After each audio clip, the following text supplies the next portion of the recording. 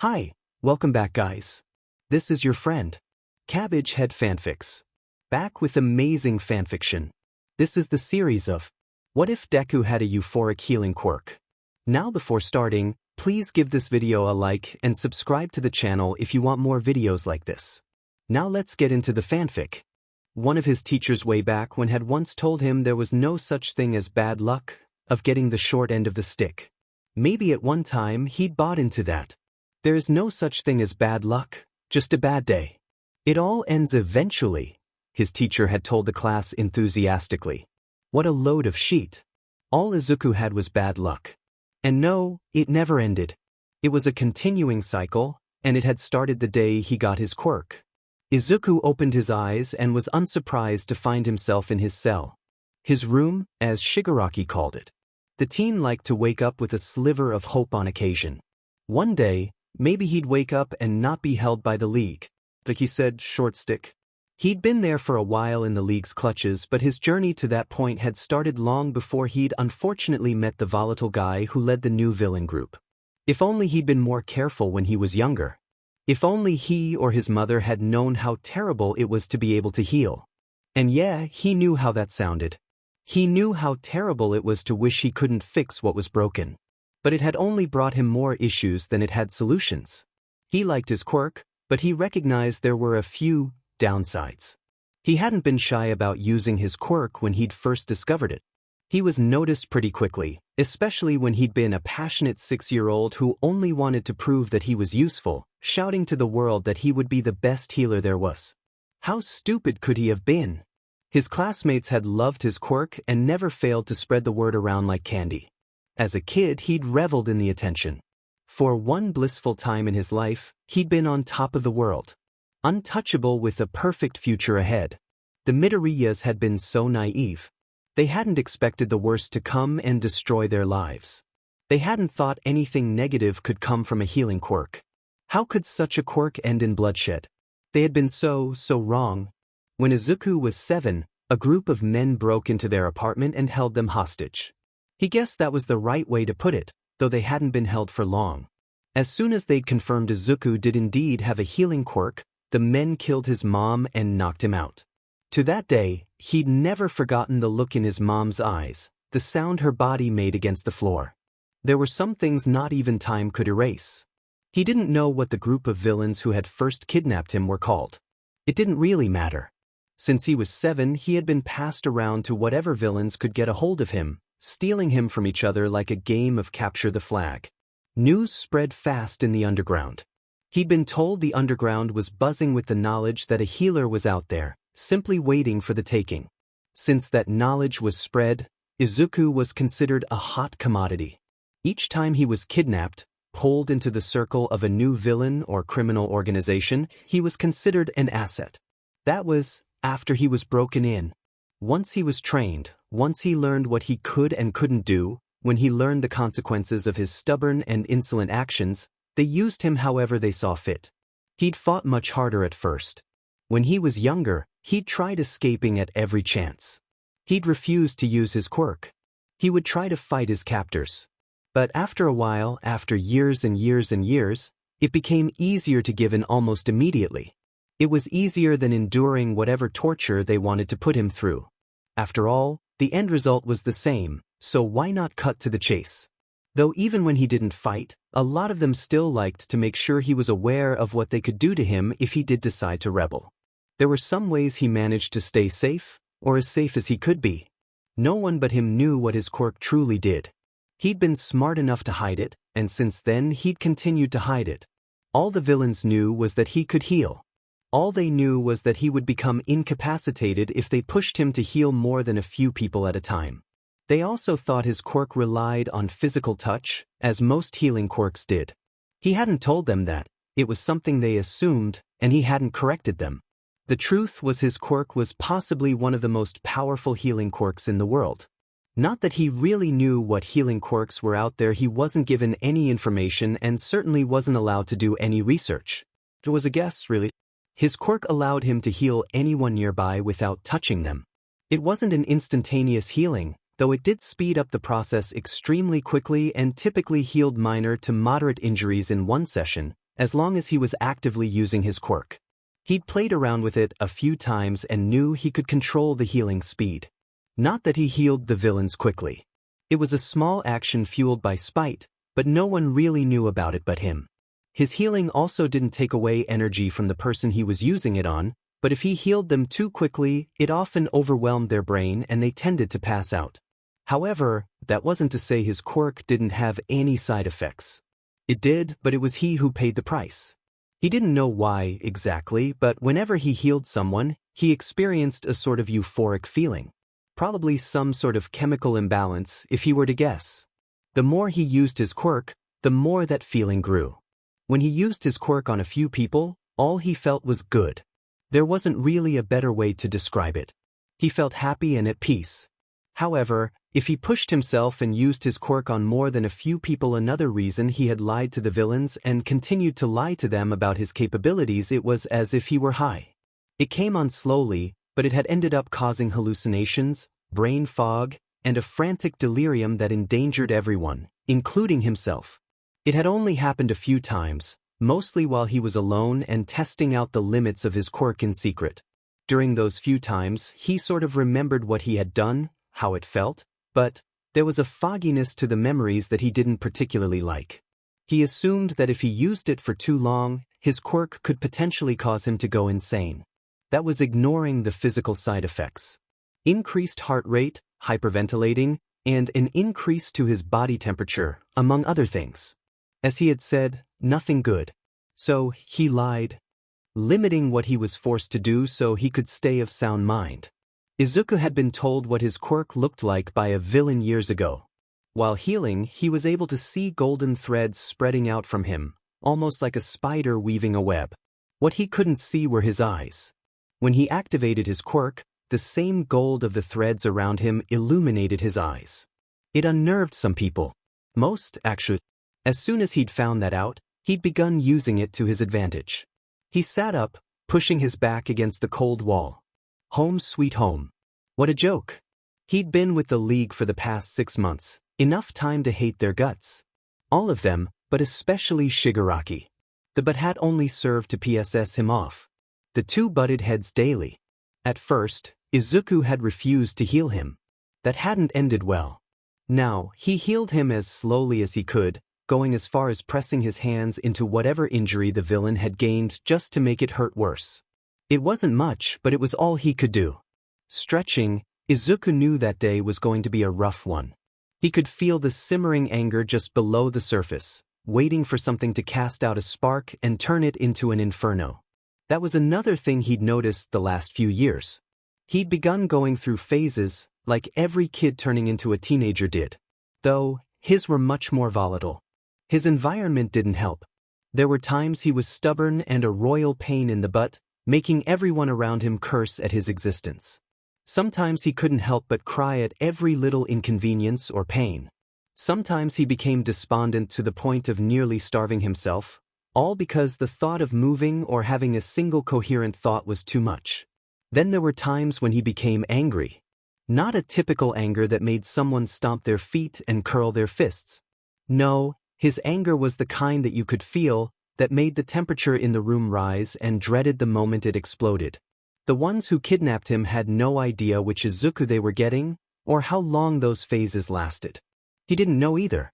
Their solution was usually pain. Sometimes that snapped him out of it. That day, he anticipated the beginnings of that kind of anger. It was its own sort of relief, though he knew clashing with Shigaraki was going to be messy. The guy couldn't kill him, but he wouldn't hesitate to hurt him. Along with the anger was that itching in the back of his mind, the kind that set him on edge and made his muscles tense. It didn't happen often, but he hadn't experienced that feeling for the past year or so. He was long overdue, in his opinion. That feeling made him want to run. It made him start planning an escape, which he would attempt to execute and likely fail. It had never ended in success, and he didn't anticipate his next attempt to be any different. Once, he'd managed to get out to the street. He remembered it well. He also remembered waking up after a week because they'd beaten him so badly. Eventually, a man Izuku knew as Dabi opened his door and grunted for him to follow. Izuku got to his feet slowly and walked out into the hall. Shigaraki or the doctor? Izuku asked. Dabi glanced over at him, towering over the younger teen. Izuku had experienced a growth spurt within the last year, but he wasn't near Dabi's height. The doctor. That was it, that was all he supplied. Izuku huffed a sigh. He didn't know why he expected Dabi to be anything but what he'd been the entire time Izuku had known him. Aloof. Disgruntled. Kind of terrible to look at. It wasn't anything new for him to go help the doctor whenever there were no league members in need of healing. Izuku would rather heal them than go to the doctor's lab, but he didn't have a choice in the matter. The doctor was a sick man. Izuku didn't know his true name, only his alias. The doctor. What a dumbass title. But despite that, the man was an evil genius. He made leaps and bounds in medicine and was willing to do what no one else was. Izuku wasn't praising him, but he recognized the facts. The Nomu themselves were medical mysteries. Izuku had been by the man's side during the first few weeks he'd been there, healing those awful creatures after whatever surgeries the doctor performed on them. He tried to block them out of his memory. Since then, the doctor had moved on to a different project. Sort of. Before, he'd been using the bodies and genes of several people to create Nomus. Now, he wanted to take it one step further and isolate the quirk of a person and create a single body with multiple abilities. The perfect weapon. He hadn't succeeded in the least, but he continued to try. Izuku hated him for it. Down they went, aiming for the basement. Dabi didn't go into the lab, halting at the bottom of the stairs. "He's waiting for you," the fire user said before turning and walking away. Izuku sighed and continued his trek into the lab. The lab always smelled of antiseptic and blood. It was a horrible mix. As Izuku walked in, he easily spotted the doctor and his current victims. 2 men. 2 women. When they'd first arrived, they hadn't had any visible signs of quirks. Now, though, they all had some sort of mutation the doctor had forced upon them. All surgical, of course. Izuku had been there during the surgery, healing them as the man worked. The woman closest to him had lizard skin from her elbows down with larger-than-normal hands that ended in wickedly long and sharp claws. She'd had beautiful hands when Izuku first saw her. He tried not to look at them for long. He was just as stuck as they were, even if he wasn't strapped down to a lab table or chained to the wall. "Ah, Izuku. Great, now we can start." The doctor clapped once, excitedly, and moved around the lab table with one of the men currently lying atop its sterile surface. He was thankfully unconscious, a mask pressed over his face as it fed him oxygen and kept him sedated. That single clap set Izuku on edge. He clenched his fists and willed away the walls of rage pressing in around him. The doctor didn't seem to notice. He readied his tools and instructed Izuku to heal the man as he worked. "We're moving on to stage 2 today. Isn't it exciting?" the doctor asked. Izuku glared at him. "Oh yeah, torturing people is thrilling. Don't be so dramatic. This isn't torture. I'm making them better. Without my help, they would be nothing but cogs in a machine until the day they died. Before, they were expendable. Now they're invaluable. He was a sick bastard and deserved to die." Izuku eyed, the scalpel in his hand. Izuku couldn't look at the man as the doctor began cutting into him. He put a hand on the man's shoulder and angled himself toward the other wall. It was all he could do not to run away at the sound of whatever the hell the doctor was doing. He slowly healed the man, but not even that small rush of warmth from his quirk could still his fried nerves. Unfortunately for everyone, Izuku was one wrong move away from snapping. With his eyes away from the table, he naturally ended up facing the other victims. The man and one of the women were unconscious from whatever the doctor had been doing to them. But one woman was groggily awake, and of course her eyes found Izuku. For one moment, there was a silent connection between them. Then her face changed. "Help me, please." Her voice was soft at first, slow and hardly audible to Izuku across the room. "Please stop this." He gritted his teeth, clenching his jaw tightly. He couldn't answer. He didn't have an answer. His lack of response only seemed to give her more energy. "You have to help us. Please. Stop him." There was a buzzing under his skin. The golden threads coming out of him and touching the man he was healing began to twitch. "Stop it," he whispered under his breath. "I don't have a choice." The woman sobbed miserably. Her chin hit her chest and she heaved a few more breaths before looking up at him again. Tears streamed down her face, and in that moment Izuku could tell something had changed inside of her. Something had snapped. He knew that look. He wore it occasionally. She'd lost all hope. Kill us. Please. End this. She began repeating herself, again and again, until her voice was piercing. The doctor was still working, but he was muttering about distractions. Kill us. Please kill me. She was shouting now, struggling against the chains. It was too much. The threads around him twitched angrily, jerking rapidly. It was too much. She was too loud, too aggressive. He was already on edge, but her voice, her begging, was the last straw.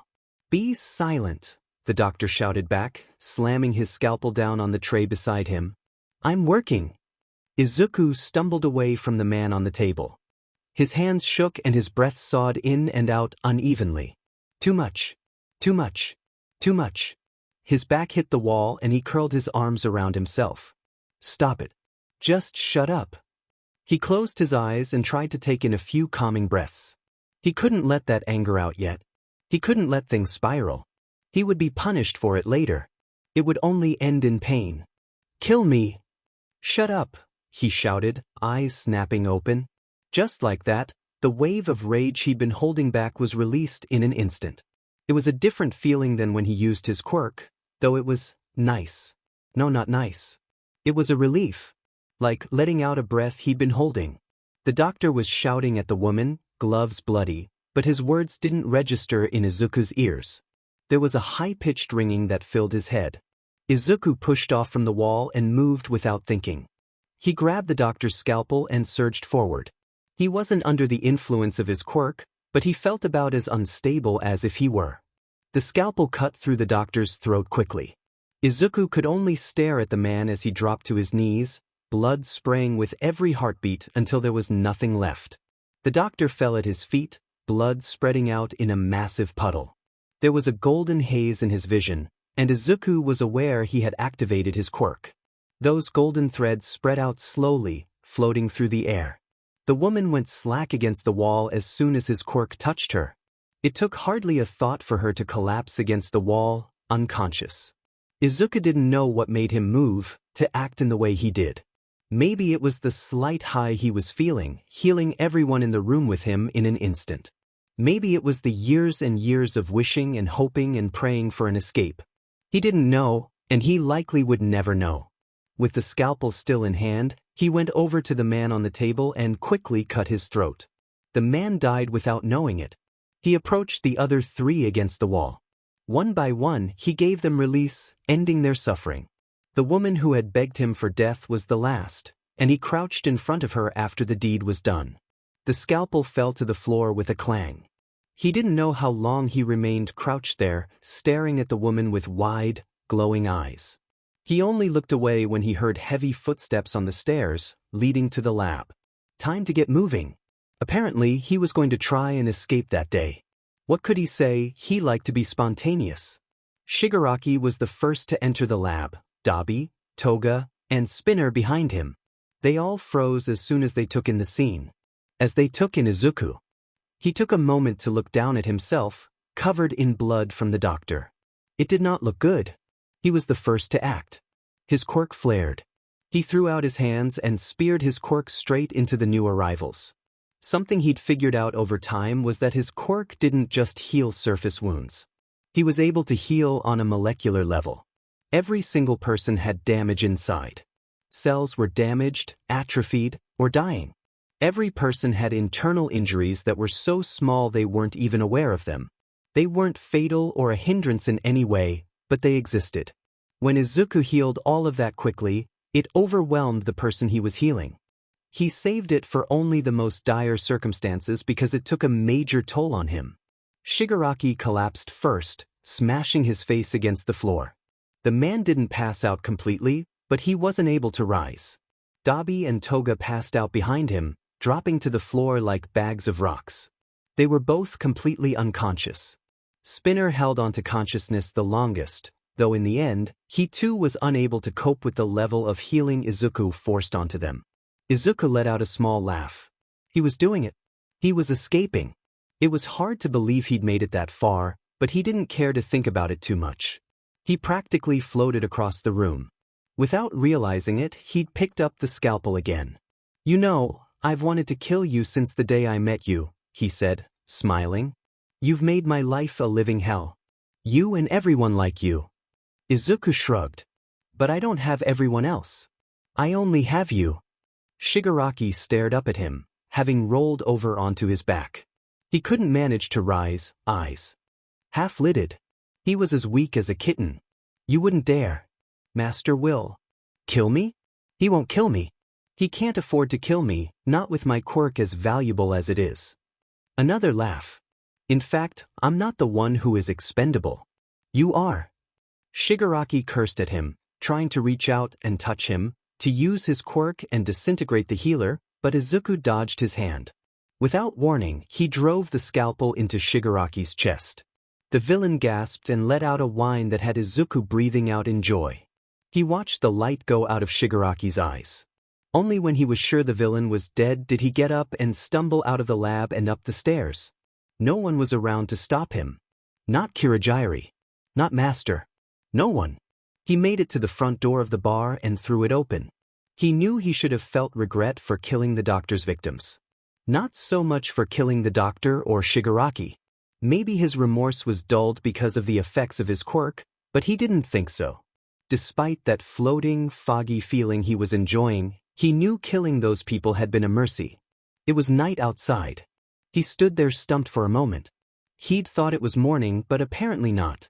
It was cool outside, the street silent. He breathed in the fresh air, relishing in it. It had been so long since he'd been outside. His pale skin was a testament to that. Clearly it had just rained. There were puddles standing in the dips in the road and sidewalks. "I'm out," he whispered to himself, disbelieving. He took hesitant steps into the street, quickly gaining speed. "I'm out. I'm out." He made it 10 more steps before light flooded the street. He shielded his eyes and stopped. "Is that him?" a strange voice asked, echoing off the nearby buildings. "It is." Izuku managed to blink away some of the spots the unexpected light had caused, though he could barely make out the silhouettes lining the street in front of him, blocking his way. One man stepped forward, and Izuku latched onto him. He wore a bird mask? That couldn't be right. Izuku slumped his shoulders and ran his hands through his hair. That couldn't be happening. He couldn't be seeing dozens of people blocking his way, blocking his one path to freedom. "No," he shouted, swaying. "Not today." "Is he okay?" someone asked. No one answered. Well, if they did, Izuku didn't hear them. "He's the healer we're here for. Secure him." Several people came forward. Izuku sagged where he stood. There were too many people for him to fight, to knock out with his quirk. He would go half insane by the time they were all out. And he was so tired of constantly fighting and enduring. It wasn't his first kidnapping. It had happened so many times. Whatever villain group was standing there, they were not the first to seek him. Izuku looked to the sky and sighed.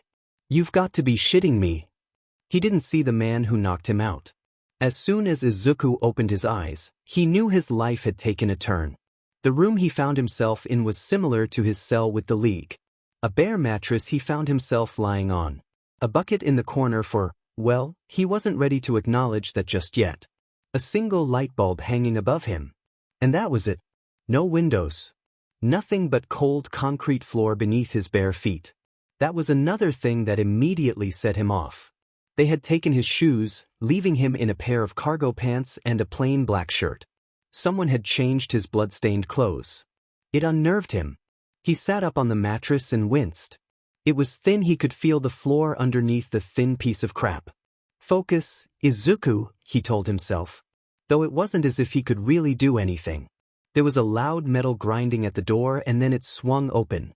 Izuku stood, preparing himself for the worst.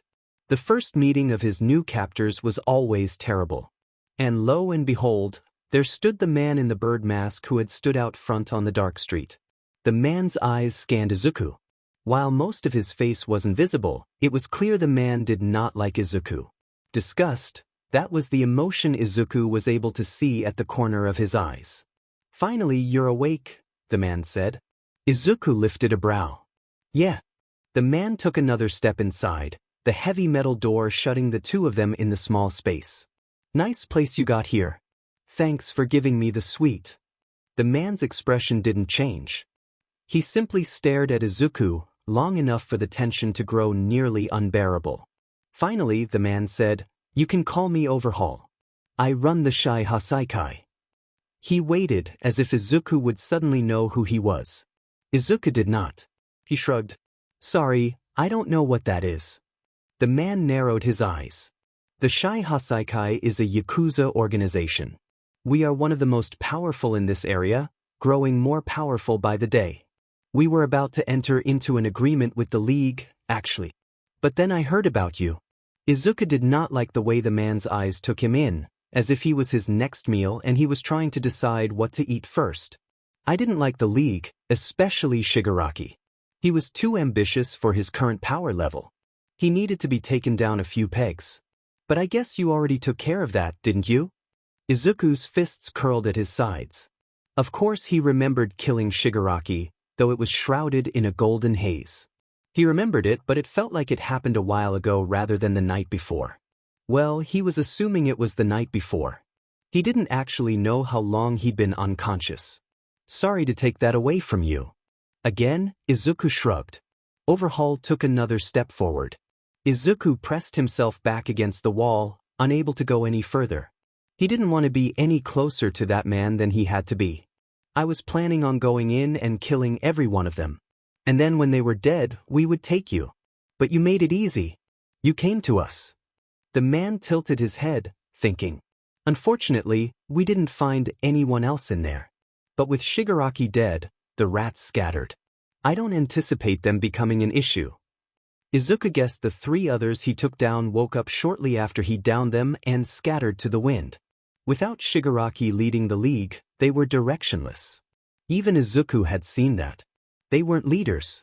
They didn't have their own goals. Well, maybe Dabi did, but that man was more than a little unhinged. I've heard a lot about you, little healer. What's your name? Why would I tell you that? Izuku asked. Indignantly.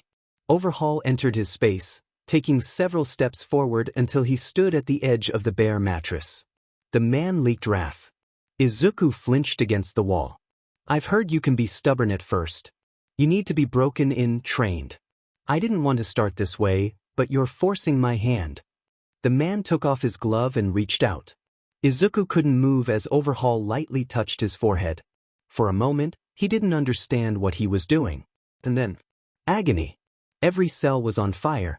No, not on fire. Ripping apart. Tearing to shreds. He was no longer Izuku. He wasn't anything but pain. There was no beginning or ending to his life. He wanted to scream, but he didn't have any air in his lungs. It was hell. He had gone to hell. When he opened his eyes, he found himself lying on his side on the mattress. He took in a gasping breath, entire body shuddering. He turned his head as much as he could, still remembering that awful, soul-tearing agony. Overhaul stood in the open doorway, speaking with a man with white hair and a long white coat. They spoke quietly, but Izuku still caught a few words. Can't handle the experiment. Her body breaks down too easily. Overhaul listened to the other man, glaring with every word. Pause the collection process for now. Once we have our healer up and running, we can resume progress. As if feeling eyes on him, the man turned to Izuku. Leave us, Overhaul told the other man, already moving closer to Izuku. The teen didn't think he would be able to stand if he wanted to, so he did his best to sit up, pushing himself into the corner. Not that that saved him before. I won't waste my time. Are you ready to cooperate? What the hell was that? What did you do to me? Overhaul hummed lightly. My quirk. It allows me to disassemble and reassemble matter as I see fit. What you experienced was both of those processes. Understand, I can do that as many times as I wish. Now, I won't ask you again. Your name, what is it? Izuku thought about not telling him, but he didn't think he could endure that pain many more times. It was awful. Izuku. My name is Izuku. He swallowed hard and looked away. Some things weren't worth the fight. Izuku, you are going to be our new healer. Of course, Izuku knew that. Why else would he have been kidnapped? But the man wasn't done. Overhaul towered over him, casting a harsh shadow across the mattress. Even before the man spoke, Izuku's stomach fell and he did his best to ignore the fluttering in his chest. He hated the first days. But before we get started, you're going to learn exactly how far my patience extends. Your actions have consequences. I hope you know, everything I do is for the better of society as a whole.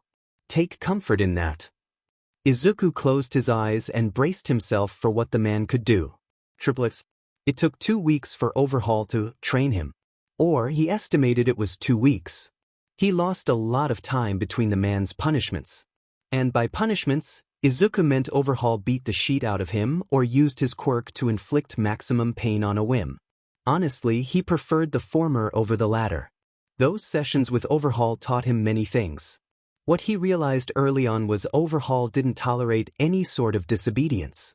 He didn't tolerate Izuku talking back. He didn't tolerate attitude or dismissal or anything less than complete SBMSN.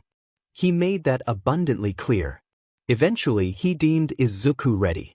Whether it was his quirk actually teaching Izuku lessons or the teen became too tired to fight it, the end result was the same. Izuku did as he was told when he was told. He answered Overhaul when the man asked a question. Luckily, though, it was only Overhaul he was afraid of. Everyone else, he was free to be as much of a pain in the butt as he desired. As everyone always did, Overhaul asked about his quirk. Izuku gave his usual response, lying through his teeth. It was a weapon he didn't want to disclose yet. One day, he might need his secrets. So with that knowledge, Overhaul sent him to work in the infirmary. It wasn't bad. Relatively, he guessed. After the initial integration into the Shai Hasaikai, after Overhaul's training, he still shivered at the memory of the man's fist colliding with his jaw, rattling his bones, and those pale yellow eyes filled with cold detachment. He came to Izuku's room and told him it was time to get to work. That led to the two of them walking down a series of long, winding hallways to the infirmary. As it turned out, the Shai Hasaikai didn't have a trained doctor on hand, though Overhaul explained they occasionally hired one in dire circumstances. The man Izuku met in the infirmary was introduced as Gage. Apparently, his quirk allowed him to assess the state of a person's body in an instant. He could recognize injuries and illnesses. He couldn't heal them by any means, but at least he knew what the problem was.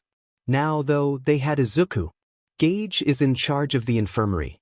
That doesn't change with you here. He is in charge of you, and I am in charge of him. Everything he tells you to do, you do it without hesitation. Act as if it is me in here with you. Overhaul glared down at Izuku. I expect nothing less than complete obedience. You understand what awaits you if you fall short. Of course Izuku did. Fearing some sort of physical punishment if he didn't let Overhaul know he did indeed understand, the teen nodded and bowed his head in SBMSN. I will. It made him grit his teeth, but only for a moment. He didn't have much pride left after all those years. It had been stripped away, just like everything else had been taken. Thought, every so often, what he did have left reared its head. Overhaul left the two of them together. Gage simply turned away from Izuku and went back to his desk, leaving him standing in the center of the infirmary without a hint of what he was expected to do. Izuku approached the man where he sat hunched over his desk, but as soon as he opened his mouth, Gage snapped at him, "Speak only when spoken to.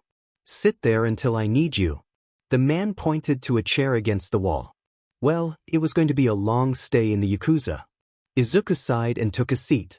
It was 5 hours later that someone entered the infirmary with a meal for Izuku. The man who carried his meal tray walked over, handed him the tray, and left without a word, which left him to eat in silence. And then to more silence. Waiting and waiting and waiting. It was an hour later that the door to the infirmary flew open under a sharp kick and a small crowd rushed inside. The healer. Where is he? One of the men shouted, eyes quickly finding Izuku. You. Gage was already striding over to the 3 wounded Yakuza members who slumped to the floor, bleeding from different wounds. Gage's eyes flashed white and veins of white climbed up his hands and arms, stopping at his jaw. Then it disappeared and he turned to Izuku. "Heal him first," the man instructed, pointing to the man in front of him. Izuku moved. While everything else was new, the healing was not. He leaned back into it with relief. For once in the last 2 weeks, he found his footing. He marched over to the man Gage indicated while Gage and the others got the other wounded men onto infirmary beds. Izuku ignored them. The man in front of him wasn't wearing that diamond bird mask everyone seemed to own. He was pale and sweating, holding his bleeding abdomen. Izuku saw the problem. "Stay still," he told him. "Lie back." He set his hands on the man's abdomen and activated his quirk. Gold light floated over the man, and in an instant he began to calm down. His breathing slowed to a normal rate and he relaxed against the floor. "Thank you," the man gasped. That floored Izuku, enough that his quirk flickered before surging again. The man? Thank him? No one he healed ever thanked him. To them, it was an expectation, a universal truth that he would heal them.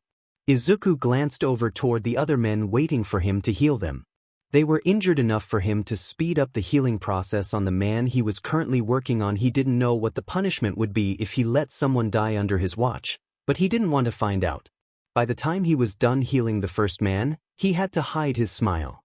As it was, there was a wonderful thrum under his skin, just enough to take the edge off of his fear but not enough to cloud his mind. It was fantastic.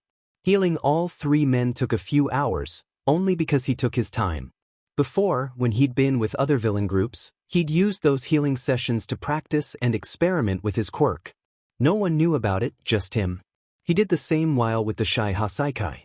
While healing the men, he focused on speeding up and slowing down the healing, training himself to heal certain parts while ignoring others completely. It was challenging, but it certainly made the time go by faster. Once he was done, he stood back and let Gage use his quirk on them. Only when the man announced they were healed and could leave did Izuku go sit back down. Eventually, Gage went back to his desk, but he did occasionally glance over at the healer. It was after an hour of silence that the man spoke. "Your quirk is powerful. I doubted it at first, but I see why so many people want to get their hands on it." "Oh yeah, it's great. Especially the part where I'll never be free and have to bow to the whim of whoever kidnaps me. Oh, and the part where I never feel safe." Gage stared at him for a long moment. His face never flinched. He didn't look at Izuku with pity.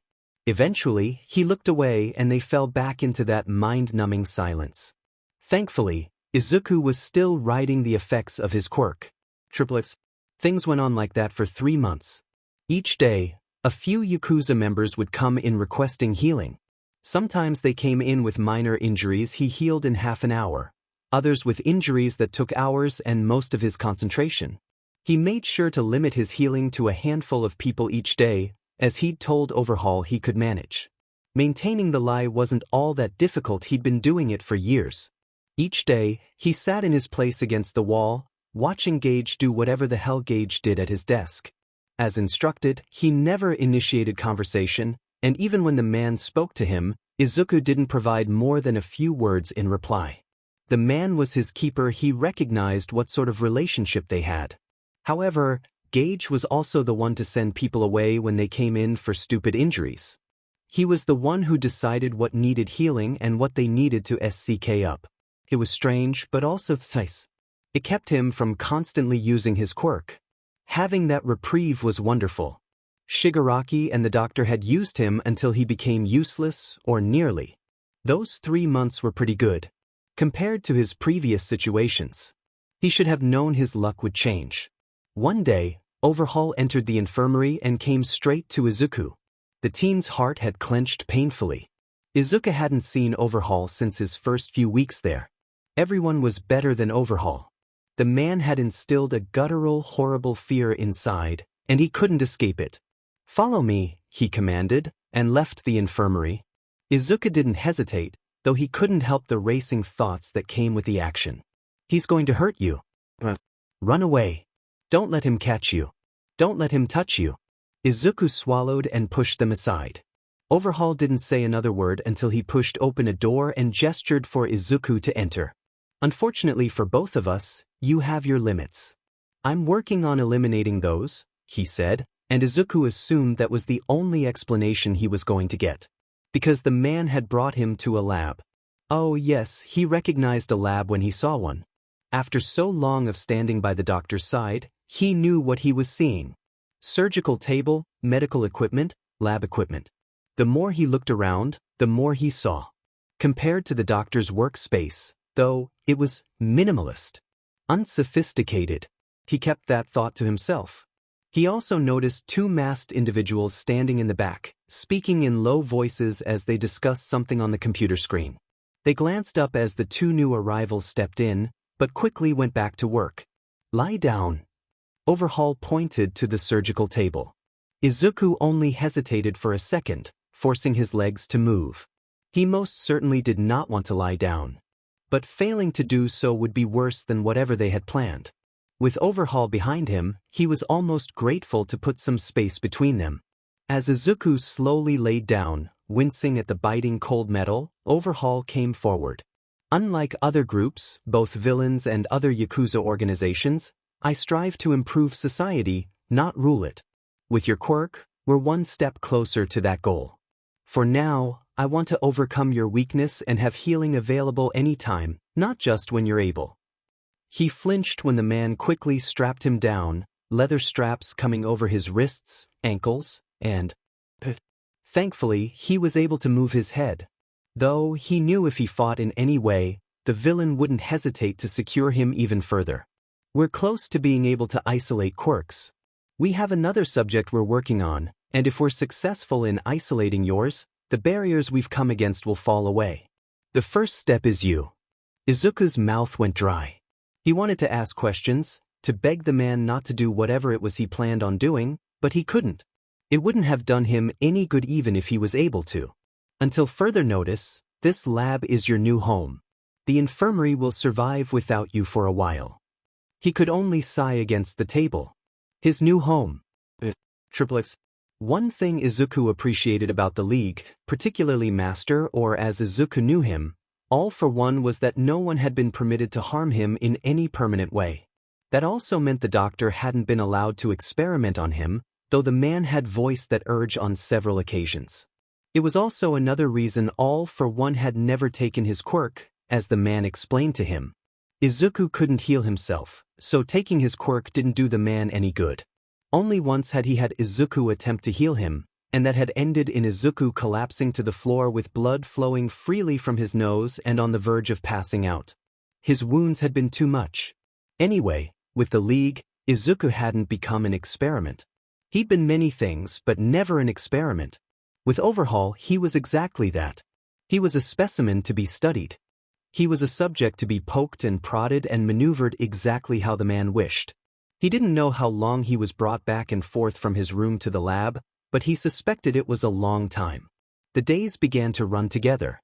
At first, it had started with the twins taking blood and hair samples, things that were non-invasive. The twins. That was what he'd named the two Yakuza members who were always in the lab when he arrived. It was only ever those two in Overhaul. The two men didn't look anything alike, but they also hadn't introduced themselves before diving in and taking what they wanted. So he'd named them.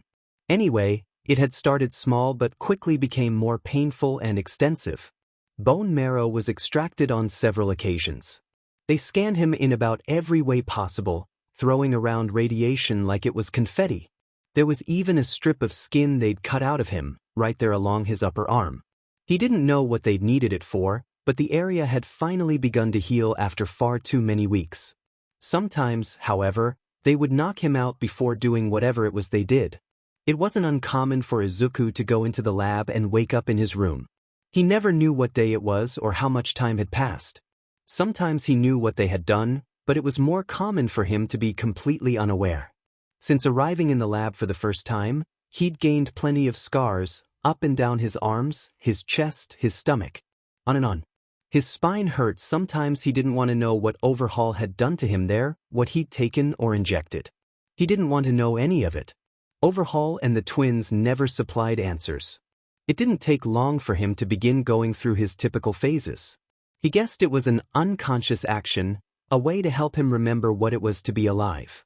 Or maybe it was a horrible defense mechanism created by the fracturing of his brain after all that time. It was anyone's guess. The first time he became angry and tried to kill the twins, he hadn't cared about what Overhaul would do. All he'd wanted to do was rip out their throats and watch them bleed out. He'd made it one step off the table before Overhaul was on him. It wasn't the last time Izuku tried something like that, but he always remembered the pain that came from the man's quirk.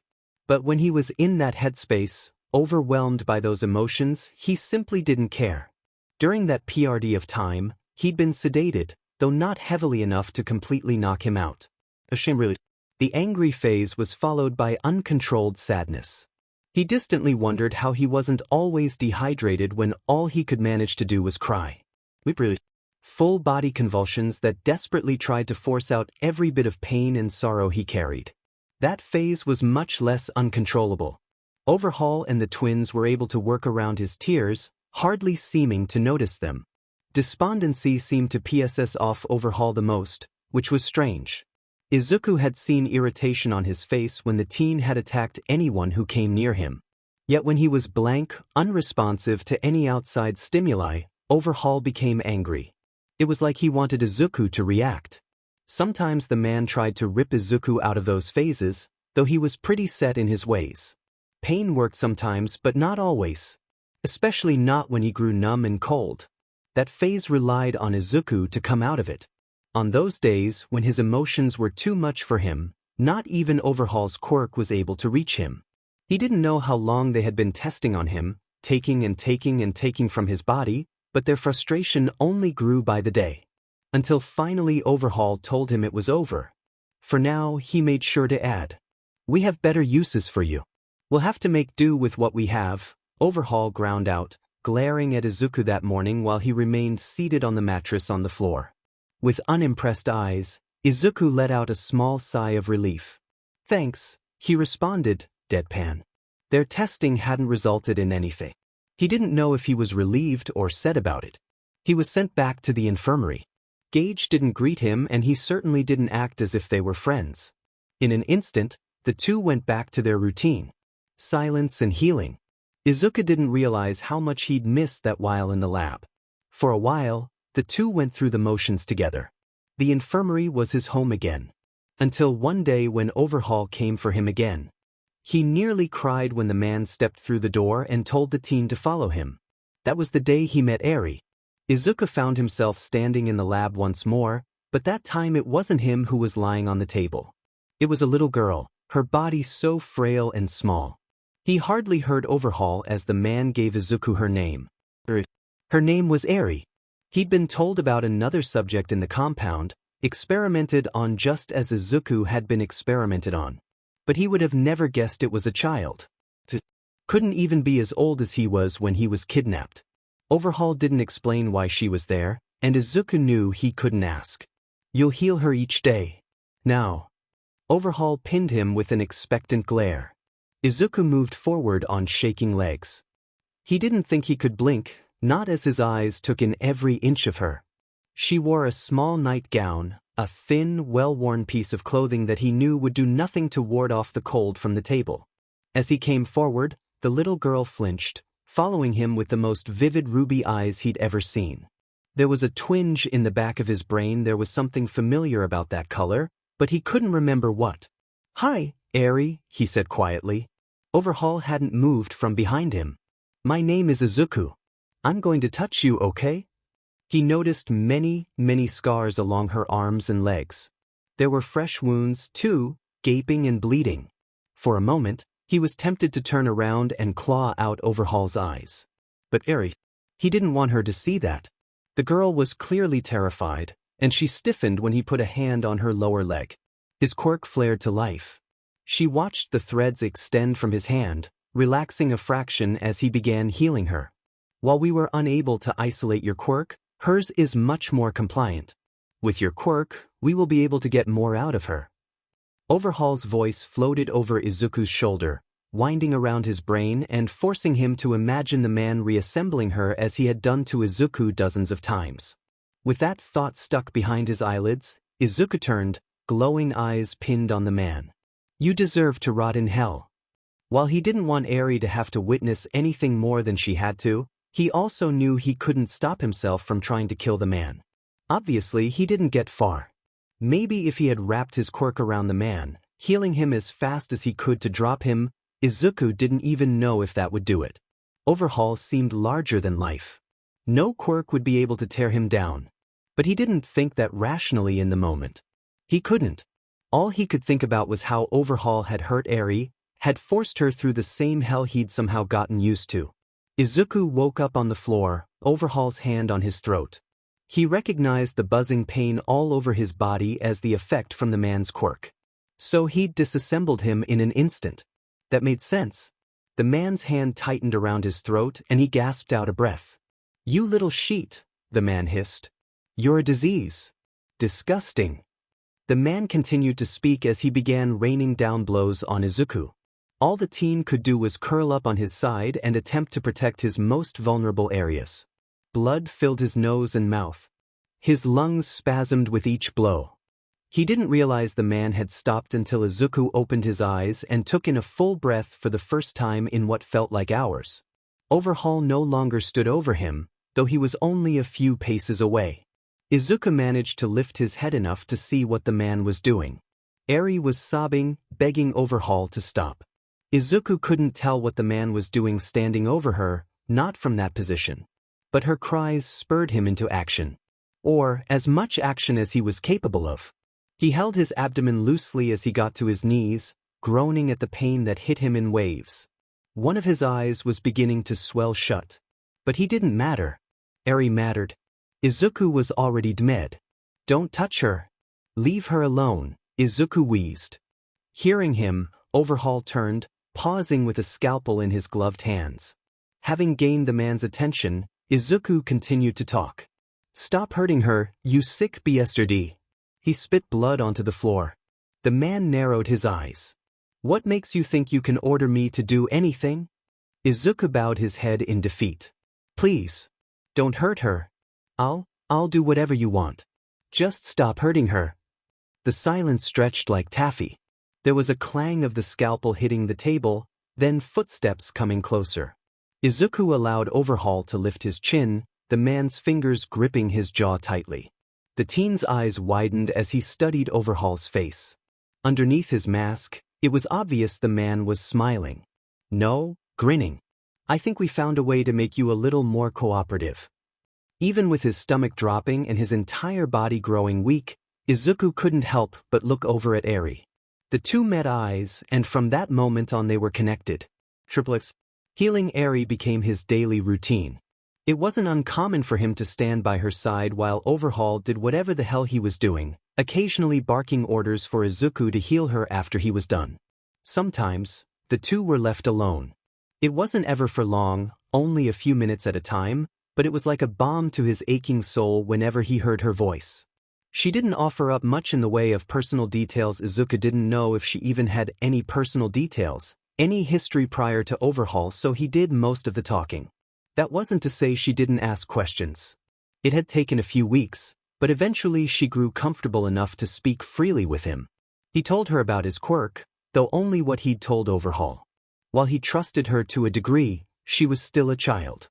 He didn't want to risk giving her information she might share in the heat of a moment. He told her how he had been forced to be a healer for a while, to which she'd asked if he liked healing people. That had been a tough question to answer. In the end, he'd settled for saying, yes. It wasn't exactly a lie, but it certainly wasn't the truth. He described his mom when she really needed comfort.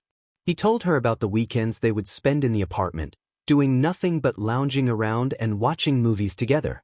He told her about the parks they would go to, running around and playing for hours and hours. Anything to get her mind off of her surroundings. She seemed to enjoy his stories, watching him with those massive eyes of hers. He'd asked her how long she'd been with Overhaul, but she didn't know. That question had caused tears to flow freely. She didn't remember her parents. She didn't remember being anywhere but with him. Izuku never whispered it aloud, but he vowed he would get her out one day. Even if it killed him. She deserved more than that. It was because of his obvious fondness for her that Overhaul easily cowed him. Whenever Izuku got a little too stubborn or uncooperative, the man simply used Eri to snap him out of it. Threatening the little girl was enough to make him halt and throw whatever pride he had left to the ground where it was ground under the man's heel. He would do anything for her to remain unharmed. Everyone knew it. The nights spent in his room were the worst. When he had been taken away from Eri's side and had healed whoever the hell they wanted him to heal each day. When the door shut him in complete darkness and all he had were his thoughts. That was when his monsters pounced. His doubts. His fears. The memories he tried to shut out because they were just too painful to linger on. He didn't always sleep, but when he did his dreams tended to be shrouded in vulnerability. When he wasn't sleeping, when he could consciously compose himself, he was able to throw his shoulders back and tell himself he was fine, that he wasn't scared and didn't care. Because not caring protected him. Eri was hurt a lot in his dreams. They were always based on the things he had actually seen and heard from her, but his brain sent it a step too far. Honestly. There were some days he was brought back to his room, nursing that familiar buzz from his quirk, and he was grateful for the backlash. Because when his head felt just a little too tight, it was easier to stop thinking about the bad things. He didn't cry very often anymore. He'd stopped doing that years ago. Most of the villains he'd been with had taught him that crying only earned him a beating. So he'd stopped. But occasionally, when things built up, he sat on that bare mattress and cried silent, horrible tears. They never lasted long, just enough to give him a headache and have him wishing he had water in his room. They fell into a routine. He relied on routines, had done so since the day his mother was killed and he'd been stolen away from his life. Knowing what was coming and what he did or didn't have to look forward to was vital to his survival. Of course, it was entirely likely someone someday would rip him away from Overhaul and give him a new routine to learn. That was a problem for his future self. It was because of routine that the Yakuza members who came and collected him became complacent. Before, they hadn't spoken to him. They'd hardly looked at him, other than to make sure he was following behind. But after so long, he was a staple to their lives. They grew comfortable. And of course, Izuku sensed that. He felt he was good at reading people. It was how he avoided some amount of trouble, after all. That day, the man who came to bring him a meal in the infirmary was relaxed when he walked in. He met Izuku's eyes, though he didn't attempt to smile. The man walked over and handed him the tray. "You and I, we go way back, right?" Izuku asked, throwing on a crooked smile he knew could be disarming. Silly. Completely void of any ill intention. From the outside, he looked like a naive teenager. The man raised a brow. "Do we now?" "Oh yeah. Don't you know? This little dance we do each day is leading to something much bigger. Friendship." The man actually snorted behind his mask. I'm sure." Izuku watched the man's shoulders slouch as he relaxed completely. He was tempted to reach out with his quirk and take that opportunity to escape. He would be able to take out Gage, sitting at his desk as usual. It wouldn't take much effort to knock that man out either. But he restrained himself. Eri was still down there with him somewhere. Despite how much his body and mind ached for freedom, he knew he couldn't do it. Not when he didn't know what would happen to that little girl. Overhaul's rage wasn't something to mess with. "How long have I been here with you guys, anyway?" "Just so I know when our anniversary is," he explained with a wink. The man rolled his eyes with a chuckle. "You're such a dumbass kid." Then he paused and Izuku knew he had him. "I don't know exactly how long you've been here, but I guess nearly a year." Shock slammed into Izuku's face almost as hard as a fist would. But he didn't allow his expression to waver. He managed to smile and say, "So I better start planning the party." The man ended up wandering away. The tray was still held in Izuku's hands, but he was frozen in place. Nearly a year. Nearly another year of his life spent down there with no sun and nothing but Overhaul and the shy Hasaikai. He wanted nothing more than to throw his tray at Gage, the only one he was able to direct his anger at the moment. He wanted to slam his fists against the man's face until he was nothing but a bloody pulp under his fingers. But he didn't move. His hands gripped the tray tightly. His eyes stayed firmly glued to the wall. If he dared to move, he would lose his composure. He would let that anger out, and while it would feel good at the moment, he didn't know what else it would destroy. He had to think rationally. He knew that. He had to plan with the long term in mind. But he was just a teenager. He was a kid who had spent a year of his life locked away like an animal. The rage ate away at him like acid, leaving nothing but a shivering, raw mess behind. From the outside, not a single DMN thing had changed. But inside he was screaming and clawing his way out of the shackles that had been placed on him. It had been so long, he didn't know if he remembered what freedom tasted like.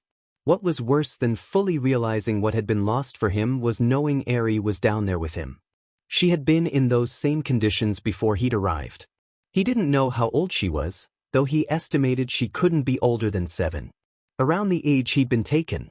And look at him. He was a mess. He was broken and hopeless. But her? She deserved a life. She deserved a life without Overhaul. She deserved a life without being used. Izuku set his tray on the ground with a soft clink. He wasn't hungry any longer.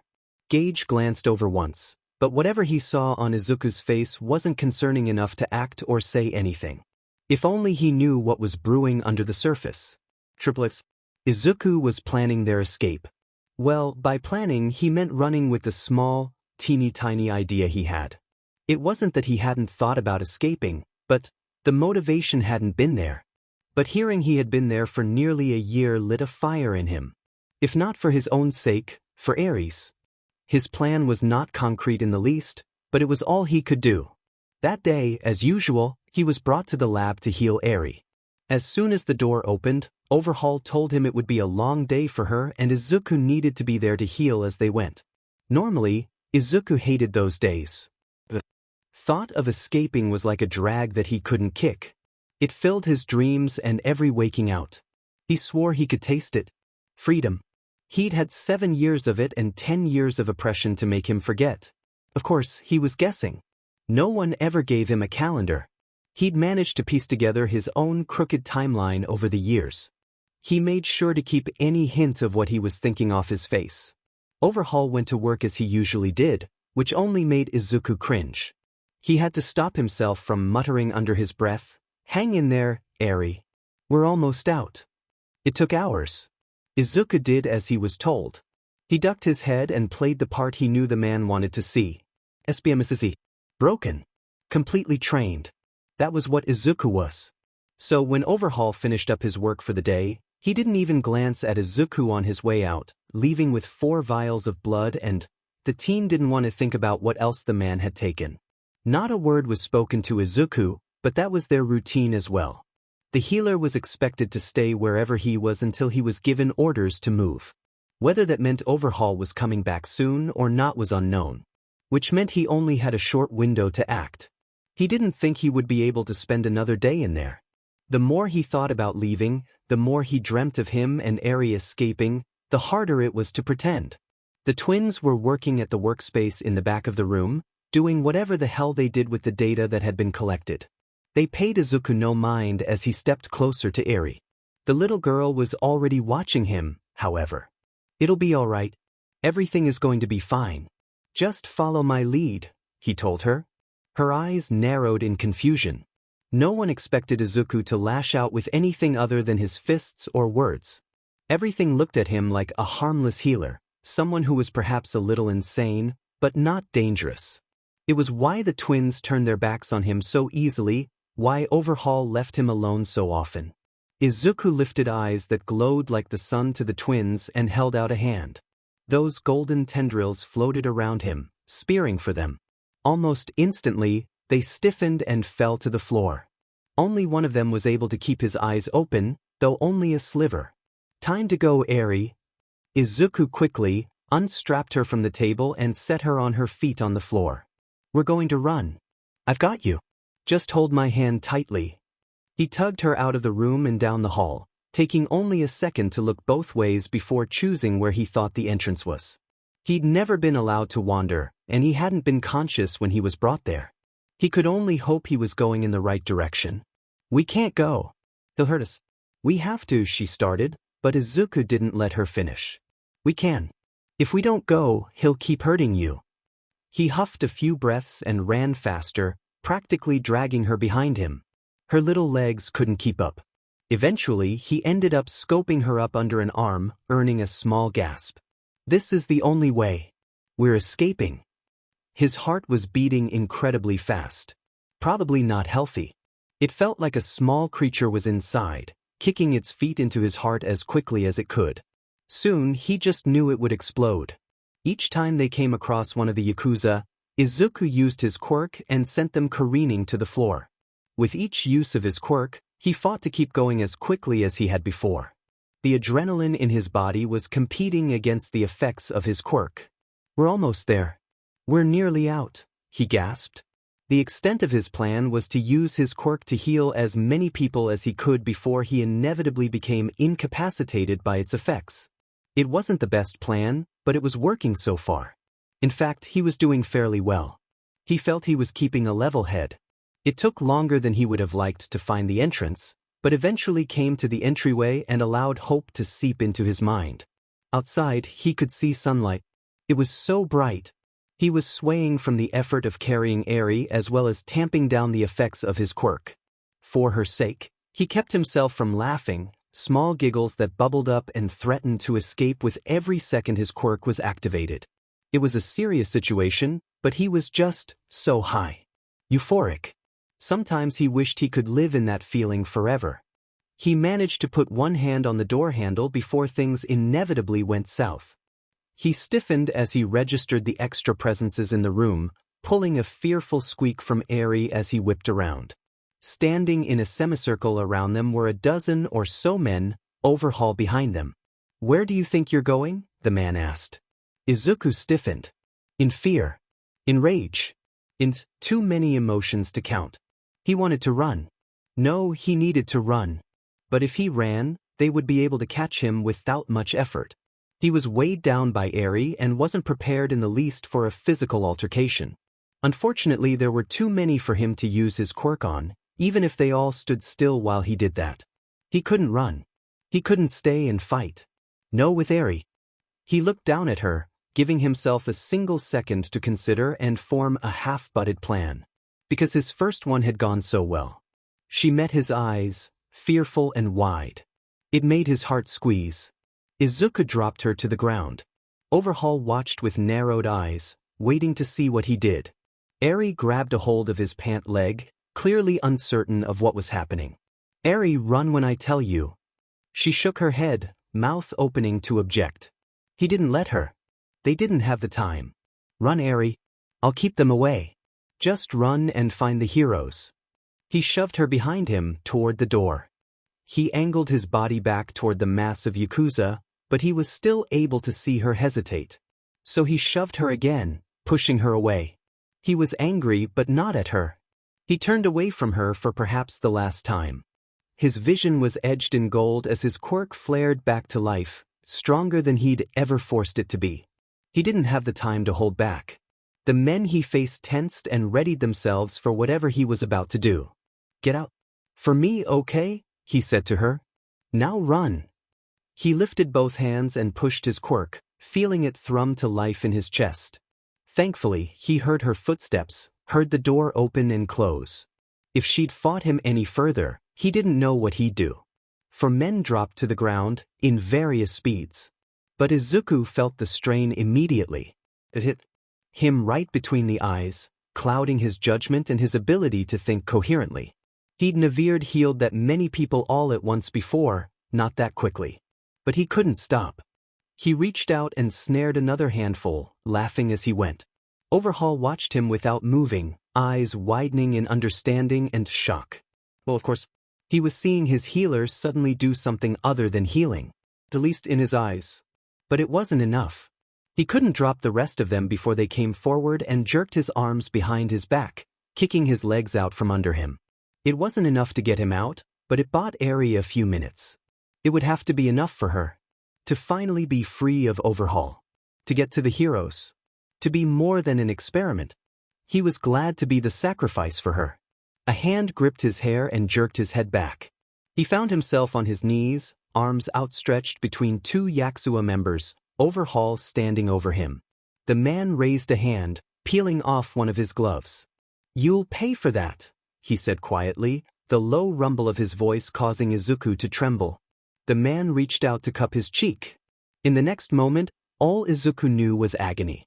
The girl's name was Eri, and she was a complete mystery.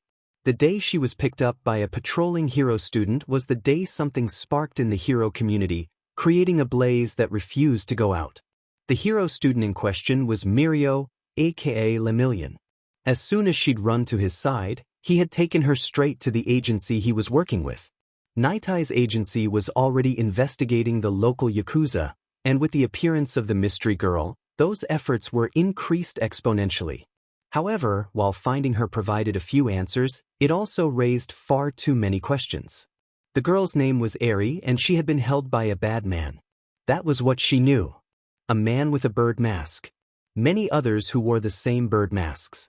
While she hadn't ever heard what they called themselves, the heroes she spoke to knew exactly who she was referring to. The Yakuza, or more specifically, the Shai Hasaikai. And though they knew who she'd escaped from, she was unable to tell them why she'd been there in the first place or where she'd been held. Whether it was due to her panic or her age, she had limited information. Of course, that wasn't to say she didn't try and describe everything she knew to the heroes. She did. But what she knew wasn't very helpful. She didn't know any names, though from her description, Night Eye was able to assume the bad man she referred to as Kai Chisaki, known as Overhaul. She had run from the building she'd escaped from quickly, and in her panic had forgotten which way or how far she'd gone. She also told anyone who would listen about the boy who had gotten her out. A boy who had sacrificed himself for her so she could run. He's taller than me.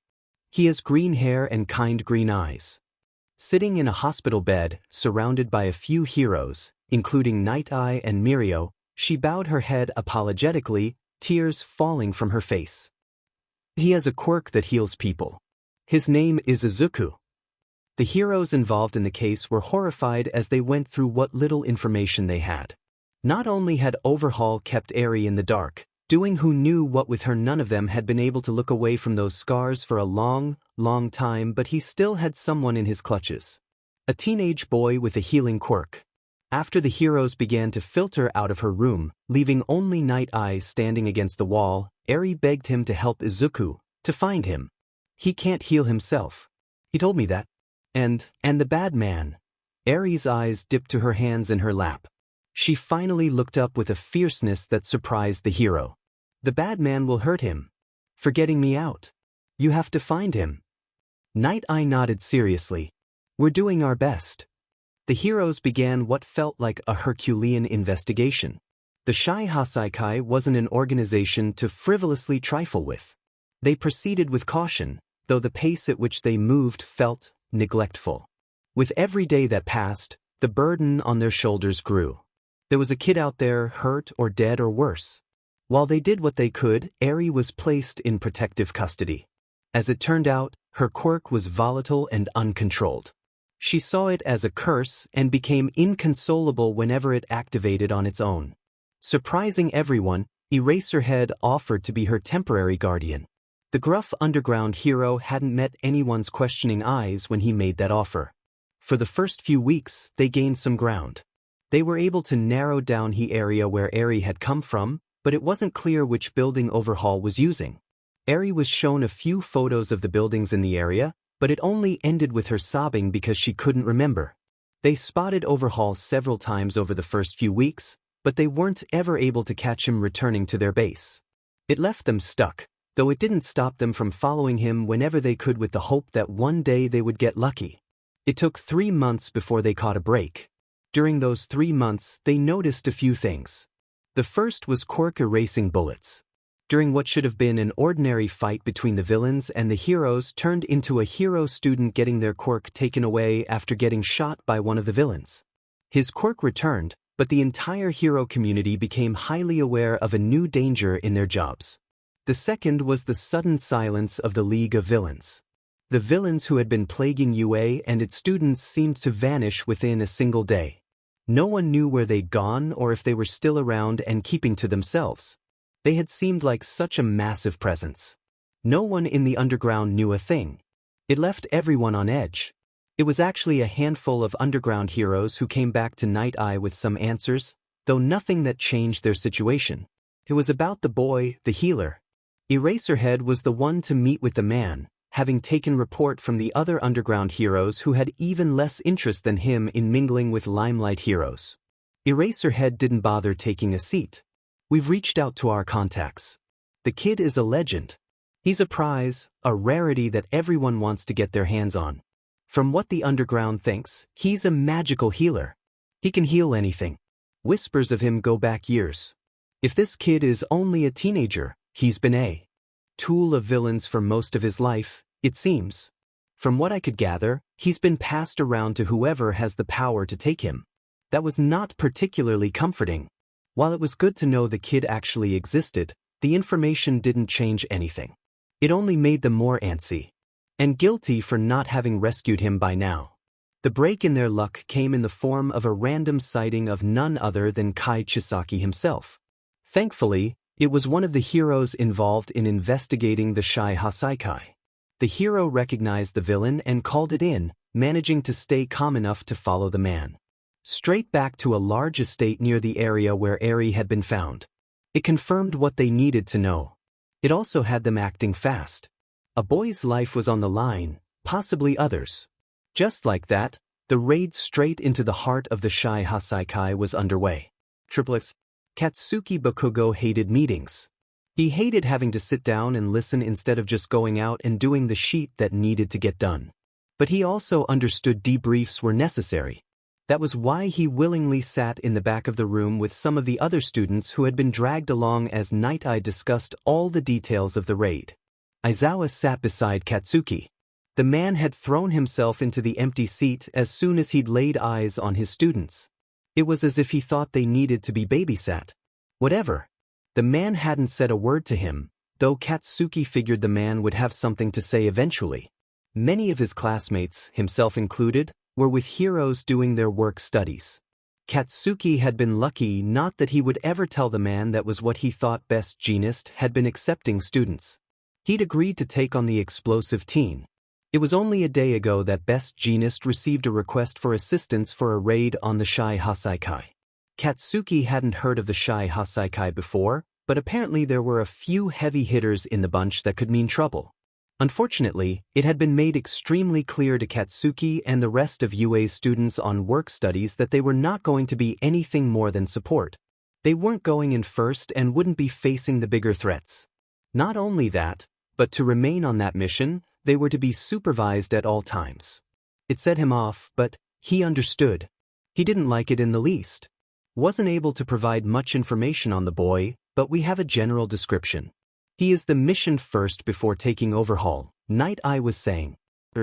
Katsuki didn't want to admit it, but he had a soft spot for the girl. It had only been a few months since she'd started living on campus, but in that time she'd wormed her way into all of their hearts. She was clearly traumatized and scarred and working on learning how to live a normal life. The first time Katsuki had stormed past her, not thinking about his actions, the girl had thrown herself behind the nearest object to hide, immediately sobbing uncontrollably. And hadn't that hurt? Since then he'd worked on controlling himself around her. His emotions, his outbursts, his tone. Diamond Girl had him tamed. She also had Aizawa tamed. It nearly made Katsuki sneer sitting there in that meeting. The tough teacher he knew and actually respected had been softened by the child he'd taken in. She lived with him in the teacher's dorms, having an incredibly pink room all to herself in his apartment. Katsuki forced himself to pay attention to Night Eye. The man was just so dim and boring. As stated in the memo I sent out earlier, we believe this boy is being held by Overhaul because of his quirk. Healers are rare, and to have one at your disposal is invaluable. Night Eye turned to the projector and clicked to the next slide. These are his descriptors. If you see him, get him to safety immediately. Katsuki's eyes widened as he read the description of some teenager being held by Overhaul. Green hair, green eyes, healing quirk, possibly around 15 to 17 years old. Healing quirk? Healing quirk. Healing quirk. We don't know his name, and we aren't sure how long he's been held there. In the time since Eri escaped, We have no idea what Overhaul has been doing to him. Be prepared with medical attention going in. Night Eye's words faded out, and soon all Katsuki could hear was his own breathing. It couldn't be him. It didn't make sense. It was too good to be true if it was. But, a healing quirk. He would be 17 by then, if he'd been alive all that time.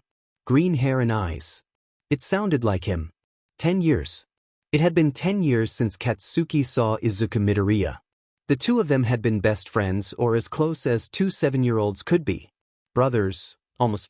They'd grown up together, side by side in everything they did. Katsuki and Izuku developed their quirks at around the same time. Katsuki with a powerful, explosive quirk and Izuku with a powerful healing quirk. The two of them had planned on becoming heroes together. Katsuki would protect Izuku and Izuku would protect Katsuki. A wonderful, perfect team. He hadn't been old enough to understand what had happened, not really. He hadn't been shown the photos of the crime scene in the Midoriya's apartment, but he'd been sat down by his parents and told that Inko and Izuku were gone. He hadn't really understood what that meant until he'd stood over their graves. Having grown up, he'd since learned exactly what happened. When he'd gotten a little older and wiser, he'd gotten the details. He'd seen the photos. It had been an execution. The only comfort was knowing Inko died quickly. What hadn't been on the scene was Izuku's blood or any sign he'd struggled. It was as if he'd vanished off the face of the world. The investigation into Izuku's disappearance ran cold after a few months. It had been so long since Izuku was presumed to be dead. In that time since his disappearance, Katsuki had thought about Izuku in passing, but he'd moved on. For both of them, he'd mourned the child who had been lost to the world and strived to be a hero they could both be proud of. Sometimes, when things got to be too much and he could feel himself spiraling, he reminded himself to take a breath and remember why he was fighting so hard, why he wanted to be a hero. His ideals had changed over the years, maybe becoming a little softer as he adopted more of Izuku's mentality, but it was for the best.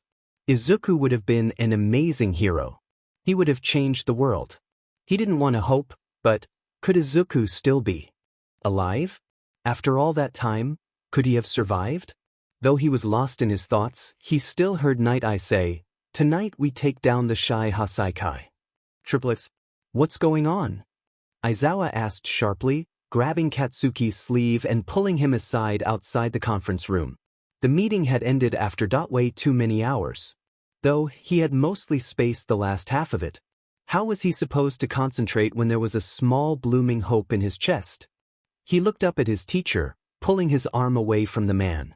What? Nothing. Aizawa narrowed his eyes. I'm not an idiot, Bakugo. I'm observant.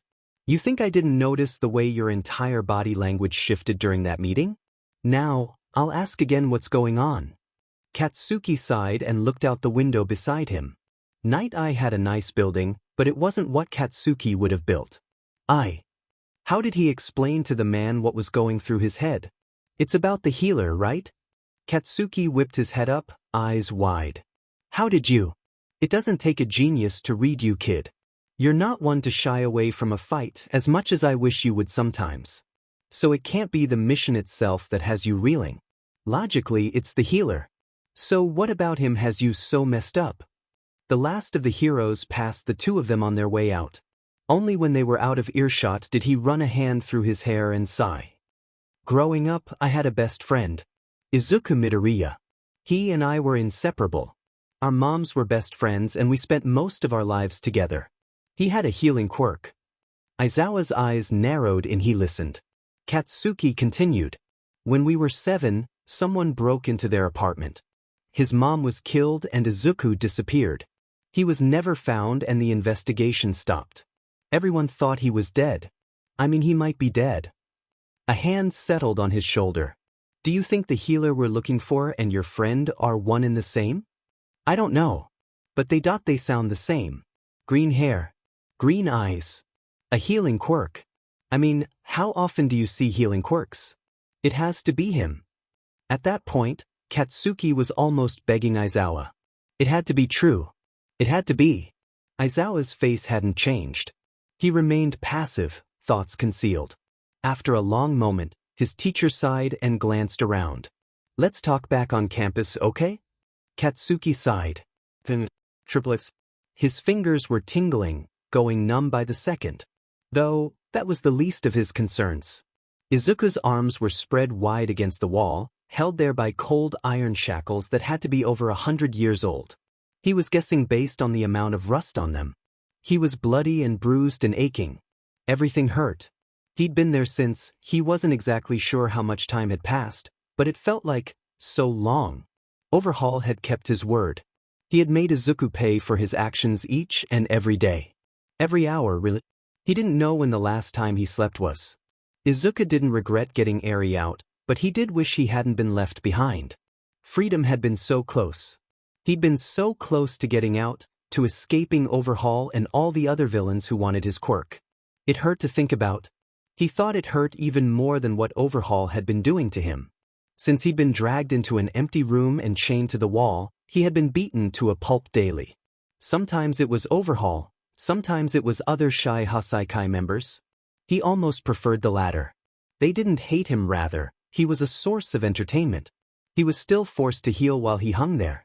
Now that they knew he didn't need physical contact, all they had to do was stand in front of him. Since he'd exposed himself, showing exactly what his quirk could do, Overhaul had pushed him to his limit as often as he could. At first, the man demanded Izuku heal a few of the men who had returned from a job injured.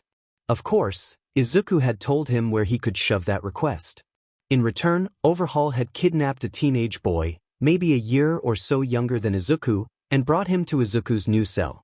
Izuku had stared at the innocent kid, meeting wide, terrified eyes. He would never forget the look on his face. The monster had knocked the kid to his knees and looked Izuku right in the eye as he said, "This is on you." Overhaul's hand had grabbed the kid by the throat, tightly. Izuku could still feel the blood on his skin. Overhaul had used his quirk on the kid, killing him instantly. Overhaul had crouched close to Izuku, eyes blazing. "You'll heal when I tell you to heal. If you don't, I'll keep bringing people in here until you get the message. Their lives are in your hands." So he healed. Whenever Overhaul told him to. All it had taken was that one time. When there weren't enough people for Izuku to heal, he made more injuries. It was nothing more than a punishment, pushing him to the edge of complete exhaustion. After his display, Overhaul knew exactly what Izuku could do. That had set him off almost as much as stealing Eri away. He'd been lied to. Izuku had managed to pull the wool over his eyes. It was unlikely the man would ever forget that slight. He could handle pain. He'd been doing it since he was a child and had been taken for the first time. But Overhaul was excellent at inflicting it. Izuku couldn't heal himself. He couldn't close the wounds Overhaul chose to leave in his wake. He didn't care much, but it left him with soon-to-be scars. It also left him with the beginnings of an infection. He could feel how his skin grew hotter by the hour and seemed to be too tight over his bones. In all likelihood, Overhaul could probably just disassemble and reassemble him to keep him from dying if it became life-threatening. That wasn't to say the man didn't disassemble and reassemble him. He did. Oh, how often he did. Daily the man had come in and Izuku didn't like to linger on how pieces of him had been removed, sometimes left off him for hours before he was put back together. Sometimes he preferred when he was forced to heal until he was practically melting into the floor. He didn't regret his actions however many days ago it had been. But sometimes it seemed death would be easier to bear. He lowered his head to his chest and sighed deeply. Overhaul would be back soon. The man had left less than half an hour ago, promising he'd be back. He was lulled into a near sleep by his perpetual exhaustion, hardly lucid as he began hearing distant sounds of fighting. He listened from his slumped position for what felt like hours. Shouting. Rumbling. Of quirks. Then several explosions nearby. Closer than all the other noises had been. He tried lifting his head, but he couldn't muster the strength. He wanted to lie down and sleep, mind fuzzy after everything. Whatever was happening, it would have to go on without him. Triplets. Katsuki never shied away from a challenge. From the moment the raid began, he wanted nothing more than to run ahead, destroying whoever or whatever tried to get in his way. He wanted nothing more than to run ahead and find Izuku. If in fact the mysterious healer was Izuku. But it was too insane to just be a coincidence. Right? He didn't want to think he'd convinced himself they were there for Izuku only to find out Izuku was still as dead as he had been in Katsuki's mind all those years. The conversation with Aizawa had gone on for a while. All the while, his teacher had listened closely, not interjecting a word until Katsuki was done and had tired himself out. When Aizawa had finally spoken, he'd heard story upon story of Izuku. He'd even seen the few photos of Izuku Katsuki had kept, buried in his Photos app. Strangely enough, Aizawa hadn't forced him out of the raid. Though, his condition for Katsuki's continued participation in the raid was that the hero student would remain glued to his side rather than with Best Jeanist. Aizawa's reasoning? I don't trust you not to run off on your own. You can participate in the raid as long as I have my eyes on you, the man had said. Honestly? It was a logical concern. So far, the raid had gone according to plan. Sort of. The heroes going in had been split up fairly early on. Katsuki could hear fighting above them, as infuriating as it was. Somehow, he managed to keep his temper under control and not demand they start blasting through the walls as fast as they could. They had been a much larger group of heroes before getting cut off from the rest. Now, their small group consisted of Aizawa, Fat Gum, Kirishima, Amajiki, and Katsuki. They'd managed to take down the few morons in their way, almost too easily. Though, it sounded like the heavy hitters were near the surface. That was where Best Jeanist was. They rounded a corner and came face to face with two men, both wearing those dumbass masks. Katsuki was the first to move, using his quirk to propel himself forward faster than they could track. In an instant, he slammed one against the wall and was turning to do the same for the other one. Kirishima beat him to it. After both men fell to the floor, Kirishima turned to Katsuki with a grin. The explosive teen ignored him. The hallway they came to was quiet. There wasn't anyone else coming or going, which seemed odd. It was as if everyone had abandoned it, or maybe it was never used to begin with. Like there was nothing of value there. They moved quickly, though all of them were on edge. Aizawa and Fat Gum worked on clearing the rooms they came to. They didn't want to miss the one they came there for, and they certainly didn't want someone sneaking up on them from behind. It was while the two heroes were entering a room that the door behind Katsuki opened, revealing a young woman with a plague mask on her face. Her eyes flew wide upon seeing the heroes and she attempted to run. But Katsuki was faster. He grabbed the woman by her long braid and pressed her against the wall. Her hands were tipped in claws and she bared fangs at him. Kirishima was the only reason he didn't end up with those claws in his neck. The hero student had lifted a hardened arm in front of her attack. Katsuki pressed an arm against her throat and lifted a hand popping with small explosives, bringing it near her face. "Where is the healer?" he growled. Hearing his voice, the two heroes quickly came back into the hallway. The woman didn't answer, though her eyes flicked to the side, down the hall unconsciously.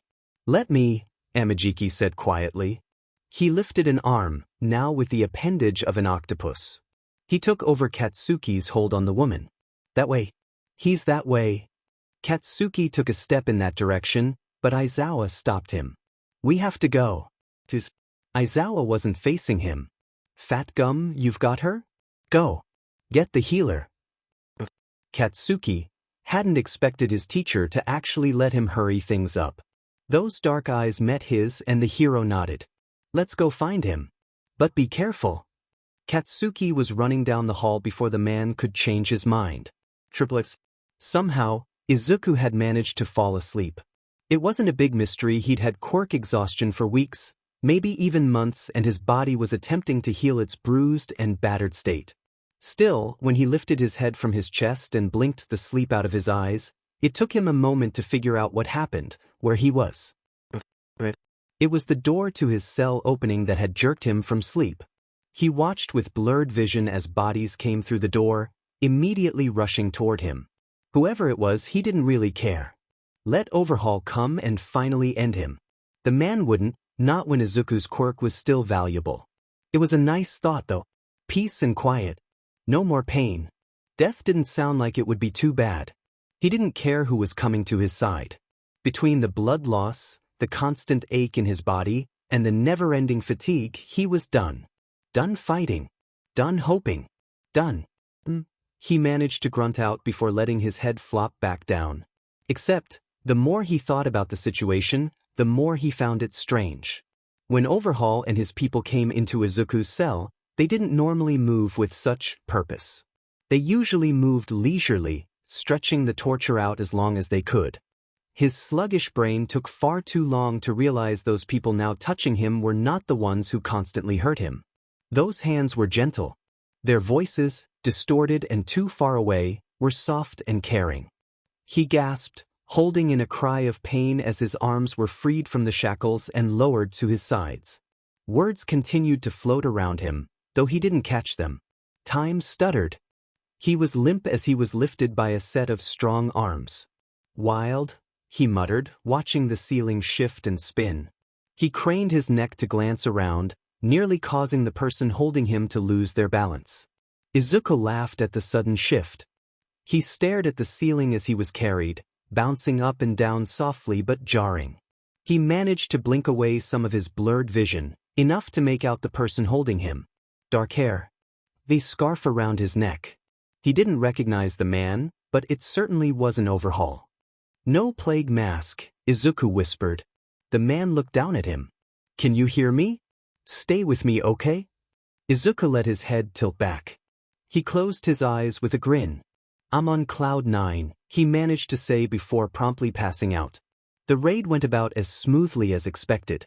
Many heroes had been hurt, but none fatally. They'd been incredibly lucky.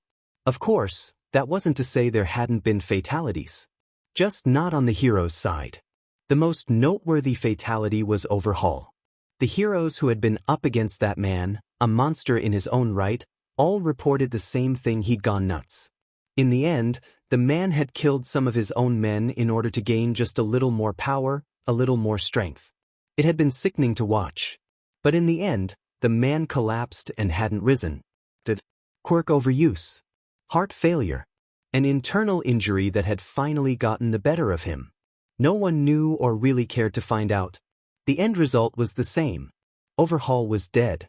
It was the best outcome, really. The heroes who had been injured were sent to the nearby hospitals in the area. Shota had overseen the transport of the injured teen. Izuku, the one they were there for and had actually managed to recover.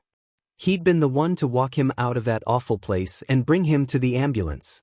He'd been the hero who hadn't been able to look away from his sorry state. As he walked down the street back toward UA, he couldn't help but linger on the events of the last few hours. Shota ran after Bakugo, unwilling to take his eyes off his student. Thankfully, Fat Gum and his interns were taking care of things. The underground hero readied for an attack and burst into the room Bakugo had just entered, only to find the teen standing completely still, frozen to the core. He was just standing in the middle of the room. It took Shota far too long to notice the other presence in there with them. Shota was a hero who often saw people at their worst. It was different as an underground hero than it was with his limelight counterparts. No one wanted to get photos or an interview from the scenes he often faced. That room was not an exception. There, seated on the floor with his arms spread wide by rusted chains, was the brutalized body of a kid. A teenager. Green hair. Half-lidded green eyes, Shota noted as he stepped closer. Those eyes watched the two of them, though it was immediately clear he wasn't fully conscious. The kid was shirtless, the bruises and many cuts covering what Shota could see in stark contrast the ghostly pallor of his skin. They were everywhere. Some still bleeding. Bruises covered much of the kid's face, now upturned and facing the intruders. Someone had done that. Someone had hurt him to that extent. They moved quickly once they got over their initial shock. As Shota crouched down in front of the kid and pulled out his lockpicks for those diamond shackles around his wrists, he cleared his throat and asked, "Is it him?" He worked for a moment longer before looking up at Bakugo. His student had come forward with him, but he remained standing. Staring and staring and staring. Eyes wide with disbelief. "Bakugo, is it him?" Shota asked again, only receiving a shallow nod in return. Maybe. It wasn't that he didn't trust Bakugo, but the kid was not in a clear mindset at the moment. Later, after the dust had settled and the adrenaline no longer directed his thoughts, Shota would ask him. Shota managed to unlock the shackles. As soon as they no longer held him up, the kids slumped to the floor. The two of them managed to catch him before he hit the floor. Shota didn't waste a second. He scooped Izuku up in his arms and marched out of the room. He hadn't walked more than 4 steps before Izuku began stirring, and Shota caught his eye. "Can you hear me? Stay with me, okay?" It became immediately clear that he was not in his right mind. Izuku looked up at Shota briefly with dazed eyes, pupils dilated. Then he leaned back and went horribly still. In his arms, Shota felt the heat radiating off him and the limpness of his injured form. He was sick and hurt, and who knew what else? The hero had seen what Overhaul had done to Eri, psychologically almost more than physically. He hoped for that kid's sake he had managed to escape that torture, but he didn't think either of them were that lucky. Due to the situation and far too many unknowns, a hero was assigned to be with the kid at all times. Of course, Shota volunteered to be the first on guard, but his colleagues firmly told him no. "You need to get some rest, maybe get a shower and eat something." Not necessarily in that order, Hisashi said while actively shoving him out of the hospital. "I'll take first watch. Come back after you've become less." The man trailed off, eyes scanning Shota from head to toe. He didn't think he wanted the man to finish that thought, so he left. That was how he found himself walking through UA's gates back to the teacher's dorm. He stopped by the kitchen briefly to grab a protein shake, which he knew he would end up finishing in the shower, before heading up to his apartment. Normally, Eri would be in her room, an apartment that had been built onto his the moment he'd thought about taking her in, even temporarily. He still doubted he was a qualified or even adequate caregiver, but that was a problem for another day. However, with the raid, he'd arranged for Nemuri to watch the girl. The last time he'd seen Eri, she was sitting in Nemuri's apartment with an entire basket of different nail polish colors and a small smile on her face. "Girls' night," the little girl had whispered to herself, repeating what Nemuri had squealed when Shota dropped her off. Shota intended to shower and then go check on Eri, but he made the mistake of sitting on the bed first. The next thing he knew, he was waking up on his made bed, legs hanging over the side and neck nearly stuck in a painful angle. The man groaned and sat up, rubbing at his temple where a headache was already in full swing. A quick glance at the clock told him he'd only been asleep for 4 hours. "Caffeine," he murmured to himself. He swung himself up, groaning at the sudden increase in the throbbing in his head. It would likely go away with sleep, water, and food, but he didn't have time for all 3. 2 of them were manageable, so to the kitchen he went. He couldn't stop himself from going to Nemuri's apartment on the way down, though. Even if Eri was asleep, he needed to know she was okay. After going down there and finding Izuku, he needed to see her. Nemuri answered the door on the second knock. She gestured to the back room without a word. That was where he found Eri, curled up in what appeared to be a nest made of pillows and blankets. She insisted on making a fort. "I don't think she's ever made a fort," Nemuri whispered behind him. He came forward and ran a hand through her hair. Eri simply shifted closer to his touch, still fast asleep. "That is not a fort." "Shoo," he hissed, though without any heat. Nemuri followed him out of the apartment, shutting the door behind her. "How are things going? Clearly you're not here to stay." "Off to the hospital, I'm assuming." His friend was anything but stupid. She was always incredibly observant, which didn't always work in his favor. "Yes, we rescued the kid. Izuku. Hisashi is with him now." The woman laughed and leaned against the door. "You're such a softie. Soon you'll be adopting both of these kids." She shook her head. "I didn't ever think I'd see the day, yet here we are. I'm not adopting anyone. Now, if you don't mind watching her for a bit longer, I'm going to the hospital." He waited for a moment for her to say anything, which she did not. The walk back to the hospital from UA wasn't long, but it gave him some time to get his head on straight. There was something about that kid. Izuku. There was something that made him want to be there. Maybe it was because of everything he'd been through. Maybe he just had a soft spot for traumatized kids, like Nemuri said. He shuddered to think she was right. Not that Izuku was a child, he reminded himself. If he was indeed the same Izuku Bakugo knew, then that meant the kid was 17 or nearly. He was nearly an adult. Shota paused, considering. He was the same age as his students, But Shota didn't really consider them near adulthood. Yet they were. Wasn't that a terrifying thought? But it didn't matter if they were well on their way to adulthood. They were still just kids. Kids who needed protection. Kids who needed stability and safety when appropriate. He was all for controlled risk, but what Izuku went through wasn't controlled in any way. Shota just hoped they hadn't been too late to save him. Triplets. Waking up was disorienting. It wasn't the first time Izuku had woken up in such a manner, but he preferred to avoid it if he could. Though, over the years he'd gotten used to it.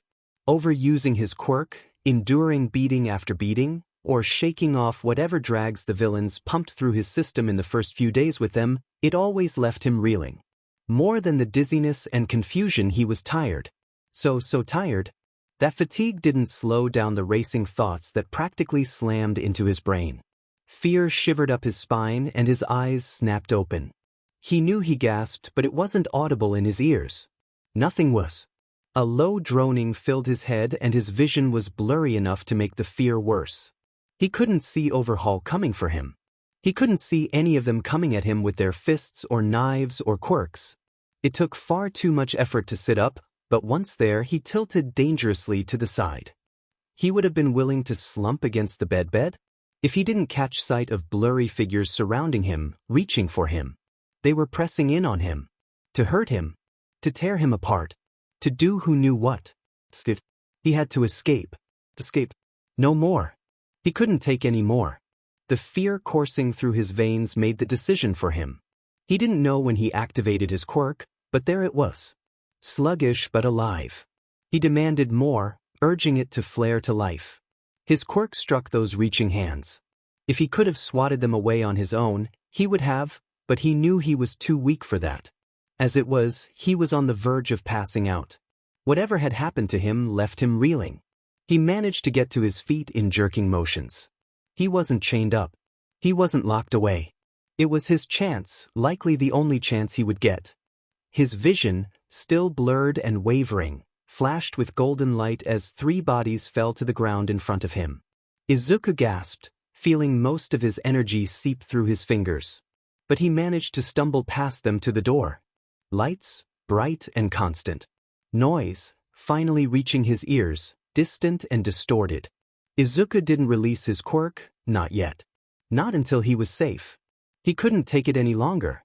He didn't know if he'd survive another round of reassembly or forced healing or torture from Overhaul. He'd rather die trying to escape. So that was what he did. He didn't run. There was no way he could run. Instead, Izuku stumbled down a hallway, cold tile actually helping ground him. Something in his head whispered that it was all different.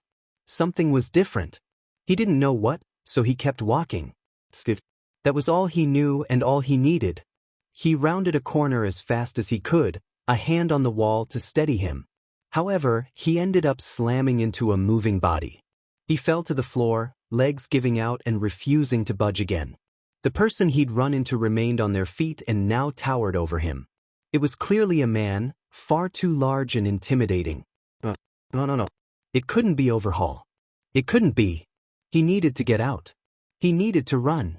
His brain was firing off thoughts too quickly, an inner voice screaming at him. He couldn't focus. He couldn't understand them all. You are going to die. A high whine came from Izuku as panic grew and overcame every bit of clear thinking he'd gained. He struggled to get his quirk to grab a hold of the man. His energy was sputtering, draining him of the last of his stored energy. He was done without anything left to give. The man sank to a knee, but he didn't go down. Izuku began to cry, desperately crawling along the floor to get away from him. It couldn't end like that. He couldn't let him catch him. Please, he begged, though he didn't know who he was speaking to. He watched as the man straightened. Izuku locked eyes with the man, his heart hammering so hard he thought it would crack a rib or two from the force. Izuku felt himself go still as he noticed the man's eyes flash a deadly red, waiting for an attack. That was it. He was done. Suddenly, Izuku's quirk gave out. It vanished, like smoke on the wind, and he was left with a trembling, weak body on the floor without any protection. He sobbed through his teeth and fell back against the floor, vision spiraling. He saw the man step closer, but soon his vision blackened until there was nothing left. He didn't feel his head hit the four triplets. A coffee. That was all Shota wanted. He sent a text to Hisashi on his way into the hospital, telling him he would be up in a few minutes. After he went to the cafeteria and got the largest coffee they had. Hisashi sent an obnoxious series of emojis in reply, which were ignored. That was where he was going when someone came crashing around the corner, head slamming into his chest before they fell to the ground at his feet. An apology was already on his lips, but it failed to leave once he saw who it was. Izuku. The kid he'd seen lying in a hospital bed 6 hours ago. Somehow, the kid had gained enough energy to run. It was likely he was panicking, trying to escape without realizing he was already safe. Izuku's eyes were wide and glowing.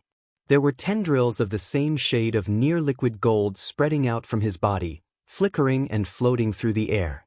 There were sharp gasps coming from the teenager, and Shota lifted his hands in an attempt to pull him away from the massive freakout he was leaning into. But Izuku stared at him with unseeing eyes. The kid lifted a shaking hand, and those tendrils spread toward Shota. In an instant he felt as if a heavy weight was settled on his shoulders, pulling him to the floor as if someone had thrown a weighted blanket on him. Fatigue, not entirely foreign, took him to a knee. He held a hand to his chest. What was happening? Logically, he knew whatever was happening was coming from Izuku, but he felt as if his brain was running a fraction slower than it should be. Shota managed to lift his eyes and activate his quirk. Things were getting out of hand very quickly. However, the moment that gold faded away and he was left staring into bright green eyes, it was as if the kid's strings were cut. He fell back to the ground where he gasped several times and went still. For a moment, Shota believed the kid was dead, that his quirk somehow killed him.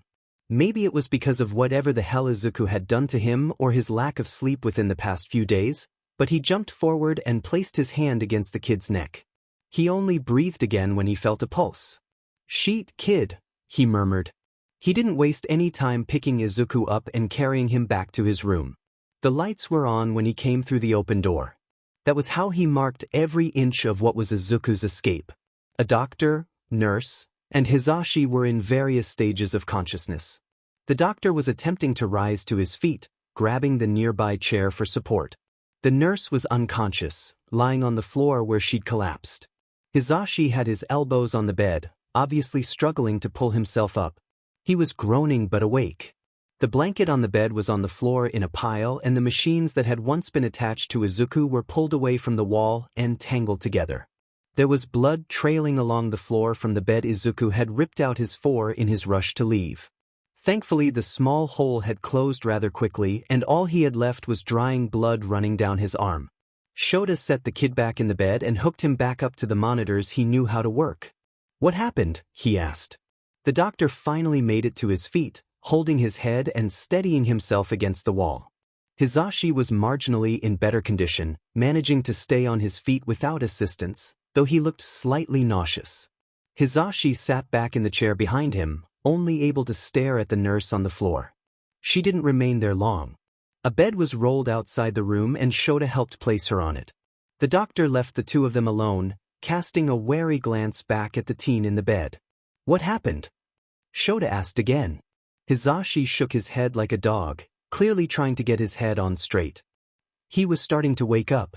"I called the doctor and nurse in, but as soon as they got close, his eyes opened and..." The other hero sighed and looked up at his friend. His eyes were glowing.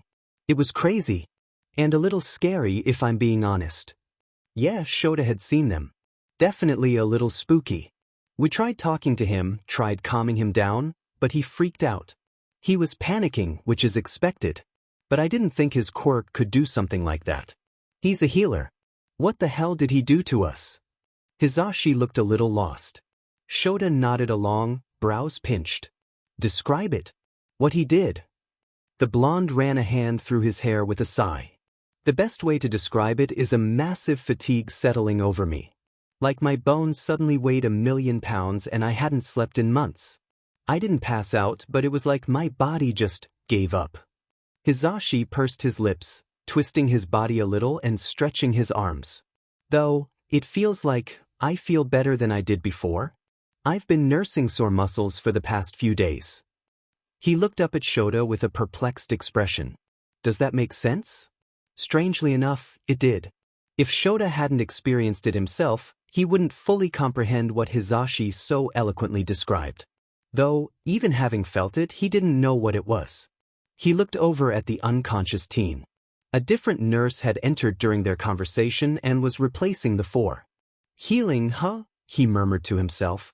After his attempted escape, the doctor ordered Quirk suppressants to be administered every 8 hours. There were several reasons for that decision, and Shota agreed with them all. However, he didn't agree with what the doctor said after. If he becomes crazed again, we may have to sedate and restrain him. It's not our first choice, but… No, buts, Shota hissed angrily, making sure he understood how deadly serious he was. You clearly haven't thought it through. He went into that state because he was trying to escape. Not because he was trying to run away. Not trying to avoid needles. Because he's traumatized. Shota pointed to the kid's bandaged wrists. What do you think those are from? What do you think his injuries are from? The doctor and nurse had the grace to look embarrassed. Shota understood having to sedate and restrain someone in distress was occasionally necessary, but not then, not with Izuku. He could become a danger to himself or us, the doctor said quietly. Shota fought the urge to hit the man. He was just doing his job. He was trying to keep them all safe. So the hero took a deep breath and met his eye. There are 2 heroes here.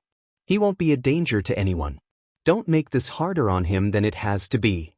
After a few minutes, it was just the 3 of them in that room: Shota, Hisashi, and, of course, Izuku. The nurse came in quietly and gave him the suppressant before leaving. She practically ran out of there. Shota could see Hisashi's smile from across the room, even without looking at the man. Quit it. Hisashi held up his hands in surrender. Oh, I'm sorry. Am I being proud too loudly over here? Shota rolled his eyes. All the while, Izuku slept through it without managing to climb back to the land of the living. Triplets. It was nothing against the medical staff at the hospital. Shota was sure they knew what they were doing and were trying their best. But after that comment from the doctor, he needed someone there who was a little more used to dealing with volatile teenagers and their quirks. He called in the big guns and nearly jumped up from his chair in relief when she stepped into the hospital room. Recovery Girl hardly looked at the 2 men as she came around the bed, eyes scanning the kid up and down critically. It took her several long minutes before she turned and welcomed discussion from them. She assessed his vitals, his chart, even the stitches underneath the bandages on his arm. Though she was old, she never missed a thing. His quirk. What do we know? She asked. Not much. Painfully little, actually. Shota hated not knowing. We know his quirk allows him to heal, but it seems more complicated than that. Both he and Hisashi described what they'd felt when his quirk activated. Recovery Girl listened closely, eyes narrowed.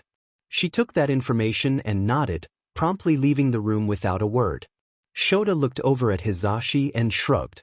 Is she leaving? The latter asked. Hisashi's question was answered when they heard her scolding the staff who'd been in the room and reacted to Izuku's burst of activity. He hid a smile behind a cough. It appeared she did more than scold them, because when she returned she carried a stack of papers. He has severe quirk exhaustion as well as malnutrition. It's a miracle he was able to get as far as he did, especially since he used his quirk so much. I would use my quirk, but he has no energy left to spare. He'll have to heal on his own for a while, I'm afraid. The old woman shook her head.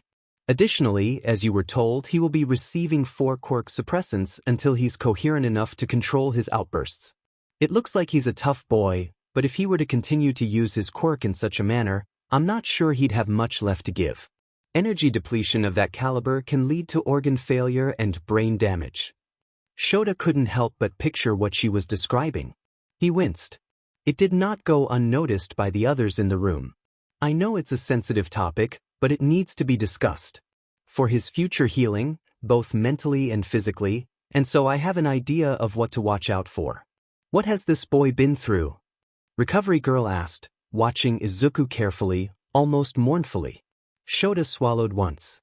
He was an underground hero and was used to icing out his emotions until he could review them later.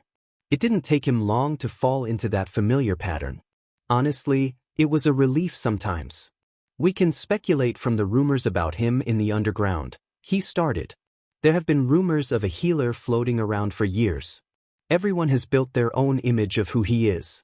Some say he's not human, that he's an angel. Others say he's the glowing baby who received the first quirk. But they all say the same thing: he can heal anything. He steepled his fingers, ready to get into the gritty part. Before finding him, I was trying to figure out where exactly he was. I had heard people trying to plan to take him from the group they thought had him. It seems every villain and crime organization out there knows to break him in early. If I had to guess, I'd say he's been with more than just Overhaul. One villain group scoops him up and the others are just waiting to take him for themselves. Hizashi looked properly concerned. The man had his fist pressed against his lips, frowning deeply. Recovery Girl took that information in stride. What about with Overhaul? What do you know? Also very little. He hated to admit that, but there wasn't much to tell. I can speculate a lot, but I don't know anything for certain. From the room they'd found him in, he felt certain the conditions while in Overhaul's hands hadn't been pleasant.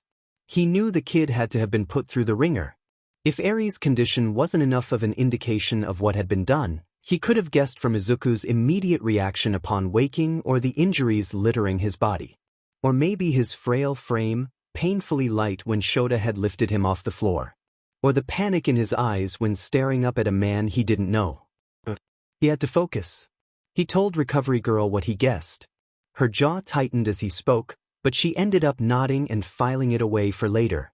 Sometimes it was difficult to remember she hadn't always been a healer at UA. She'd seen her fair share of traumatized, scarred, and abused children. Izuku here will need medical care for a while, I'm afraid. I'll get a proper diet set up for him. We can work with what medications he may need later. That's something he should be involved in. The woman huffed a breath. Shota didn't miss how she reached out a hand and ran it over his forehead. When she looked back at the two men, there was a fire lit within. He's been treated terribly by every adult he's encountered, from what you've told me. It's up to us to help him regain a sense of normalcy after all this. But even with our help, he may never trust another adult again. And truly? I wouldn't blame him. The room was plunged into silence. Icy, scared silence. The two heroes were used to being able to fight their enemies, relying on their training to walk away with the villains in cuffs. What did they do with a terrified teenager? How did they fight the ones who had hurt him so badly? How did they fight his demons? Hizashi shook his head once. I've been on the job for a while now and I'm still horrified by what people can do. To kids. They're just kids. The underground hero slowly looked over at Izuku. At the slope of his nose to his bruised cheeks. The slow rise and fall of his chest. The scars along his hands, his fingers. How small he looked in that bed. What happens from here on out? He asked, aiming his question to Recovery Girl. The healer nodded, though hesitantly. Healing quirks are rare. They're all different, some more powerful than others. Mine is considered one of the most powerful. From the sound of it, his is even more powerful than mine. Though, until we know the limitations and drawbacks of such a quirk, it's difficult to know. It was clear when she went silent she was lost in her thoughts. Shota didn't exactly know what to do. Recovery Girl was always so sure. She didn't bring her own baggage into things. It was why it was so easy to rely on her. Sometimes they forgot she had years and years of experience they couldn't imagine. Finally, she cleared her throat, eyes never leaving Izuku. When I was young and had just discovered my quirk, I was lucky enough to be born into a family of heroes. I was protected from the moment I became a healer. That isn't to say there weren't people who still came after me, trying to take me just as they'd taken Izuku here. But my family stopped them. They protected me. That protection allowed me to grow at my own pace, get used to the horrors all healers know too well slowly. She closed her eyes and breathed through the memories that were surely washing over her. What about him? Shota didn't know. Well, that wasn't exactly true. If Izuku was the kid Bakugo knew, then his mother was dead. Murdered in their apartment. His family weren't heroes, was all he said. Recovery Girl nodded sadly. He'll have to be protected after this, likely for the rest of his life. It's one of the greatest burdens of a healing quirk, especially one that doesn't require physical touch. He'll always be sought out for it.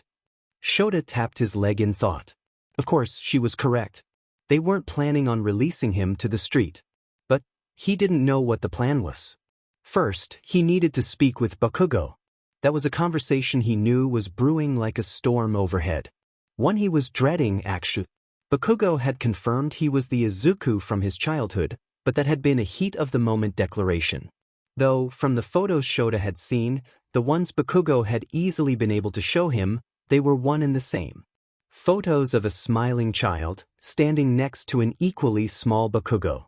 That child didn't really look like the Izuku lying in that hospital bed.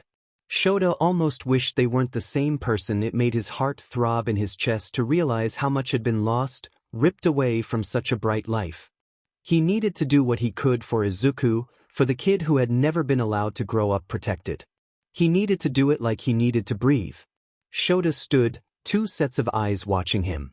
"You'll watch Izuku for me?" he asked Hisashi. The man sent him a shaky thumbs up. Before leaving the room, Shota leaned over and took a picture of Izuku from the shoulders up. "I'll be back soon." "Good luck," his friend called after him half-heartedly. He waved without turning around. Triplets.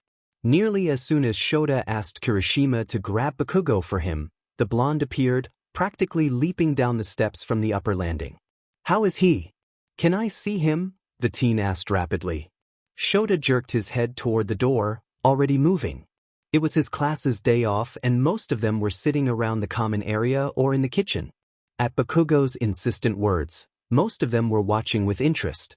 For the conversation they were about to have, a private setting was better. Easier to diffuse. As soon as the door was shut behind the kid, he was demanding answers, practically foaming at the mouth. Shota held up a hand. "Calm down. This is going to be a long and hard conversation. You're at an 11 and I need you at a solid 5. Less if possible, but I doubt you'll manage it." That had Bakugo seeing red clearly. "Calm down? You're seriously going to tell me to?" "He's alive." That shut him up. "Unfortunately, you can't be anywhere near Izuku right now, not when we don't know his mental state." Bakugo deflated, though his hands were curled into tight fists. "How is he?" "Honestly." Shota sighed. Angry Bakugo was almost easier to deal with than quiet Bakugo. "He's doing the best he can. He's alive." He woke up briefly and passed out again. "It's a long story, one you don't need to know right now." Those scarlet eyes met his. "What happened to him?" "Down there," he looked. He didn't need to finish that sentence, for both their sakes. "We're piecing it all together, trying to figure it out. We may never know, and we all have to be okay with that." Even if Izuku woke up and was willing to speak to them, it was unlikely he would disclose the torture he'd endured. Why would he, when speaking about it would mean reliving it? Shota certainly wouldn't if he were in Izuku's shoes. But getting Bakugo to realize was not an easy task. "You have to understand a few things, Bakugo," Shota said gently. He sat on the top step, forcing Bakugo to sit beside him. The kid did, though he sat as far away from his teacher as he could. It wasn't personal, he just needed some time to figure things out.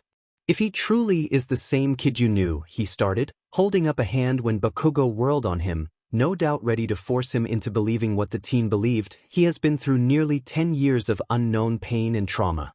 He's been kidnapped and tortured. He's been used for his quirk by every single person who got their hands on him. That leaves scars.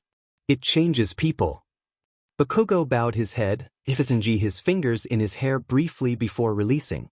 "I know that. But no, you don't. Not really. None of us truly do. You want this kid to be the same one you knew, but I'm asking you not to get your hopes up. It doesn't help you or him." Shota nearly reached out to touch Bakugo's arm, but that would not be welcomed. He let his elbows rest on his knees instead. "It's good to hope, don't get me wrong. It's good to hope he's the friend you had. But I don't want you projecting anything onto him. I don't want you to be faced with reality and find it nowhere near the fantasy you've created." A moment of silence fell over them. Finally, Bakugo lifted his gaze. There, Shota was met by a steely expression, one that he knew he couldn't break through with soft, kind words. Shota resigned himself. It appeared that part of the conversation was over. I need you to send me whatever photos you have of him. We need to confirm he is who you think he is. While I think you're right that they're one and the same, facial recognition will confirm it. Bakugo busied himself sending the few pictures he had to Shota. In turn, he sent them along with the photo of Izuku lying in the hospital bed to Tsukachi. Eraserhead. Attachments sent. Eraserhead, I need you to run these through facial recognition. Compare them to the kid we found. Tsukachi wasted no time replying. Detective T, will do. Before shoving his phone back in his pocket, he asked if the detective could send over whatever information he could find on Inko Midoriya. The old case file more specifically. Detective T, they'll be in your work email in an hour. Wonderful. All the while, Bakugo had been watching him, studying every twitch of his brows and tightening of his mouth. As soon as Shota slipped his phone away, the student jumped on the opportunity. When can I see him? The kid was relentless, a quality that would serve him well in the future. But at that moment, it made Shota want to hit him upside the head. We're doing everything we can. At the hospital here, and between the police and heroes outside UA. That, predictably, didn't satisfy the teenager. When can I see him? Shota paused. He hated being in that position, but here he was. You need to give it time. It's been less than 24 hours since he was taken. 10 years is a long time to be in the position he was in. We don't know what he went through. We don't know what his mental state is when he's not exhausted and terrified. We just don't know, and we can't know until he wakes up. He nearly didn't finish his thought, but Bakugo needed to hear it. He needed to understand. It wasn't just some rescue mission for a missing kid. They had rescued a teenager who had last seen the outside world when he was a child. An entire childhood gone. None of them could completely understand that, but Bakugo needed to get it through his head that there might not be a light at the end of the tunnel. What they had seen might be it. You need to prepare for the worst, kid. He hated it. Oh, how he hated having to say it. Bakugo didn't look at him. Maybe he couldn't bring himself to. And the worst would be? He asked in a rasping, scared voice. A voice Shota didn't think he'd ever hear from him. Shota sighed. The worst case scenario is that the kid you knew is long gone. The worst case is that you are holding on to the hope of someone who can't ever come back, and that is going to destroy you. And I'm sorry. I'm so sorry, but you need to be prepared. Bakugo lowered his head once more, arms limp at his sides. It took a long moment for him to move an inch. Shota noticed his shoulders shake, but no tears fell. Finally, it was time. Shota put a hand on his shoulder, a steady presence. That was all he could be. There were no words left between them, nothing left to say. They had to wait. Wait to see if the kid Bakugo knew still existed or if he had been carved out and left to rot. Triplets. None of Class 2A disturbed them outside, thankfully. Bakugo had been sitting on a dangerous edge, and the appearance of any of his classmates would not have been met kindly. Shota sat out there with him for half an hour as he got his head on straight. By the time he stood and returned to the dorm, he'd managed to put up a few flimsy walls and pretend that everything was okay. Shota could see it wasn't okay. For good reason. After Bakugo left, Shota headed to the teacher's dorm. His soul ached at the thought of that kid lying in the hospital bed. It was not a good feeling, though not one he was unfamiliar with. That was how he'd felt with Eri still did sometimes. He went to his apartment. Namuri had put Eri to bed after he'd left, saying she was going to hang out in his apartment to watch her. He didn't mind there wasn't anything of interest for her to find, as he knew she'd look. When he opened the door, he found Namuri sprawled out on his couch, flipping through the channels at a rapid speed. It was early still, so Eri wouldn't be awake for another hour or so. She tended to sleep in, which he found an extreme blessing. Namuri caught his eye and turned the TV off. "Hey, you're back early." He waved, heading straight for the coffee pot she'd thankfully filled. Namuri came up beside him, leaning against the cabinets, and watched him pour himself a mug. She wore sweats, a size too large and stained in a few places. He knew if her fans saw her on the weekends they would likely see her in a different light. Or maybe not. What the hell did he know? To him, she was practically his sister. She'd lost all SEC appeal as soon as he'd been forced to hold her hair back while she vomited during their second year at UA because she'd snuck in a bottle of schnapps. For a good time, she'd said. Look how that had turned out. How are things going with Eri? He asked, because he wasn't ready to talk about things with Izuku. He just needed a minute. Nemuri smiled. That girl is observant. She knows something important is going on. She likes me enough, but I'm not you. Her lips curled playfully at the end of her sentence. She waited until he was settled on the couch and had taken a few sips of coffee to ask him about the case. Bless her. Tell me about it. What's going on in your head? I haven't seen you this torn up since they found Eri. He let out a large sigh. What was going through his head? Everything. Tell me. Unfiltered. No judgment. Open. He looked over and found her calm, dark eyes on his.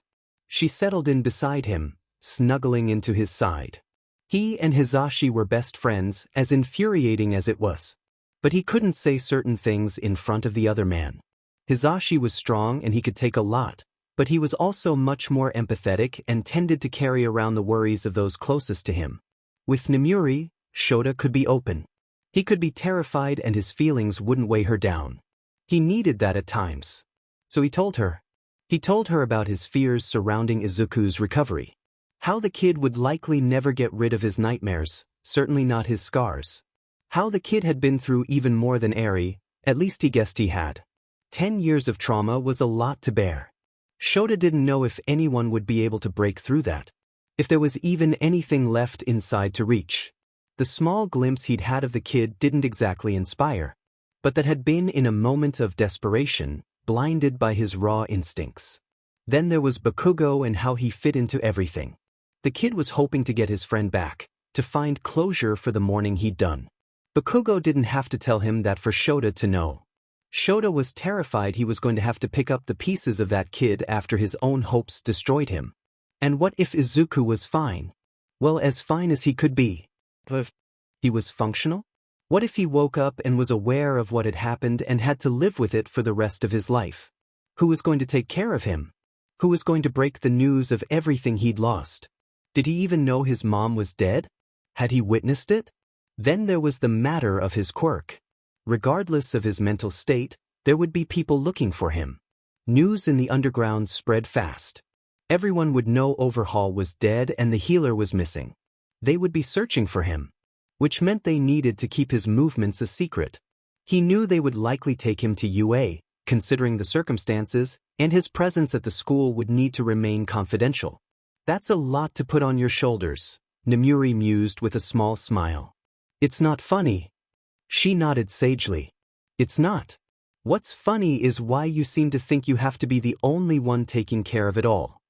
She spread her arms wide, nearly hitting the lamp on the table beside her. You have us, idiot. You have an entire school staff behind you. All you have to do is rally them. I know that's your weakness, but you can do it. He smacked her arm lightly. The light energy she'd managed to conjure into the air around them phased, though, as he remembered Izuku's face as he'd been knocked to the ground at Shota's feet. Izuku woke up. Briefly. He used his quirk on all of us. Managed to knock out 3 people before passing out. His quirk is strong. You found Izuku? The 2 heroes turned, Shota wincing internally, to stare at Eri as she came out of her bedroom. She was rubbing the sleep out of her eyes and carried a small stuffed elephant he'd given her on her first day with him. It was now her favorite thing. It was common for Shota to peek his head and check on her after coming back from patrol to find her cuddling with the elephant. Of course, that wasn't the only stuffed animal she had. As soon as Nemuri and Hisashi realized she liked his, they'd gone out and bought what had to be an entire cartload of them. All different kinds, some animals, some hero plushies, and some that were unknown blobs of color and textures. Shota patted the couch on his other side and Eri wordlessly crawled up onto the cushion. Her wide eyes met his and she repeated her question. You found Izuku? Shota hesitated to nod. We did. Nemuri remained silent as Shota moved, kneeling on the floor in front of her. We found Izuku. He's in the hospital right now. When can I see him? That was a question that everyone seemed to be asking that day. I'm not sure, Eri. Right now, he needs his rest. Do you remember how you felt when you first came here? She nodded, wringing her hands. I was tired all the time. And scared. She slowly looked over. Is that how Izuku feels? I think so, kiddo. Tears filled her eyes. It's because of me. He stayed behind when I ran. She was in a full-on breakdown. Shota gently touched her wrists, waiting for her to initiate further contact. The first time he tried to wrap her in his arms, she'd screamed and run away, too afraid of physical contact to receive it. Eri, that's not true. He wasn't hurt because of you. He chose for you to get to safety. That was his choice, not yours. The only one at fault is Overhaul. She sniffled, bowing her head. But he got hurt because I left. He got hurt because Overhaul is... He stopped himself short before he used words she wasn't allowed to say. Sweetie, he said, causing her to lift her head. Izuku is going to be okay. He's getting help just like you got help. His getting hurt isn't on you. You aren't responsible for him. You remember what responsible means. Eri nodded and sniffed again. He made that decision. And I think if he were with us right now, he would tell you he didn't regret that decision. It clearly didn't put her mind completely at ease, but she relaxed enough for them to offer her breakfast and her to accept it. Nemuri met his eyes as he got up and went to the fridge. There was a special kind of comfort in having a friend who had seen him at his worst and he'd seen her at her worst close by and ready to pick up the pieces. Triplets. Izuku thought he might have been staring at the ceiling for a while. He didn't really know when he'd opened his eyes. Suddenly, there he was, alive and relatively pain-free, staring up at an unfamiliar ceiling. It took a while before he had a lucid thought. He blinked slowly, unaware of where he was. He knew he wasn't in the same room as before. Overhaul wouldn't have allowed one of the ceiling tiles above him to have a small but noticeable stain. He remembered flashes of the compound, but nothing more. He sat up, rubbing his face. However, as soon as his fingers met his cheek, he winced. But his face was covered in bruises. And was that a set of stitches on his forehead? He'd had stitches before, but never with Overhaul. The man simply disassembled and reassembled him again if his body began to give out. It was strange. It was as if there was a hole in his chest, allowing air to gather and cool him to the core. He was also extremely aware of how utterly weak he was at the moment, his entire body made of rubber. Izuku had felt that way before, but only a few times. Only after the villains had tired of playing with him. He shuddered. He would never, ever forget those moments. When he woke up after they'd tossed him aside, it didn't do him any good to think about those things. So he didn't, pushing them away without another thought. He was over it. He wasn't there anymore. He had no reason to break out in a cold sweat at the idea of being back there, because he wasn't there anymore. Simple as that. The room he found himself in was not the infirmary. The bed was softer and the blanket pooled around his waist was a light blue. There was a glass sliding door with a curtain partially drawn. There was an A4 in his hand and a monitor connected to him. He stared at the moving line on the screen. His heartbeat. He was in a hospital? He wasn't really sure, guessing. He remembered going to the hospital once for a broken arm when he was a kid. But that had been a few years ago. Just a few. Wherever he was, his instincts immediately told him to untangle himself from the wires across his chest. He couldn't be in such a vulnerable position, not when he didn't know when Overhaul was going to come for him. He was in the process of peeling off the stickers on his chest when someone cleared their throat. He jumped, nearly falling out of bed. There, sitting in the corner with a small smile, was a man Izuku hadn't ever seen. He had blonde hair and a lithe build. Clearly athletic. His eyes were on Izuku, steady. He didn't make a move to come closer, which was the only reason Izuku didn't dart out of the room. Not that he thought he could. Honestly, Izuku felt like a baby deer. Why was his body so dim and weak? Izuku? You with me? It was likely the man had tried speaking to him earlier, but Izuku had been so lost in thought he hadn't noticed, just as he hadn't noticed the man sitting there, motionless. He tried reasoning that the room was dim, the illumination coming from the light over the sink in the other corner, but that was an argument he knew wouldn't hold up under any amount of scrutiny. It's okay. You're safe. We rescued you from Overhaul, the man said. He placed his hand on his chest and smiled brighter. My hero name is Present Mike. But you can just call me Yamada. The man winked at him. Izuku relaxed back against the bed. Well, if he wasn't with Overhaul, he supposed he could allow his body to rest. Besides, he was just so tired of fighting. Already, the small adrenaline rush from Yamada's voice, startling him, was fading. Izuku watched the man closely. His body language was completely open. He wasn't hiding any weapons, at least none he could see. Izuku didn't know who Present Mike was. It wasn't as if he had been able to watch TV or search the internet for heroes, but the man seemed nice enough. He didn't let his guard down, though.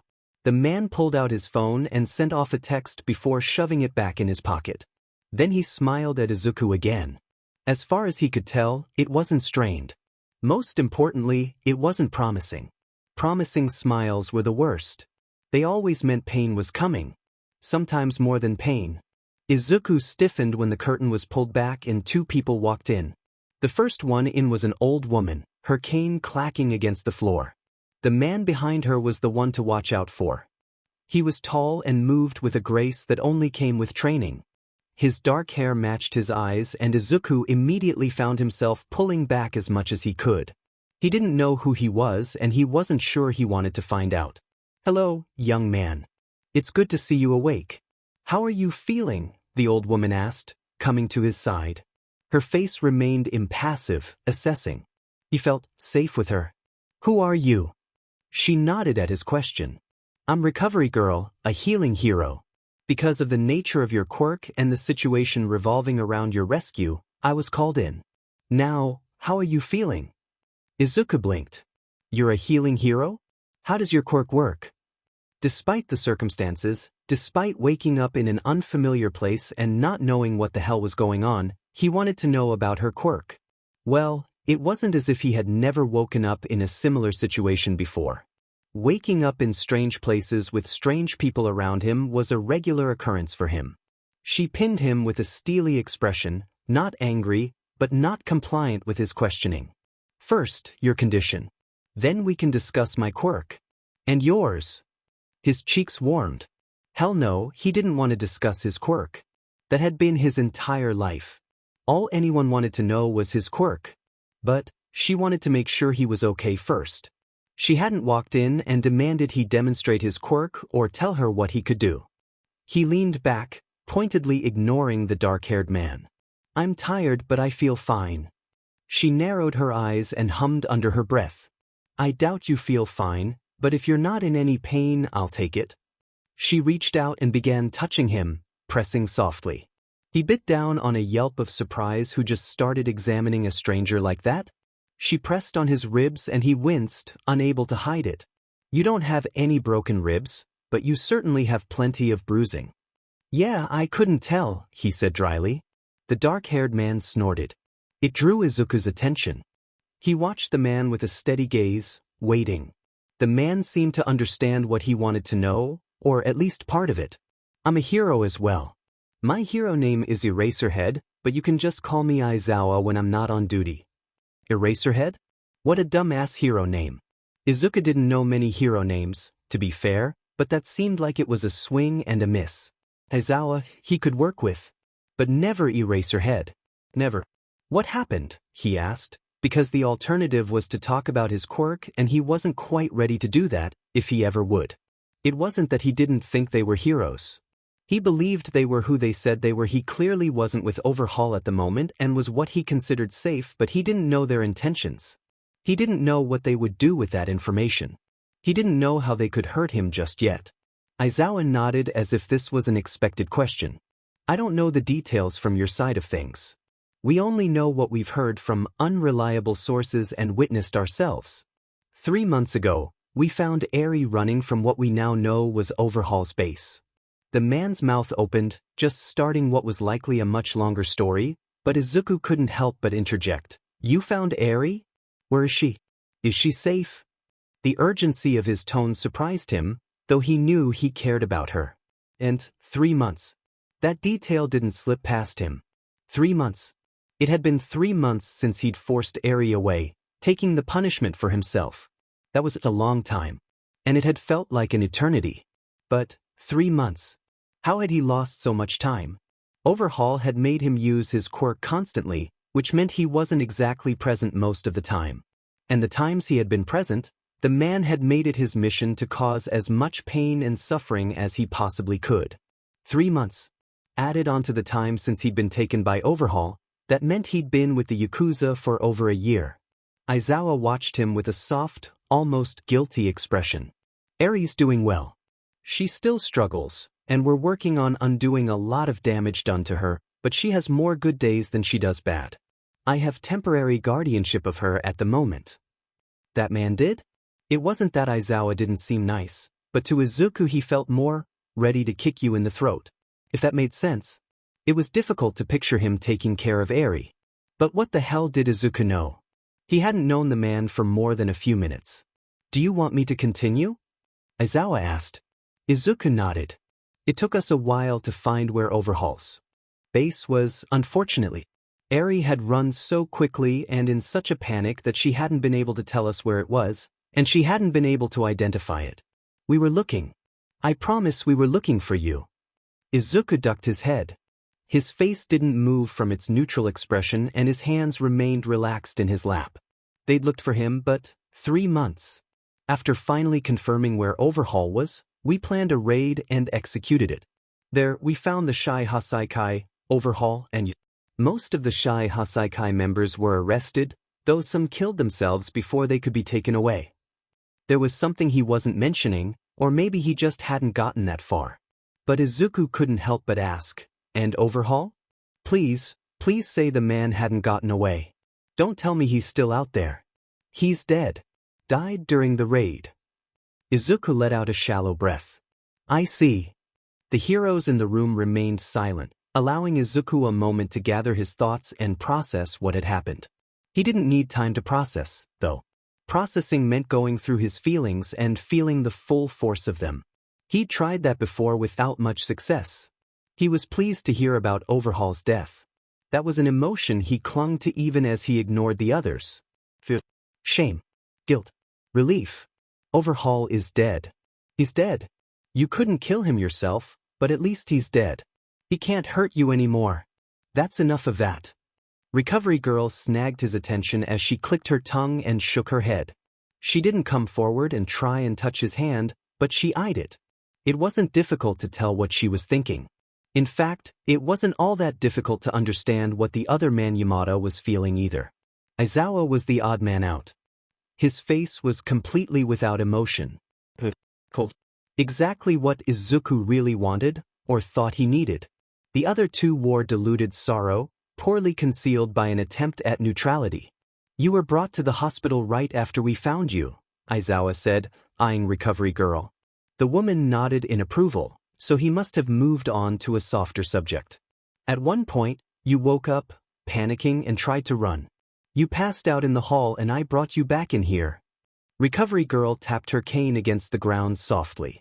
Quirk exhaustion and dehydration and the plethora of other injuries and health issues you're currently working through contributed to that event.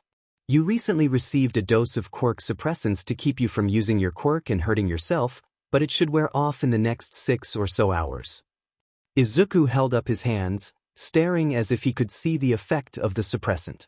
He'd heard of them before, but he'd never experienced it himself. Huh, so that's what it feels like, he said with a short laugh. He glanced up and found all 3 heroes looking at him with vaguely confused expressions. His mouth lifted in a lopsided, dry smile. No one wants to take away a healer's quirk. Why remove it when you could use it? Oh, well, now he made them look sad again. Aizawa cleared his throat. There is plenty to discuss, and we will be having more conversations for you and for us. For now, we need to talk about what happens next. You've already been placed under protective custody at UA, the same as Eri. The heroes employed through the school are here to protect you until you've turned 18 and want to go off on your own, or whenever that is. After you turn 18, the man stressed. We're not going to let you fall into villains' hands again. Izuku let out a snort before he controlled his reaction. Good luck with that. I've been passed around like a cheap bottle of beer. He cringed inside, but outwardly didn't let them see his discomfort at his own DMN joke. "We can protect you. It's quite literally what we do for a living." Aizawa seemed so assured, so confident that they would protect him, not even questioning if they could. The teen sighed. "Sure. You can try." Triplets. The three heroes actually left him alone, though they promised they would be back shortly. He knew they were giving him some space to breathe, to work out what was in his head. It was appreciated, though left him to untangle his thoughts like a kid with last year's Christmas lights. He huffed a laugh. He'd been young when he'd been young. He didn't have too many strong memories left. Most had faded over time. Details changed with age and specifics got lost in translation. But he did remember one year when he'd sat himself on the floor in front of the box of Christmas decorations and vowed he would decorate for his mom before she got up that morning. He didn't remember everything he'd done, just the Christmas lights. It had been one massive, tangled ball of wires and various stages of dying lights. In the end, he hadn't been able to untangle those lights. Sitting there by himself felt a lot like that. Determination that eventually led to frustration. He didn't really understand. He'd been rescued from Overhaul. That fact still blew his mind. He knew deep down how close he'd come to giving up. None of the other villain groups had been able to beat him like that. None of the others had been able to terrorize his soul in such a manner. But Overhaul had been able to cut straight to the weakest parts of him, manipulating him how he saw fit. Yes, Izuku had put up a fight, but if that struggle had gone on much longer. There were some things Izuku had vowed he would never do. After seeing his mom die, he'd told himself he would live for her, whispering it to himself during those first few years while he curled up as tightly as he could, trying to ignore the dark rooms and cold floors. He had come close a few times, considering what an end to that pain would feel like, how relieving it would be. But he that hadn't been serious, not really. He'd just been fantasizing. Overhaul had made him consider things he had vowed he would never do. Because another hour of that torture, of losing himself in the pain and chaos of that man's quirk, of watching him hurt a child, of knowing death waited around for him to mess up, would have had him start asking his mom to understand. To understand that he had tried to keep the promise he'd made himself. That he had tried to live for her, but sometimes living was just too much to ask. The heroes had saved him from what he wanted to think was a moment of weakness, but he knew himself too well to believe that was true. But they had the idea in their heads that they would be able to stop anyone from coming and taking Izuku. He had witnessed dozens of villains kill each other in their efforts to take control of him. What was stopping them from coming to UA and taking him there? He didn't really care about them having guardianship over him. It wasn't as if he wanted to go anywhere. He didn't know how to live on his own. He didn't know shit about the world. In nearly all aspects, he was still that 7-year-old who had been ripped away from school and learning and friends and a life. He didn't know anything but villains and the underground. He didn't know how to go grocery shopping. How stupid was that? He'd learned from hearing and seeing things around him. Villains were his teachers. That was how pathetic he was. They wanted to take him to a school. He'd heard it before but couldn't recall what it was. A school. That much he knew. Aizawa had said that was where Eri was. He'd be able to make sure she was safe for however long he was there. He would be able to see her again, heart lifting at the idea. That little girl was like a sister to him, as much of a family as he knew. Even if it was only one more time, seeing her was enough. Tangled Christmas lights. He knew the frustration was of himself. He was disappointed in himself, far too aware of his weaknesses and inadequacies. When he'd been with villains, it had been much easier to believe he had some good, that he was better and not a wadded-up tissue someone had thrown toward a trash can and missed. The sheets on the hospital bed seemed too clean. Obviously someone had cleaned him up, but he couldn't help but check to make sure he hadn't left streaks of dirt on the fabric each time he moved. He was interrupted from his spiraling by a knock on the door. It was Aizawa. Yamada and Recovery Girl were nowhere to be seen, but he doubted they'd gone far. They had both thrown soft smiles his way before leaving earlier. It was as if they cared about him, but that couldn't be it. They didn't know him. "Mind if we talk for a bit?" the man asked, taking a seat. He was far enough away from the bed to make it seem like Izuku still had some air to breathe. He gave a half shrug. Talk away. The man paused, looking him up and down, studying his face. Is your name Izuku Midoriya? Izuku raised a brow. Yeah. How'd you know? Eri knew your name. Of course she did. He remembered introducing himself the first time he'd been left alone with her, Overhaul and his followers processing the samples they'd taken in a different room. But Izuku's brows furrowed. How do you know my last name? I haven't given that name to anyone, not even Eri. I haven't used it since I was a kid. That name was too precious to give out.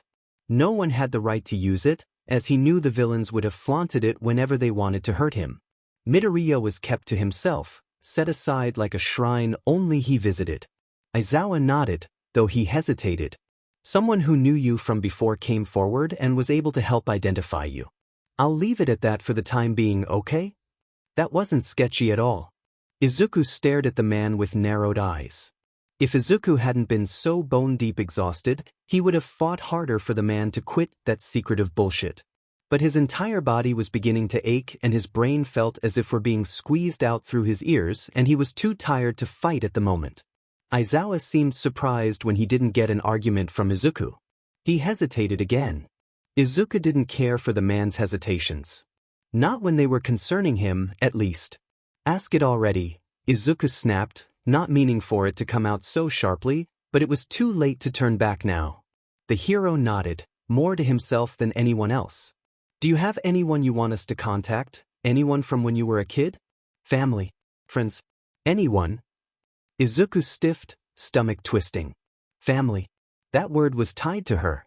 Without meaning to, without giving that memory permission to hit him in the face, he remembered the blood splattering across their small apartment, hitting the wall and the ceiling, resting on the carpet like tiny jewels. He remembered the warmth on his face, too. He knew what it had been. Tears and blood alike. He didn't like to think about his young self, his mom painted across his skin like that. He remembered her falling to the floor and the sound her body made against the cheap carpet. Her expression, slack and surprised and not smiling like she always had. Her eyes, the same shade as his, dull, having lost something important behind them. After all those years, that was one memory he couldn't seem to allow to dim or fade. No, he whispered hollowly. There's no one I need you to contact. There was a flicker of something in Aizawa's eyes, but it vanished quickly. A knock on the door had them gratefully looking toward the source. Recovery Girl slid the door shut behind her as she stepped in, giving Izuku a small, reassuring smile. Am I interrupting? No, you're not, Izuku answered for them. She took a seat on the other side of Izuku's bed. He could tell whatever she was about to ask was serious, and it was entirely likely he wasn't going to like it. She proved him right. We need to discuss your quirk. Can you describe it for me? Yeah, he could. But he didn't want to. He hated the quirk conversation. Well, he hated having it with villains. He wasn't sure how that conversation would go with heroes. It left him feeling itchy and restless. Maybe that was why he fed them his usual lie. It slipped off his tongue without a hint of a lie. Smooth and without hesitation. However, it was immediately clear they didn't believe him. Izuku, we know that's not all your quirk does. We saw you use it when you woke up the first time, Aizawa said quietly, though stern. He sighed, giving up. That was why he was always careful about letting anyone see his quirk. It completely shattered the illusion he fed everyone. What did you see? Aizawa gave him a knowing look. Yamada was in there when you woke up. You managed to take down the 3 people in your room without touching them. You ended up running into me in the hallway. I saw your eyes glow and these threads float around you. When you used your quirk on me, it felt like there was a massive weight on me, draining my energy. Izuku shrugged, more to himself than anyone else. There wasn't any use in lying. They would be able to guess enough without him telling them everything. They were heroes. That meant something, right? He needed it to mean something. He wasn't able to look at either of them as he spoke. Rather, he stared down at his hands. He couldn't activate his quirk at the moment, not that he really wanted to, but he pictured the threads that came from him whenever he used it. My quirk allows me to heal people without having to touch them. They have to be close, but my range has grown since I was a kid. What you saw, what I did when I woke up, That was my healing. Most of the time, I just heal the big wounds, the things we see. Cuts, bruises, burns, whatever. But I learned a while ago that I could heal the microscopic, cellular injuries. The natural breakdown and damage in our bodies we aren't even aware of. That kind of healing often overwhelms the brain and causes people to pass out, or nearly. Izuku gave a shrug. I kept the extent of my quirk a secret from the villains. It protected me a little bit. At least until he'd flaunted it in front of Overhaul. That's an incredibly powerful quirk, young man, Recovery Girl said quietly, thinking. Izuku laughed once without much humor. He knew his quirk was powerful. But sometimes having a powerful quirk wasn't all it was cracked up to be. That's not to say there aren't any drawbacks. As I use my quirk, I believe it slowly shifts the hormones and chemical balance of my body. To put it simply, I start getting a little off. Aizawa lifted a brow. Off. Recovery Girl actually answered for him, having picked up on what he was saying. There are many hormones in the body that are released into the bloodstream during certain activities. Endorphins, serotonin, dopamine, and oxytocin, among others. From what it sounds like, the more he heals, the more he feels the effects of those hormones. Recovery Girl turned to Izuku fully. Can you describe it a little more for me? How you feel during that time? I feel high, almost. I feel light and floaty and funny. It's difficult to describe. Izuku shrugged, conscious of how many times he had performed the gesture in the past few minutes. Recovery Girl didn't allow him to fall back into himself, because he was feeling insecure under their watchful eyes. His quirk was powerful, yes, but the drawback on him was dangerous. He recognized the liability it could become if he pushed himself too far. He'd lost his mind a few times in the past because of it, unable to remember all the details of what had happened. The healer reached out a hand and touched his arm. He didn't pull away. It's all right. Believe it or not, you are not the first person we've seen with a quirk that affected the user. He smiled, just a slight lift of his lips. That's to say you want to use your quirk. You don't have to use it if you don't want to. That had him shaking his head with a rueful laugh. Yeah, I don't think that's an option. Aizawa opened his mouth to say something, but Recovery Girl beat him to it. It is. Do you want to use it? You don't have to be a healer if you don't want to be. He didn't have to be a healer? What kind of sheet was that? What else am I supposed to do? Because if he cared to think on it, which he didn't, he would recognize that healing was all he knew. It was a sick sort of safety net, the thing that gave him purpose and reminded him of what he'd been through all in one breath. I'm a healer. It's what I was born for. The words felt heavy coming out. The old woman didn't say anything to that. She stared at him with a contemplative expression. Then she nodded and stood. I need to run it by Nizu, but as far as I know, there are no plans to put you in a class. We'd have to look at how much schooling he's had and what education he still needs, Aizawa added. Izuku snorted. Yeah, very little. I was 7 the last time I went to school. Aizawa pursed his lips but remained silent. In that case, how would you feel about being my student? Recovery Girl asked eagerly. What? How would you like to be my student? I could train you to be a healer. Teach you as an intern. The more she said, the more excited she got. You don't have to use your quirk as your career, but until you figure out what you want to do, I could help you. Teach you. In answer, he simply nodded. Recovery Girl shared a look with Aizawa, which Izuku wasn't sure how to interpret. The old woman turned and said she was going to speak with Nizu and would be back in a little while, smiling brightly at Izuku. She ambled out the door, leaving Aizawa with the teen. The man might have wanted to say something to Izuku, ask him questions or try and reassure him that everything was going to be fine, but the kid wasn't in the mood. He was tired and stiff and hurting. He felt unsteady even while sitting in bed. Without a word, he curled up on his side, facing away from Aizawa. It took him over an hour to fall asleep, staring at the wall across from him as if it held answers to questions he wasn't even sure how to get out. The next few days went by painfully slowly.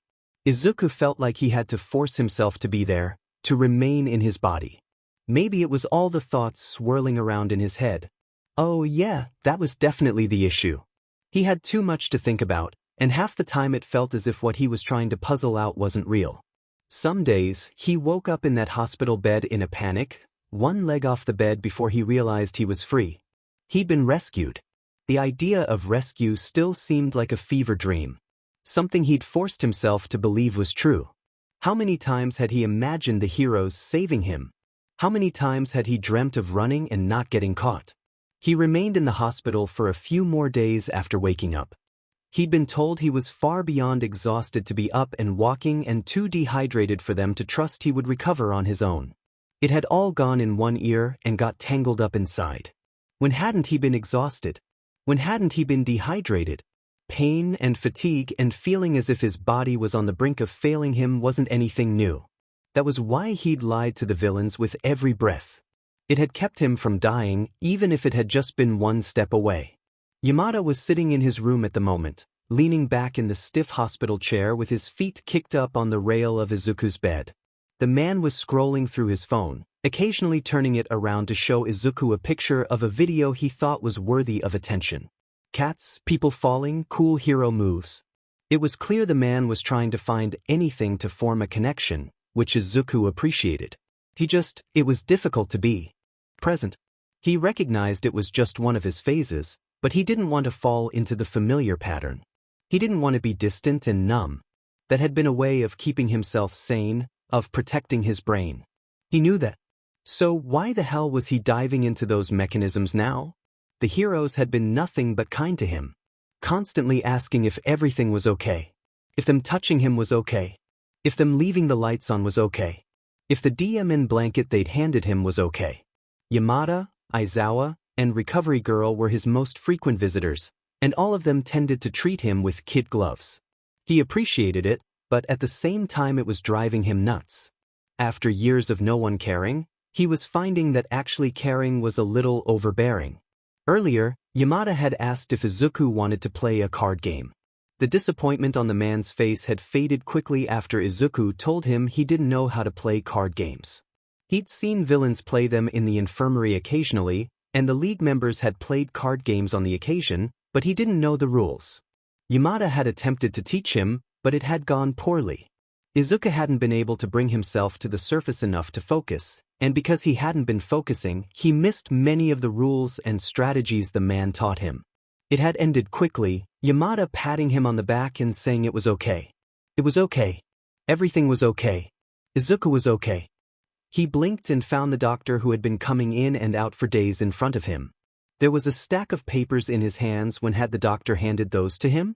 The man was explaining his diet and how to begin introducing new nutrition into his system slowly.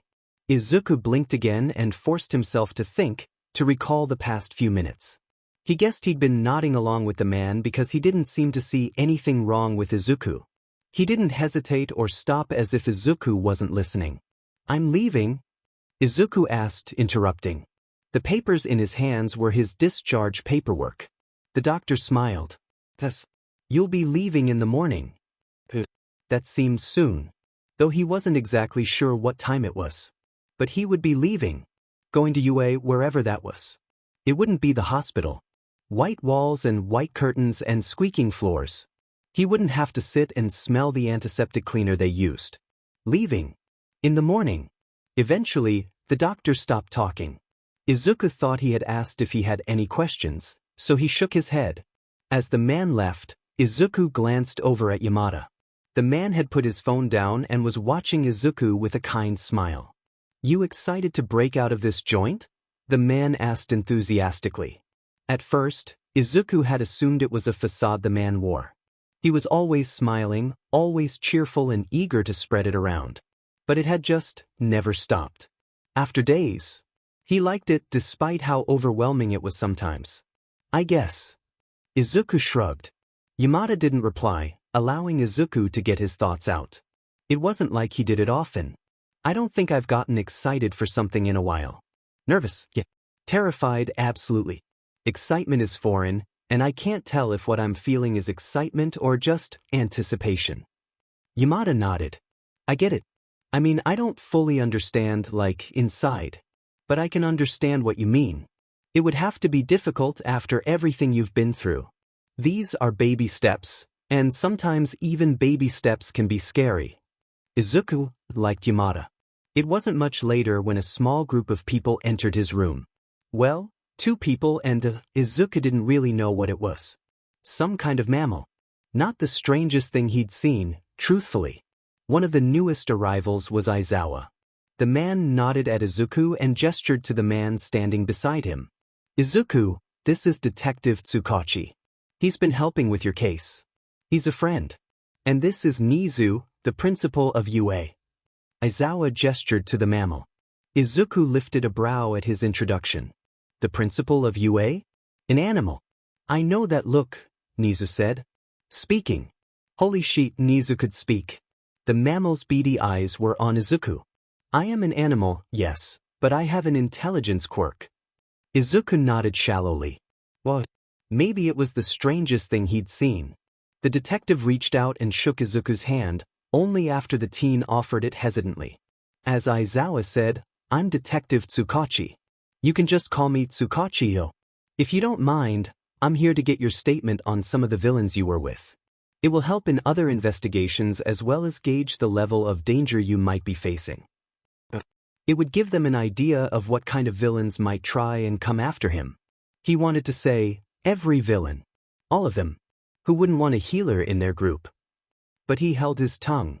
Instead, he nodded and said, I'll help as much as I can. The detective smiled again, trying to reassure Izuku. It seemed strange it wasn't the same false reassurance some of the villains he'd been with had shot his way. The man seemed genuine, as if he truly wanted Izuku to feel comfortable. Like Aizawa and Yamada. Like Recovery Girl. It was the same. First, can I have you state your name? Izuku thought that was an odd question. Izuku Midoriya. They already knew his name. Excellent. Before we begin, you should know what my quirk is. It allows me to determine if someone is telling the truth or lying. It's always activated and does depend on what the person I'm listening to believes is true. Any questions for me before we get into it? That was an interesting quirk. Useful, though Izuku didn't know if he would want to know if everyone was lying or telling the truth. Some things were better left unknown. No questions, he said. The man nodded. Can you describe the villains who took you when you were a child? Starting big, though they would be disappointed. Izuku didn't know who had taken him. He'd been too young and too inexperienced with terror to retain anything he'd heard. It had been the same way for years. He'd been a child who was told to heal and not ask questions. No one had ever bothered to give him any information, which left him with nothing to share, unfortunately. The detective nodded his head, only a hint of disappointment in his gaze. He quickly wrote something on the pad of paper he held. Are there any names you do know? Anything is helpful. Well, of course there were. In the last few years, I've been with more powerful groups. I'm sure you understand. But to take something from someone else, you have to have power. Strength. It's only obvious that each group I ended up with would be stronger than the last. They would have to be to take me away from the other villains. He almost laughed at the ridiculousness of some of his memories. Villains weren't always the smartest or the most intimidating. There had been times when in their efforts to intimidate him had only managed to make complete fools of themselves. Those had been the more inexperienced villains, the ones who weren't used to being the whispers in the darkness, the ghosts that terrified other monsters. He sobered quickly. The League of Villains had been one of the worst, at least before Overhaul. Izuku preferred not to think about the last year of his life. He rattled off the few names he could remember, though he didn't have much else to add. They had kept him fairly isolated. He didn't know their numbers or their abilities, and even if he did, he'd been with them years and years ago. It was unlikely they'd remained stagnant. And that was assuming they hadn't been destroyed when he'd been taken from them. Izuku fiddled with the edge of the blanket on the bed, uncaring if the lack of eye contact made him look weak. He was weak. I blocked out a lot of it. Tried to keep my head down and get through it. I'm sorry I don't have much for you, he murmured. There had been so many villains, some who left more of an impact than others. Most of the ones before the League were smaller groups. They were powerful but not on the League's level. The League of Villains. What a bunch of assholes. He still remembered the day they took him for themselves.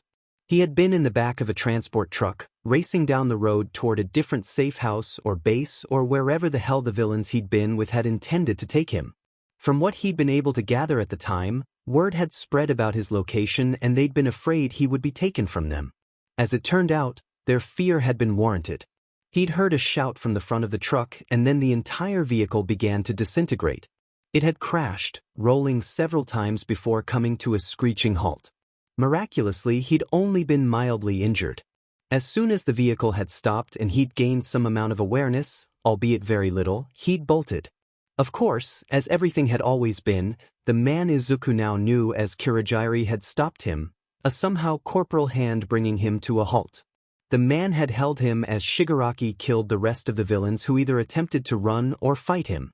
Izuku had sagged where he'd stood, resigned. Why bother attempting to escape when it was clear he wouldn't make it? So he saved his strength. Began the long process of preparing himself to get acclimated to another group. He'd met the others shortly after Shigaraki had brought him to their base, though he'd been moved several times since that initial capture. Izuku stopped his wandering train of thought and said, there were a few of them. The core members. Shigaraki, of course. We know who they are, Aizawa said, interrupting him with a cold tone. The man wasn't glaring at him. He narrowed his eyes at the wall instead, not looking at anyone in particular. We're familiar with the League.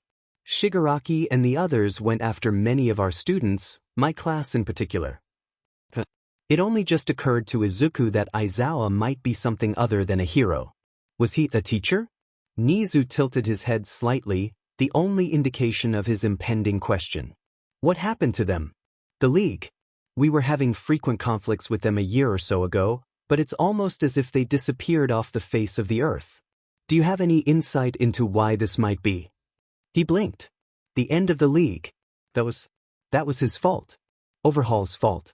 It was difficult to tell where his actions had ended and Overhaul's had begun. Though, Izuku knew what he'd done. It was why he was hesitant to tell them what happened. Things were fuzzy in his head, as if they'd happened to someone else and he'd been a bystander watching from a distance. He remembered escaping, but most importantly, he remembered what had happened before. It wasn't surprising that the heroes in the room picked up on his change in demeanor. It's okay, you know. Take your time, Aizawa said quietly, no longer glaring. He took a hesitant step forward before fully committing. He ended up crouched in front of Izuku, not touching him but obviously there if Izuku wanted the physical comfort.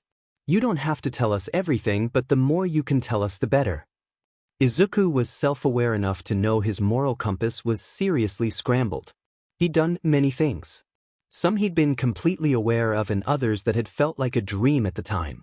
He didn't regret the things he'd done to survive, the people he'd hurt, but he knew the heroes couldn't hope to swallow that pill. It was a burden they didn't need to bear.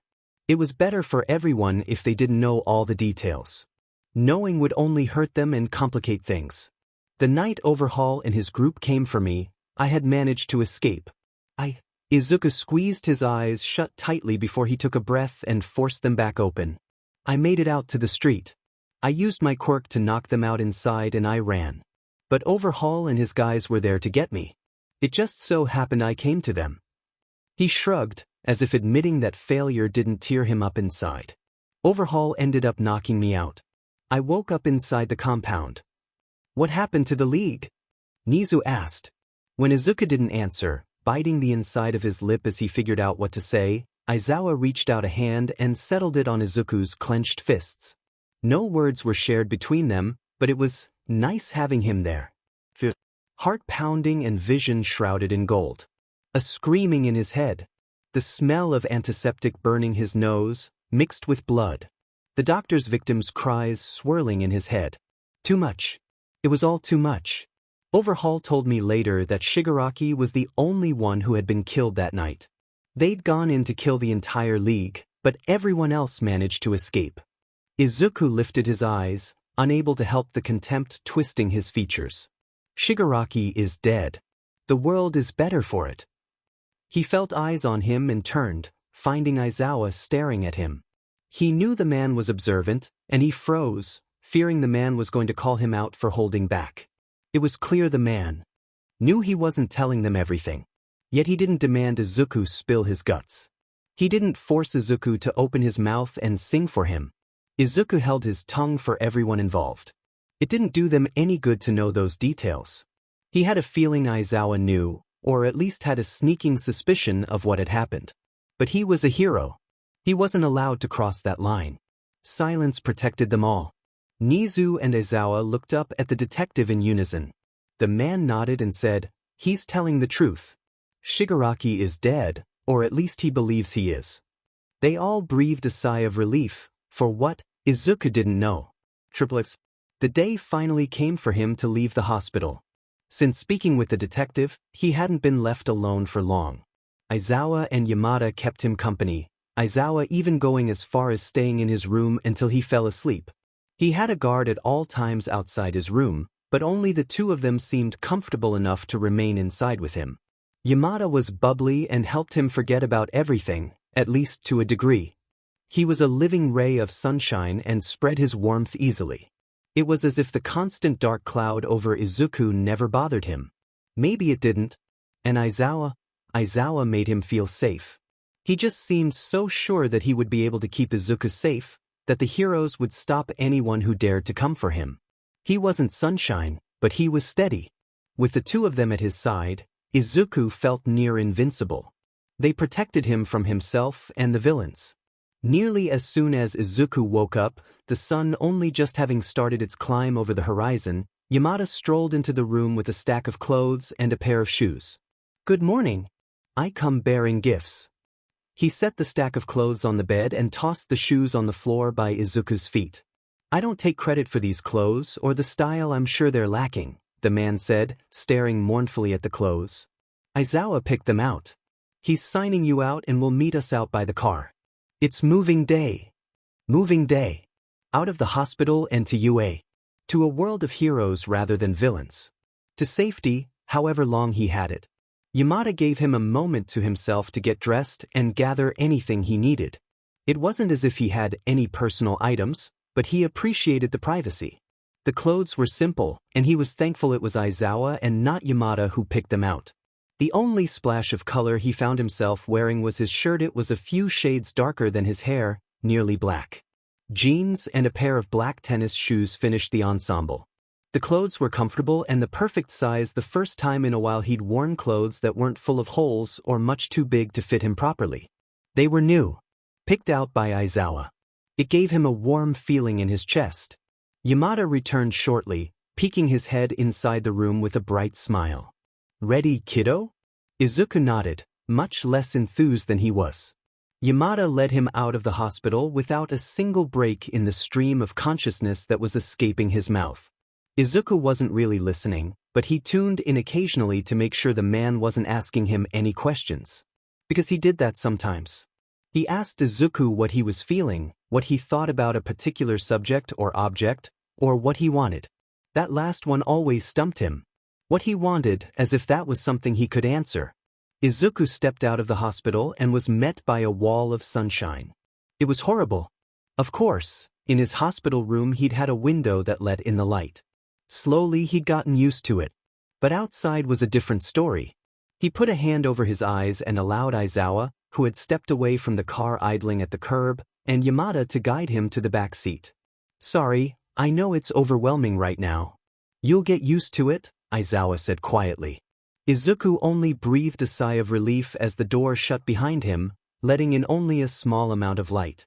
As soon as the two men slid into the front seats, Izuku said, "It's been a while since I've been exposed to that much sunlight." "That's terrible," Aizawa supplied. Yamada smacked him. "It's not terrible. Sunlight is good for you, Mr. I only work at night." Yamada turned in his seat and grinned at Izuku. "Don't turn out like him." That made him snort in amusement. The two of them were obviously good friends. About the same age if he had to guess. Maybe went to school together? Together, they were night and day. Aizawa pulled away from the hospital and soon they were zooming down the road. "It's a quick drive. Then we'll get you settled," Aizawa told him. "About that?" Izuku leaned forward and asked, "I know UA is a school, but that's about it. What kind of school is it? What's the deal with UA? Everyone keeps referring it as if it's a base." Yamada tilted his hand back and forth in the air. It kind of is. Especially since the dorms were put in. The man was twisted in his seatbelt, turned to meet Izuku's eye. UA is a hero school, but they don't only teach heroes. It's a high school, so all the kids are your age. There are general education courses, business courses, support courses, and hero courses. I teach hero students, Aizawa said gruffly. And, yeah, Izuku could see that. Yamada raised a hand eagerly. I teach gen ed kids. But teachers at UA kind of do a little of everything, so we all teach in other areas or help out whenever needed. Those hero students especially. They're a handful. Izuku could see Aizawa roll his eyes in the mirror. Yeah. A handful. Anyway, Yamada continued, UA is renowned for pumping out great heroes. All Might and Endeavor were both at UA once. Izuku had heard those names before, but in passing and without any details. He would ask about them later, he supposed. You're gonna love it. Love it. He didn't know if that was true. What he has failed to tell you is where you'll be staying. Aizawa turned to glare at Yamada, but it was clearly good-natured. You have your own apartment of sorts attached to the teacher's dorm. It's on the bottom floor and I'm only a floor above you. With area, of course. You can visit us anytime. Yamada's expression softened even further as he listened to Aizawa. The blonde regarded Izuku with that same softness. We're all here for you. UA might be a school, but it's your home. Besides, you're close enough to the other students to make friends. Make friends? Izuku stared out the window, unable to take Yamada's excited smile any longer. I won't be making friends. Triplets. He drifted. Sort of. He was present enough to see they had arrived at UA, massive gates opening for their car. He stared out the window as they drove past building after building, perfectly manicured grass and trees and gardens surrounding them. It was a lot. UA was beautiful. Izuku stepped out of the car as soon as they stopped and attempted to take up as little space as he could. He was genuinely afraid of messing it up, of getting it dirty or ruining it beyond repair. Which he knew was stupid, but explaining that to his fear was difficult. Aizawa and Yamada walked ahead of him, the latter gesturing for him to enter. Oh, they were at a door. He'd walked up a set of steps. He forced himself to be present, to be aware of everything around him. Izuku, this is Kiyama. Her hero name is Midnight. Yamada threw an arm over her shoulders with a smile. She's good people.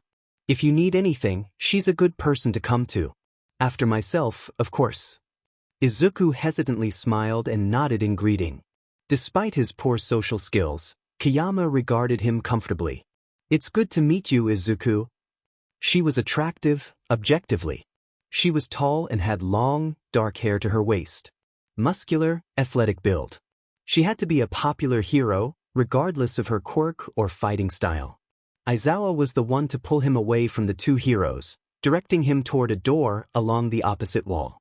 It was subtle, nearly hidden in the shadow of the balcony above. This is your room. We all have key cards for this door, but will only intrude if we feel it's necessary. This is your space. Aizawa pushed the door open and allowed Izuku to enter first. It was difficult not to retreat into his head. The space was large, and there were other rooms he could see parts of. A small kitchen and a living room, a plush couch shoved against the wall and a blanket thrown over the back. Aizawa showed him a bedroom that was decorated with taste dark colors for bedsheets and curtains and neutral shades of paint on the walls. There was a desk in the corner too. The bathroom is attached. Everything you need should be in there, but if you want anything else, ask one of us. Aizawa had his hands shoved in his pockets, wearing what looked like a onesie. Which, if Izuku thought about it, was about what he'd been wearing the other times he'd seen him. Dark jeans and black sweaters or long-sleeved shirts. Yeah, it was about the same thing. Izuku turned slowly, taking it all in. This is all mine? Seriously? Because it was the largest space he'd ever had. It is. And there are clothes in the drawers as well. The desk has been filled with supplies. Izuku took a better look around the bedroom. There were a few posters on the walls. Of heroes. He didn't recognize any of them. But now, he wanted to know everything about them. There was a shelf over the desk with a few figurines, also heroes. One was of a blonde man in a leather outfit, looking frankly ridiculous in the getup. He leaned closer, eyes narrowed. Present Mike? Isn't Yamada's hero name Present Mike? Izuku asked, lifting a brow. Yeah. That's him. Aizawa laughed under his breath. Makes you see him a bit differently, huh? A bit differently? There was no way the man he knew was that guy on the shelf. No way. He refused to believe it. What about you? Are any of these heroes you? Izuku asked, looking closely at the posters. Though, he didn't spot anyone who looked like either of the men he knew. Aizawa didn't move from the doorway, giving Izuku time to take it all in. Nope. I'm an underground hero. I won't be on any posters, at least not ones sold in stores. There are a few floating around that are homemade. Underground hero. Izuku knew what that meant. Which meant he also knew how much those heroes did. The villains he'd been with had made it clear they didn't fear many heroes, but the ones who dared enter the underground were the exception. Those heroes were a different breed. You're an underground hero. It wasn't a question. Izuku turned to look at Aizawa, and the man let him look him up and down. I am. Izuku nodded. The villains fear you. Not just you, but all underground heroes. The dark-haired man said nothing, but he did seem pleased by that news. We didn't know if you liked heroes or not, but my coworkers insisted on getting you hero merch. Aizawa shrugged. They might have gone a little overboard. The man kept talking, but the more he said the more numb Izuku grew. He was trying not to remember how little he'd had. Those were new clothes in the drawer. New sheets on the bed. A bed that was actually off the ground and didn't smell like mildew and urine. The room wasn't freezing or sweltering. There was a window. He closed his eyes. How many times had he woken up in a set of strange clothes, worn too thin with scattered holes in the fabric? How many times had he found himself without his shoes and his pockets emptied of what little he'd managed to steal? It sounded as if he was breathing underwater. Everything was muffled and distorted and distant, like he wasn't really there. Was the air thin? It felt thin. Okay. You're okay. You're with me, Aizawa. Hands touched his shoulders. Izuku shook his head. He remembered his old room, the one he'd had when he was a child and had a mom who loved to go to the mall on Saturdays where she would surprise him by going into the hero store. His room had been full of colors, posters on every surface and figurines and action figures and plushies everywhere, most on the verge of falling off his shelves or desk. He'd had an All Might alarm clock. All Might. He did remember that name. All Might was... He couldn't remember what the hero looked like, but he remembered liking him. He'd been strong. A strong hero. Please save me, All Might, Izuku had begged, sitting in the dark after having worn himself out pounding on a cold metal door. Help me. Please, I don't want to be alone. Izuku. Izuku's eyes snapped open and he gasped. Tears rolled down his cheeks. Dark eyes met his, only a foot or less away from his face. Aizawa. The man's name floated through his head. Aizawa. One of the heroes who had saved him. Saved him from the darkness. From Overhaul and all the other villains. The man held his shoulders carefully, clearly prepared to let him go as soon as he made any indication he was uncomfortable. But Izuku didn't want to be alone. He didn't want to force the man away because what happened when he left and no one ever came back? Or worse, the wrong people came back. It surprised them both when Izuku leaned into Aizawa's touch, the hero allowing Izuku to press his cheek into his chest. I'm sorry, Izuku murmured. You don't have to be sorry for anything. It's okay. The man's voice rumbled through his chest. It was like a blanket was spread over Izuku's back.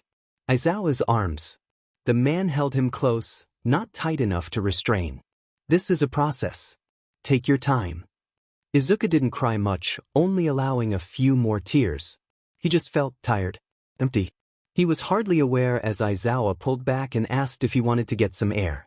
Izuku thought he might have nodded, but he wasn't sure. Then they were walking, body practically floating across the floor. The process. It was a process. Triplets. Shota noticed the moment Izuku flinched, stiffening. His eyes glazed over, and Shota knew he wasn't there any longer. They'd been waiting for him to have an episode, to fall back into his memories and fight his new reality. They'd been watching him and waiting for the moment when they'd be needed to calm him down. Shota had been expecting a violent, explosive display. Like before in the hospital. Maybe he'd run and try to get away. Maybe he would try and fight them. The kid was technically off his suppressants now that he was out of the hospital, but Recovery Girl had told him not to use his quirk just yet.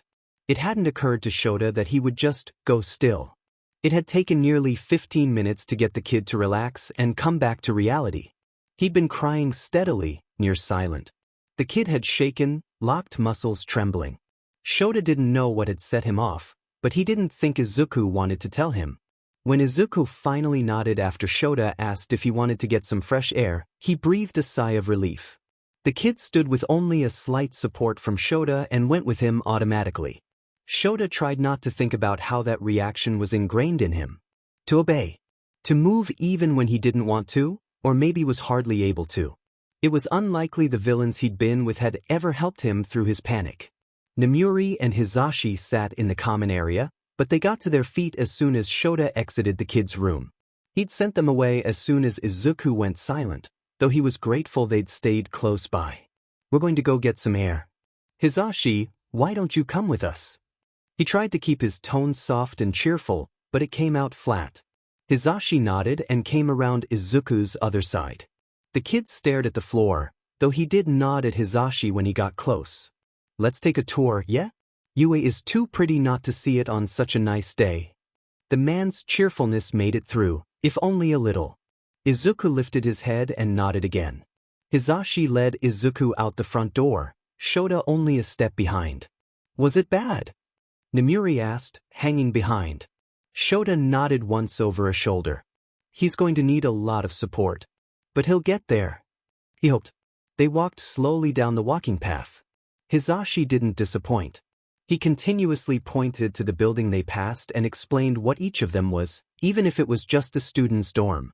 This is where Aizawa's class lives, the man was saying, pointing dramatically. He loves them dearly. They're like his kids.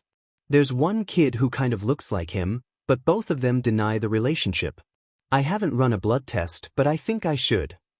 Shota rolled his eyes. The two of them had had that argument plenty of times.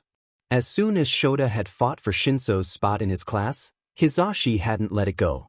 They weren't related. As far as Shota knew, the kid had a loving family. He'd met the kid's father once, though he hadn't been able to convince Hizashi of this. Izuku didn't reply, but he did seem to be coming back to himself. He was actually looking around, eyes tracking what Hizashi pointed out to him. They made a few rounds, showing him the different training grounds and areas a lot of students like to use to hang out after classes, especially since they were living on campus. Once they passed the teacher's dorm again, Shota said, "Why don't we take you by the infirmary? Recovery Girl is probably there. She can give you a tour of the place."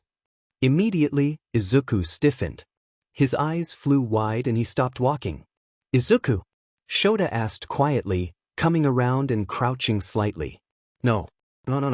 Please no." Izuku's hands went up to his hair, tugging slightly. "Izuku. It's okay. You're here with us. Aizawa and Yamada." Shota reached out to touch him, but as soon as his finger brushed Izuku's arm, the kid let out a terrible keening sound and stumbled away. "I'm not back with them," Izuku whispered harshly. "You're not with them. You were rescued." It sounded like he was trying to convince himself and was failing. He continued to retreat until his back hit the nearest tree. Izuku's eyes remained wide, unseeing and terrified. But he was more alert than before. If only slightly. He curled in on himself and continued to tug on his hair. Shota slowly pulled his hands free, not complaining as Izuku clung to his costume instead. "Izuku, take a breath for me. Breathe with me." Shota exaggerated his breaths for Izuku, and after a few long breaths, he followed along. "Good. You're doing good. A few more." It took them only a few minutes for him to slow his breathing and gain some amount of control over his racing heart. The two men knelt beside him, uncomplaining even as their joints protested. And they were getting so old. "I'm sorry," Izuku finally whispered, though Shota wasn't sure who he was talking to. "There's nothing to be sorry. I'm not there anymore. I know that. I forgot." For a moment. Hizashi reached out and touched Izuku's knee. He waited for the kid to flinch back or tell him no, but it never came. You're not there. We'll remind you of that fact as many times as you need. There have been a lot of changes today. We understand. Well, no they didn't. But Shota needed to understand. What triggered it? Maybe we can avoid it in the future, he asked. Izuku's eyes dipped down to his hands. The two heroes moved back as he got to his feet, not bothering to dust himself off. Leaves and dirt stuck to his pants, bits of bark to his shirt. He didn't seem to care. The infirmary. He hesitated. I spent most of my time in the infirmary. With Overhaul, specifically, but a lot with the other villain groups that had infirmaries. The League had the doctor, and I was there a lot with him, but Shota wanted nothing more than to kill everyone who had ever hurt that kid. He tried not to let that lethal rage show through. Then Izuku started walking back toward the infirmary. It's fine. I'm fine. I should go see it. I'm going to be spending a lot of my time there, right? Like hell he was not after that. But he walked with determination. He seemed almost like an entirely different person. Clenched fists. Shoulders thrown back and tense. Entire body tight. He was angry. Frustrated. Likely with himself. Shota knew stopping him and treating him with kid gloves would do more damage than it would good. So to the infirmary they went. Over Izuku's head, the two men exchanged a look. Neither knew exactly what to do to fix what was wrong, or if that was even a possibility. Until they figured it out, Izuku was in charge of telling them what he needed. Triplets. The two heroes were concerned. They had every right to be. Izuku was concerned too. He'd lost it. Twice. How the hell was he supposed to be a part of society, a part of UA, when every DMN thing set him off? And for the stupidest things. He was better than that, at least he thought he was. When he'd been with the villains, he'd maintained a level head most of the time. Yeah, he had his phases, but he usually relied on indifference or numbness. There was the occasional moment, but those were not common. He tried to project a calm exterior to the two men walking by his side, but he hadn't yet managed it by the time they reached the infirmary. Aizawa stopped him with a hand on his shoulder before they entered and asked, "Are you sure you're okay going in there?" Yeah. Izuku didn't believe himself, so there was no way Aizawa would. But it was clear he wouldn't force Izuku away just yet. He entered the infirmary, every muscle stiff and waiting for the inevitable reminders of, well, before. He could practically feel the hero's eyes on him. He braced himself, eyes squeezed shut for a fraction of a second, and then, there was the antiseptic smell he knew all too well, but it wasn't alone. He looked around, staring and staring as he realized. It wasn't the same. The place was extremely clean, but it was open and brightly lit. Windows lined the back wall and let in the natural light. There were empty beds near the windows, white cabinets and white counters lining the place. It was clearly well stocked. But there was the smell of vanilla? He didn't know what it was, but it was warm. It made the space feel open and inviting and not like a dungeon. Footsteps accompanied by the clacking of a cane. In a moment, Recovery Girl rounded the corner and lit up as she spotted the three of them. More accurately, Izuku. I hadn't realized I'd have visitors today. Here, she said, digging in the pocket of her white coat and pulling out a small red lollipop. She handed it to him and he took it hesitantly. We're out showing him the place. Figured we'd show him his newest classroom, Yamada explained tightly. The woman watched him with a careful expression, and it felt as if a silent conversation was happening. Izuku pocketed the lollipop and continued his assessment of the large infirmary. He wanted to go and lay on the bed farthest from where he stood, directly in that patch of sunlight. He didn't have to look down at his pale as sheet skin to know he needed more sunlight. Izuku! He snapped back to attention as Recovery Girl said his name. He blushed, clenching his jaw. Sorry, what? She gave him a knowing smile. Why don't I show you around the place? The old woman moved away from their huddled group without waiting to see if they followed. Izuku was a step or two behind her. We have the capability to perform most procedures here. From broken wrists to surgery, UA has the facilities for it. However, I usually try to send the more severe cases out to the nearest hospital. I've been trained and do what I can with my quirk, but even I have my limitations. Interesting. He'd never seen surgery performed without the use of his quirk. He supposed he'd taken part in his own version of surgery. He'd been forced to cut into a man's gut and remove a bullet before healing him, but he knew what Recovery Girl meant wasn't the same. Broken bones were tricky sometimes, but as long as they were in the right position, he usually didn't have any issue fixing them up. Once, he'd attempted to regrow an amputated hand, but he hadn't been able to manage it. He could only regrow so much.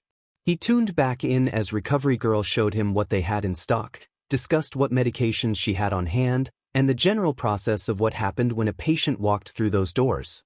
It was interesting, actually. He didn't see himself as a medical professional, not by any means, but he had been so desensitized to it over the years that learning the proper way to do things was exciting. He didn't have to be the one to withstand the glares of the villains around him as he attempted to save their friends screaming on a metal table, blood flying with every JRK of their body. "And this is your desk?" Izuku blinked stupidly. He stared at a small alcove where a polished wooden desk sat. There was an office chair tucked into the space, too. On it was a stack of books, but he couldn't read the titles from where he stood. Adjacent, only a few paces away, sat Recovery Girl's desk. Hers was covered with files and other paperwork. "This is mine," he dared ask. He felt her place a hand on his arm, as high as she could reach. "It is. I spoke to Nizu, and if it's okay with you, I'll be the one to teach you. You'll have a self-guided curriculum Nizu is making up for you, but I can teach you to use your quirk. I can teach you medicine." He turned with foggy eyes, gazing down at his new teacher. "Teacher for him. Do you want that, Izuku?" she asked, seeming hopeful. He nodded before he could even think. "Yeah." She took his hand and came to stand in front of him. "It's going to be a long road, but I see so much potential in you. If you come to the conclusion that you want to use your quirk or the knowledge I'm going to give you, there are so many paths for you to choose. Like you, using my quirk as a hero. Yes, but there are other ways healers can be involved. With the way you use your quirk, you have so many options. But there's no need to dwell on it just yet," she added with a wink. "For now, enjoy being a student." "Enjoy being a student?" Triplets. The three of them didn't stay long, though Izuku knew he lost some time staring at the desk. His desk. Recovery Girl had given him a desk. It was his. He wasn't smiling, but he felt near giddy as he was guided out of the infirmary and down the long hallway. He wondered briefly why UA was so DMN large. Even the doorways seemed massive. Or maybe he just felt small. Izuku glanced up as Aizawa came to a stop and opened a door. Teacher's Lounge. He nearly pointed out that he wasn't a teacher and probably shouldn't be going in there, but he stopped himself. Neither Aizawa or Yamada seemed to have an issue with it. "Nem already have lunch?" Yamada asked from behind Izuku. "Yeah, she texted me while we were in the infirmary. I made a guess of what you wanted." Yamada pouted, though Izuku didn't have to look behind him to see it. "I'm blaming you if I don't like it." It was friendly banter they shared. He'd heard it from villains, but it was different with them. They were clearly good friends and they trusted each other, even if Yamada's words didn't reflect that. When the villains had bickered back and forth, the smiles they'd shared had been with a hidden knife waiting to strike. While they'd been friends in the moment, everyone knew a time may come when they would turn on each other. "About time you boys made it." Kiyama's voice floated around the room Izuku found himself in, narrowing in on the woman where she sat on the edge of a table. She smirked at them, but Izuku wasn't paying her face much attention. What the hell was she wearing? It was something akin to a bodysuit. Or maybe it was a bodysuit. It didn't leave a single part of her to the imagination. He felt his cheeks flush with embarrassment and he turned away. Yes, he had seen every part of a person. He wasn't unfamiliar with NDTY or indecent exposure. But it felt different. Yes, Kiyama Midnight, he supposed, since she was in her costume, was an attractive woman. While he knew that fact to be true, he couldn't keep his eyes on her for long. He forced himself to look her in the eye, stoically ignoring everything below her chin. Behind her on the table was an entire spread of food. He was looking over each of the dishes when movement on the other side of the room caught his attention. He looked over in time to see Izuku. And then Eri was sprinting for him. He met her halfway, dropping to a knee right as she threw herself at him, leaping into the air without a single care for her safety. Without a single worry he wouldn't catch her. And he did catch her. As soon as her small body slammed into his, he wrapped his arms around her and buried his face in her hair. "Eri," he whispered. "Breathe really." Because she was there. She was there and in his arms and safe. "You're here. You're safe." He squeezed her once more and held her at arm's length. She was grinning about as wide as she could and stared at him as he hung the moon and the stars just for her. "You're safe, right? You're okay?" He'd been told she was fine, that she was being cared for by Aizawa, but he needed to make sure. He hadn't gotten her out only for her to end up in the hands of people who meant her more harm. Even if it meant he had to use his quirk to the point of killing himself, he would protect her. She nodded eagerly. "I'm okay. They're so nice, Izuku. Ia special awai Aizawa. He taught me that word." Izuku smiled and ran his hand over her hair once. She looked better than before. She had color in her cheeks and a light in her eyes that had been taken away by Overhaul. Distantly, too far away for him to fully acknowledge the thought, he realized he hadn't looked in the mirror in who knew how long. He hadn't seen the look in his own eyes. He wasn't sure he wanted to. "Aizawa told me you were out. Rescued. But he wouldn't let me see you." She huffed a sigh, pointing it toward Aizawa. Izuku laughed with her. She continued to talk, to tell him about everything that had happened since he'd last seen her. He learned about her new room and how she'd been allowed to decorate it with whatever she wanted. He learned she liked unicorns because she was a unicorn and apparently Aizawa, Yamada, and Kayama bought her a unicorn anytime they went out because she did really well in public spaces. He learned she didn't like getting up early and was going to be a night person like Aizawa. But he gathered more from what she didn't say or what her body language screamed. Eri had been worried about him. She still flinched when someone moved too quickly. She watched everyone's hands rather than their faces. But most importantly, she trusted everyone in the room. She allowed her back to be turned to them and she made an effort to look at them. She leaned into his touch easily, easier than the others. He knew why. He knew she trusted his hands not to hurt her. He would never hurt her. All she'd ever known from him was comfort and healing.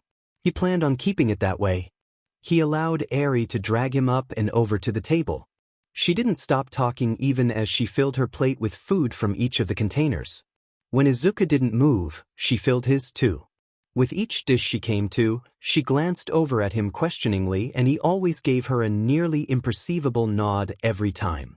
It surprised Izuku when she pulled him down into one of the chairs at the table and then climbed into his lap. She didn't bother asking him permission or even looking up to make sure he was okay with it. He sat stiffly, unsure what to do. "Eri, Izuku might need his own seat," Aizawa chided, though it was clear he was suppressing a smile. Izuku shook his head and moved. He held Eri with one arm while the other worked at his meal. "It's okay. She can stay." He wanted her to stay. Maybe he needed her to stay. She was doing so well. She was recovering. Maybe he could recover too. X. His heart was going to explode. They were so cute. They were so tragic. Shota didn't know what was hurting him more. Two traumatized children because, yes, Izuku was still a child and his head were healing together. He didn't dare breathe too loud for fear of ruining the moment. Izuku still looked relaxed, something that had been missing the entire time Shota had known the kid. He'd been there for Eri in the days after escaping. He knew what was coming, what had been done, and what leaving that dark presence meant. He knew Izuku would likely have nightmares and continuously fall back into old habits and responses.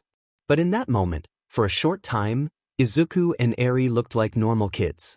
Eri was doing most of the heavy lifting. She chatted Izuku's ear off as the kid picked through his lunch. He occasionally sent her a smile to show he was listening. They were both so strong. So why was he afraid to look away from them for too long? "How are things going?" Namuri asked, pulling him aside, Hizashi seamlessly sliding in beside Izuku while they spoke. "Well enough. He had a few moments, but otherwise he's adjusting." She hid a wince. She'd been there for many of Eri's meltdowns. After a particularly bad nightmare. After she was triggered by something completely random to them. Nemuri had seen the little girl at her worst. Let me know if you need anything. Shota's brows pinched. You know he's not mine, right? He's all of ours. Collectively. He's you is actually. Nemuri snorted. But you know he's attached to Eri. He's going to be around you all the time. Are you really telling me you're going to be able to resist the instinct to pull him under your wing and protect him? He rolled his eyes. I don't go around adopting everyone I see. I don't care about people that much. She actually threw her head back and laughed, wiping a tear from her eye dramatically. Oh, this is hilarious. As if you don't have an entire class you've claimed as your own. Adorable. Truly adorable. That's not true. But she wasn't listening to him. She flicked her hair over a shoulder and strutted to the door. See ya later, Shota. Call me if you need anything. Then she winked. He glowered at her retreating form. Him and her. Because of the newest arrival to UA, Cementos was covering his class that day, which left him with the entire day to get Izuku settled. Hizashi had classes to teach in the afternoon, but he seemed excited to hang out with them until that time came. Lunch went by quickly. Shota only allowed Izuku and Eri to step away from the table after they'd eaten what he concluded was an acceptable amount. They were growing kids both in sore need of extra nutrients. And no, that didn't make him a parent. He was simply concerned. Izuku, come see my room. Then I want to see yours. Eri squealed, already pulling Izuku from the room. She turned to Shota on her way out. Are you coming? He huffed. She was still so young. What kind of monster was she going to be when she was a teenager? He shivered to think about it. He followed behind the two of them as they walked side by side to the teacher's dorm, hands in his pockets. It was understandable that neither one could go long without reaching out and touching the other. Eri liked physical touch. She'd flinched away from him at first, but after a day or two she'd realized he wasn't going to hurt her. Izuku, on the other hand, clearly didn't enjoy physical touch. He'd been flinching back from them from the very beginning, prompting them to move slower and project their movements. But with Eri, he didn't seem to have that problem. When her little hand came up, he didn't hesitate to grab it. When her shoulder bumped against his arm, he tugged her closer. As soon as he unlocked his apartment for them, Eri burst inside and went nuts showing Izuku her room. Shota gave them their space, dropping down on the sofa in the living room and reaching for his laptop. He had already gone through the file Tsukachi had sent him. He'd seen the photos from the Midoriya's apartment. He'd seen Inko Midoriya's body, blood, everywhere. It was a gruesome scene. He hadn't asked if Izuku had witnessed it. He didn't think he ever would. Tsukachi had confirmed that Izuku was indeed Izuku Midoriya. The same Izuku Midoriya that had gone missing after his mother's murder. It was official. Izuku Midoriya had finally been found after 10 years. While he'd never been declared deceased, everyone had assumed. It was nice to be able to disprove those assumptions. Though, Shota hadn't reintroduced Bakugo into Izuku's life. He wasn't exactly sure how to do that. It didn't feel like his place to facilitate the meeting, but at the same time he knew it was. Izuku had seemed so alone in the hospital, curling up tighter when he'd asked if he had anyone in his life he wanted contacted. But he'd said there wasn't, which either meant he didn't remember Bakugo or didn't want him in his life. Tomorrow, Shota would be back with his students. It was a miracle Bakugo hadn't marched to the teacher's dorm to hound him yet, but Shota supposed his unpredictable schedule threw the kid off. Though it was inevitable. He could already hear Bakugo arguing with him, demanding to know when he could see Izuku. As it was, Bakugo had been sending Shota texts throughout the day, ever since they'd found Izuku. Sometimes he regretted giving his students his number. For emergencies, Shota had stressed. It was an abuse of power, really. Tomorrow, he would figure out how to approach that subject. And keep Bakugo away from Izuku until the kid was ready. If that time ever came. He was exhausted just thinking about how much work it was going to be. Triplets. Sleep never came. Despite his mind feeling like mush in his skull, heavy thoughts exhausting what little energy he'd managed to save up, Izuku was unable to close his eyes and drift away. Maybe it was because of all the sleep he'd managed to steal in the hospital. Maybe it was something deeper he didn't really feel like lingering on. So he stared up at the ceiling, lying in a comfortable bed and dressed in a pair of clean pajamas. It had been so long since he'd worn pajamas. The room was nice, extraordinarily. It had clearly been decorated with love, heroes staring down at him from all angles of the room. Posters and figurines, all with smiling men and women who had devoted their lives to helping. He knew he should feel protected and safe enough to stop thinking and sleep. There was a fan overhead, shifting the air slowly. The blades made soft whumps with each turn. But it was still too quiet. He'd sat in Aries' room that evening for hours. Time had gone by so quickly. She'd dragged him around her room, showing him every inch of space she'd filled with her blooming personality. He hadn't been able to help himself. He'd smiled with her for hours. She was easy to be with. She didn't ask questions about everything that had happened. She didn't seem to care about the past, only the future. She was the same as him, in a way. She'd seen the same monsters and carried the same shadows he did. Though, she seemed to be skying them off better than he was. Yamada eventually stopped by with takeout. The four of them had eaten in relative silence, though it had been comfortable. Not at all like the room he now found himself in. Murmured conversation had been passed across the table and there hadn't been expectations. As soon as Yamada arrived, he'd braced himself for question and answer time. But they'd eaten. Purity. Well, that wasn't exactly true. Yamada had hounded Izuku about many things, but none painful. Somehow, the man had skirted all sensitive, painful topics. Then Yamada had taken Izuku back to his own space.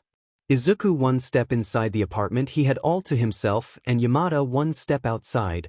The man had asked him if he'd be okay for the night. Izuku had said yes, not too quickly that the man wouldn't believe him. Because he'd lied. Would Izuku be okay for the night? Absolutely not. He'd known that as soon as he'd left Aries' side. He wouldn't be okay in his own room. He wouldn't be okay with his newfound freedom. But he'd lied because he'd already freaking out on them about the DMN infirmary. He'd already broken down about the room and the space and the sheet they filled it with. The sheet he actually really liked and made him feel. It made him feel seen, cared about. And he didn't know how to feel about it. He didn't know how to handle it. He was supposed to be stronger than that.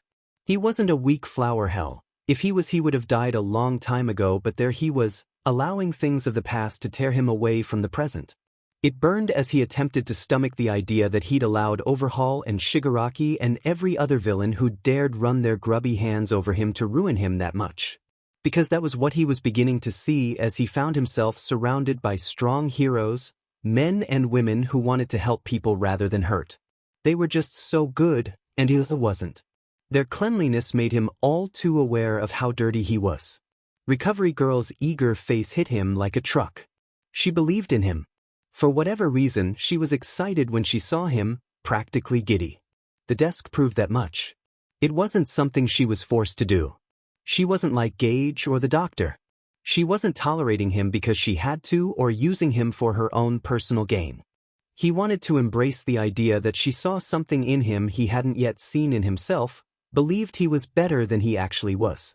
Izuku rolled over, facing the wall. The sheets were soft under his hands, pillow unbelievably plush under his cheek. He should have been able to fall asleep easily, but it didn't come. Not for a long, long time. When he finally wore himself out with his thoughts, it was as if he was falling from a great height and was waiting to hit the bottom. He was so tired. Triplets. They were trying to ease him into things. That was what Recovery Girl had told him that morning. One thing at a time. We don't want to overwhelm you, she'd said with a pat on his shoulder. He'd managed not to flinch away from the unexpected touch. If she noticed, she didn't say anything. We don't want to overwhelm you. Too late for that. As soon as he'd opened his eyes that morning, the few hours of sleep he'd managed to steal for himself not nearly enough for the cheerful hero that knocked on his door and offered him breakfast. But he'd been able to see Eri. He'd had a short and quiet conversation with Aizawa, only after Yamada left to get some grading done. It had been a nice morning. Maybe that was the problem. Yeah, Izuku could feel a phase coming. He just wasn't sure which one it would be. Sometimes he didn't know until it hit him full force. We don't want to overwhelm you. They didn't realize he was about as easy to overwhelm as a newborn baby. That morning he was in the infirmary. She'd allowed him to get settled at his desk while she'd finished up a physical exam on an older student. Izuku hadn't made eye contact as he'd brushed by, hoping to get to the alcove in peace without a conversation. From what he understood, he would start his classwork next week. Nizu was putting together a few placement tests for him that would gauge his current level of education and tell them all what he needed to work on. Izuku knew he'd fail those tests spectacularly, but he'd take them nonetheless. Which meant the rest of the week he would spend in the infirmary and in the teacher's lounge with Eri and the other Hurios not actively teaching. That day, he was in the infirmary until lunch, a plan he was thankful for. He wanted to be their recovery girl was nice and he genuinely wanted to learn from her, but he felt one wrong move away from exploding. He didn't want her caught in the blast. He'd been there for a few hours already. For the most part, it had been fairly slow. Only a few students had come in requiring recovery girl's healing. She'd taken her time explaining her quirk to him, the good and the bad. She'd explained every single thing she'd done as well as alternatives. She didn't move too fast and never spoke to him like he was an idiot. For one of the first times in his life, he felt as if he was an equal somewhere. Obviously, he was a student and she his teacher, but there was a slightly different relationship dynamic that he knew existed. Maybe like a child and their parent? He wished he remembered more about what that had felt like. Or been given the opportunity to know what that kind of relationship looked like as someone older than 7. The door to the infirmary opened and he heard the unmistakable patter of footsteps. They were quiet, but clearly not concealed. He and recovery girl sat in their little alcove, and he was the first one up and moving, spotting the student entering the infirmary. It was a female student. She peered around the empty space shyly, clearly unsure of herself. "Hello," she called timidly. Izuku didn't approach, but he did step out from the wall enough for her to see him. She wore what he'd been told were their gym uniforms. He hadn't been given a set yet, but Aizawa had told him he could request a pair if he wanted them. Izuku himself wore the school uniform, though he'd ditched the jacket. He had found a few short-sleeved and long-sleeved uniform shirts in his closet that morning, choosing the latter without much hesitation. He wasn't necessarily uncomfortable with the scars he'd collected. Overhaul had erased many of them, though he'd also replaced some, but he knew others could be. He'd ended up rolling the sleeves up to his elbows as a compromise. It was strangely comforting to be wearing a uniform rather than a set of patchwork, threadbare clothes. And he had shoes. "Hi, I need help?" the girl asked, seeming unsure of the reason for her visit. Thankfully, recovery girl rounded the corner and came to her side. "Sit on the bed there, all right? What's hurt?" Izuku took a few steps forward, remaining a few paces behind recovery girl. He wasn't sure why recovery girl asked what was hurting when her arm was clearly broken. There was a notable deformity to her forearm, and he easily spotted swelling and bruising. "We were just playing a game of capture the flag. I'm so clumsy, I don't know why I thought I would be able to climb up in the tree to hide our flag. Is it broken?" "Yes." Their heads turned his way. Heat creeped up in his cheeks at the attention, but he shoved the discomfort down. He took a deep breath and then came forward. "Sorry, I didn't mean to interrupt." Recovery girl smiled fondly at him and took a step back. "It's not a problem. Actually, while we have an opportunity, why don't you show me what you can do?" The girl's eyes were flicking back and forth between recovery girl and Izuku. "What you can do? What can he do? What's he going to do?" "It's all right. Take some deep breaths for me. Izuku here is my student. He has a healing ability. It's incredible." Recovery girl reached out and touched Izuku's arm. She peered up into his face and nodded. "If you don't mind, I'd like to see it. It would give me a chance to assess your ability for myself." It wasn't the thought of using his quirk that was giving him pause. No, it was the tenderness she showed. The hesitation the student had at the thought of him using his quirk. None of it was bad, just different.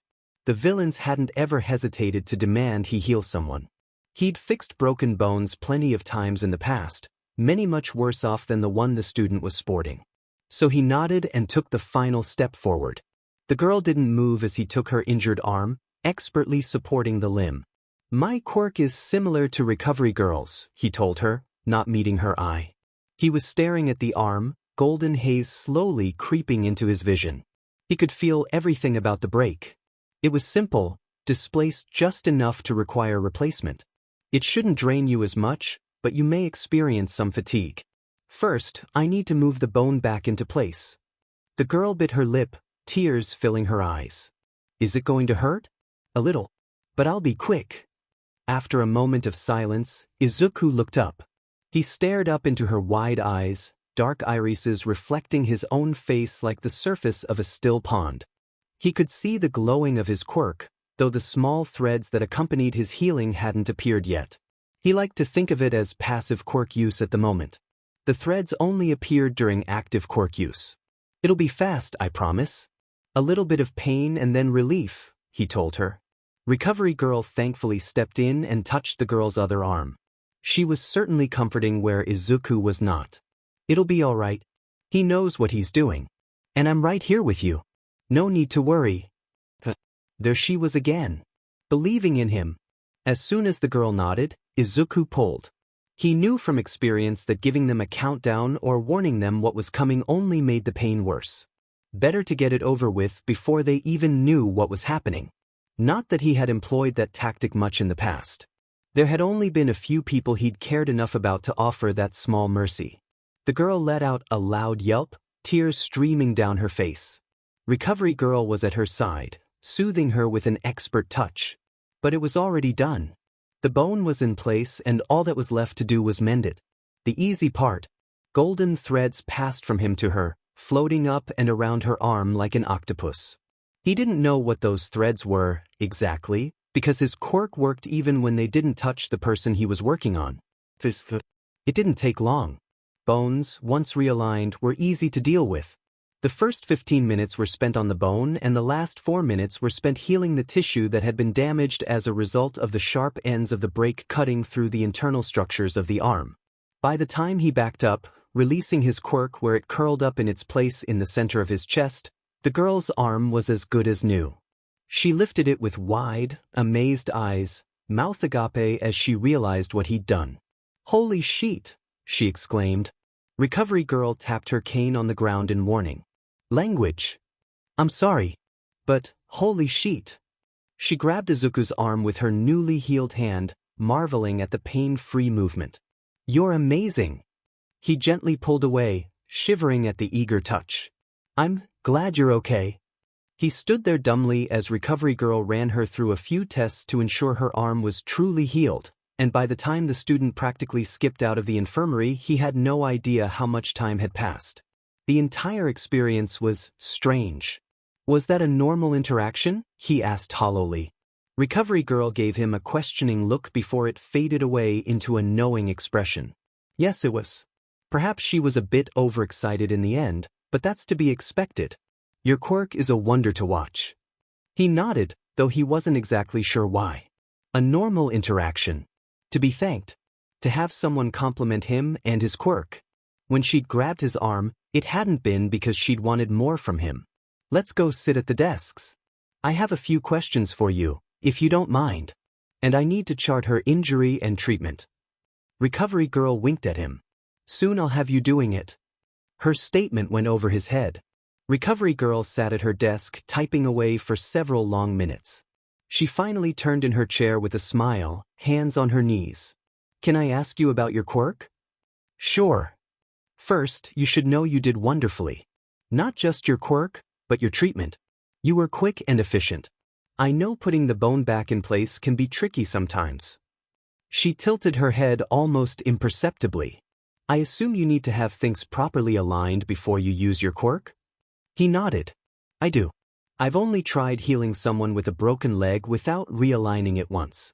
It forced the bone back together incorrectly and we had to break it again." To her credit, the old woman didn't wince. "How are you feeling? Any side effects?" He wasn't. That one healing wouldn't be enough to trigger that euphoric feeling. He told her as much. "It normally takes a little while longer before I start feeling anything. Usually I can heal several people before that happens. Or one person if it's a bad enough injury that it takes a while." "Tell me about what you feel with your quirk. How sensitive is it?" That was an easy question. The answer? Extremely sensitive. My quirk has Different levels, really. I'm sure you saw, but I can activate my quirk without starting to heal someone. It allows me to reach out and feel inside. It's why I could tell it was completely broken and displaced. Though we could both see it was. She chuckled at that. I could feel the broken edges and where they'd cut through some of the tissue around it. Her eyes were a fraction wide than before, but not in fear or shock. She was happy. Overwhelmed, maybe. That's astounding, she breathed. With my quirk, I can only tell what's injured after I've started healing them. It's why I rely so much on my medical training. But you? You are able to scan someone with your quirk and identify exactly where they're hurt and to what severity. Her fingers tapped at her legs. I know of a few people with quirks that allow them to scan someone and identify injuries or assess basic vital signs, but nothing as detailed as what you're telling me. He swallowed and looked down at his hands. It took a while to train it, he said with a small smile of his own, chuckling to himself. Obviously I didn't have a quirk counselor or anything. I learned by doing. Trial and error. During those early days, by himself for days at a time, he'd stretched his quirk as far as he could. It had been a game, the only thing he could do to occupy his time. He'd been able to sense a lot by doing that, learning about the intricacies of the human body and the damage people took. He'd learned people could take a lot of damage and still live. You've done well, Izuku, Recovery Girl said softly. Izuku wasn't an optimist by any means. He wouldn't say he was a pessimist, either, but, alright, maybe he was a pessimist. He preferred realist, but he knew he tended to expect the worst in life. At least that way, he wouldn't be surprised by what inevitably happened. So, pessimism. However, he was starting to feel his spirits lift while spending time with Recovery Girl in the infirmary. So much so that he hardly felt the hours pass. He'd only healed 2 other students since he'd shown Recovery Girl his quirk for the first time. One had been a first-year support course student who came in with a burn to his hand, spanning nearly his entire palm. It had been a walk in the park, hardly requiring any concentration on Izuku's part. The other had been a clumsy girl who apparently fell down the stairs on her way to her next class, smashing her face against the floor. The cut had looked worse than it really was. She'd split the skin from her chin to her bottom lip only because she bled like a stuck pig. He'd made it quick, holding the skin together as his quirk wove it back together. Of course, that hadn't wiped away all traces of the injury. Dried blood flowed down her neck and chest, staining her uniform. She continued to cry even after he'd healed her, but Recovery Girl swooped in and handled that. He wasn't good with tears. At least not of that variety. The irrational, scared variety. There was less than an hour left before lunch when the door opened again and 3 students entered. Izuku rolled his chair back until he could see them, staring as 2 of the 3 young men practically dragged the third over to one of the beds. He narrowed his eyes at the patient. The kid was clearly unwell, pale and sweaty and struggling to hold on to consciousness. Izuku was up and moving before he had time to think about it. What the hell happened? He asked Recovery Girl behind him. He moved aside as the woman came up to the young man's side. The 2 students who brought him in shrugged unhelpfully. We were in the middle of class when he just collapsed. Recovery Girl didn't bother looking over at them as she asked, "You're general education students, correct? You haven't been out in the gym today? No recent trauma that you're aware of?" They both shook their head. "No," Izuku answered for them. "You boys can be on your way. We'll take good care of your friend." Recovery Girl turned with a smile, dismissing them. Once they were gone, Izuku came up to her side. "What's wrong with him?" Recovery Girl brought up a small, handheld device, not answering him. He watched her prick the kid's finger and set a drop of blood on the end of the device. "This is checking his blood sugar. I have a feeling this is the issue. Right before lunch, likely didn't eat breakfast. It's not uncommon." Izuku's brows came together. He didn't really understand. The machine beeped and she glanced down at it with a click of her tongue. As predicted, his blood sugar is low. 45. As if answering her disapproval, the kid on the bed groaned and shifted, but he didn't fully wake up. "Let me walk you through this, all right? It's a good teaching moment.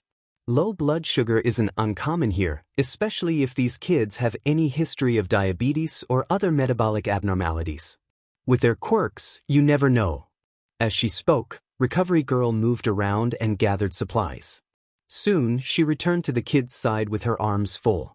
With low blood sugar, there are several ways to treat it. Ultimately, what we're going to do is raise the blood sugar enough for them to do it themselves.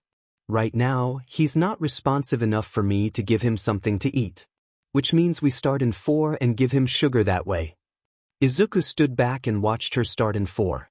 She ripped open one of the supplies she'd grabbed. It was a bag of fluids. She hung it on the hook above the bed and connected it to the 4. So this is dextrose. Sugar water.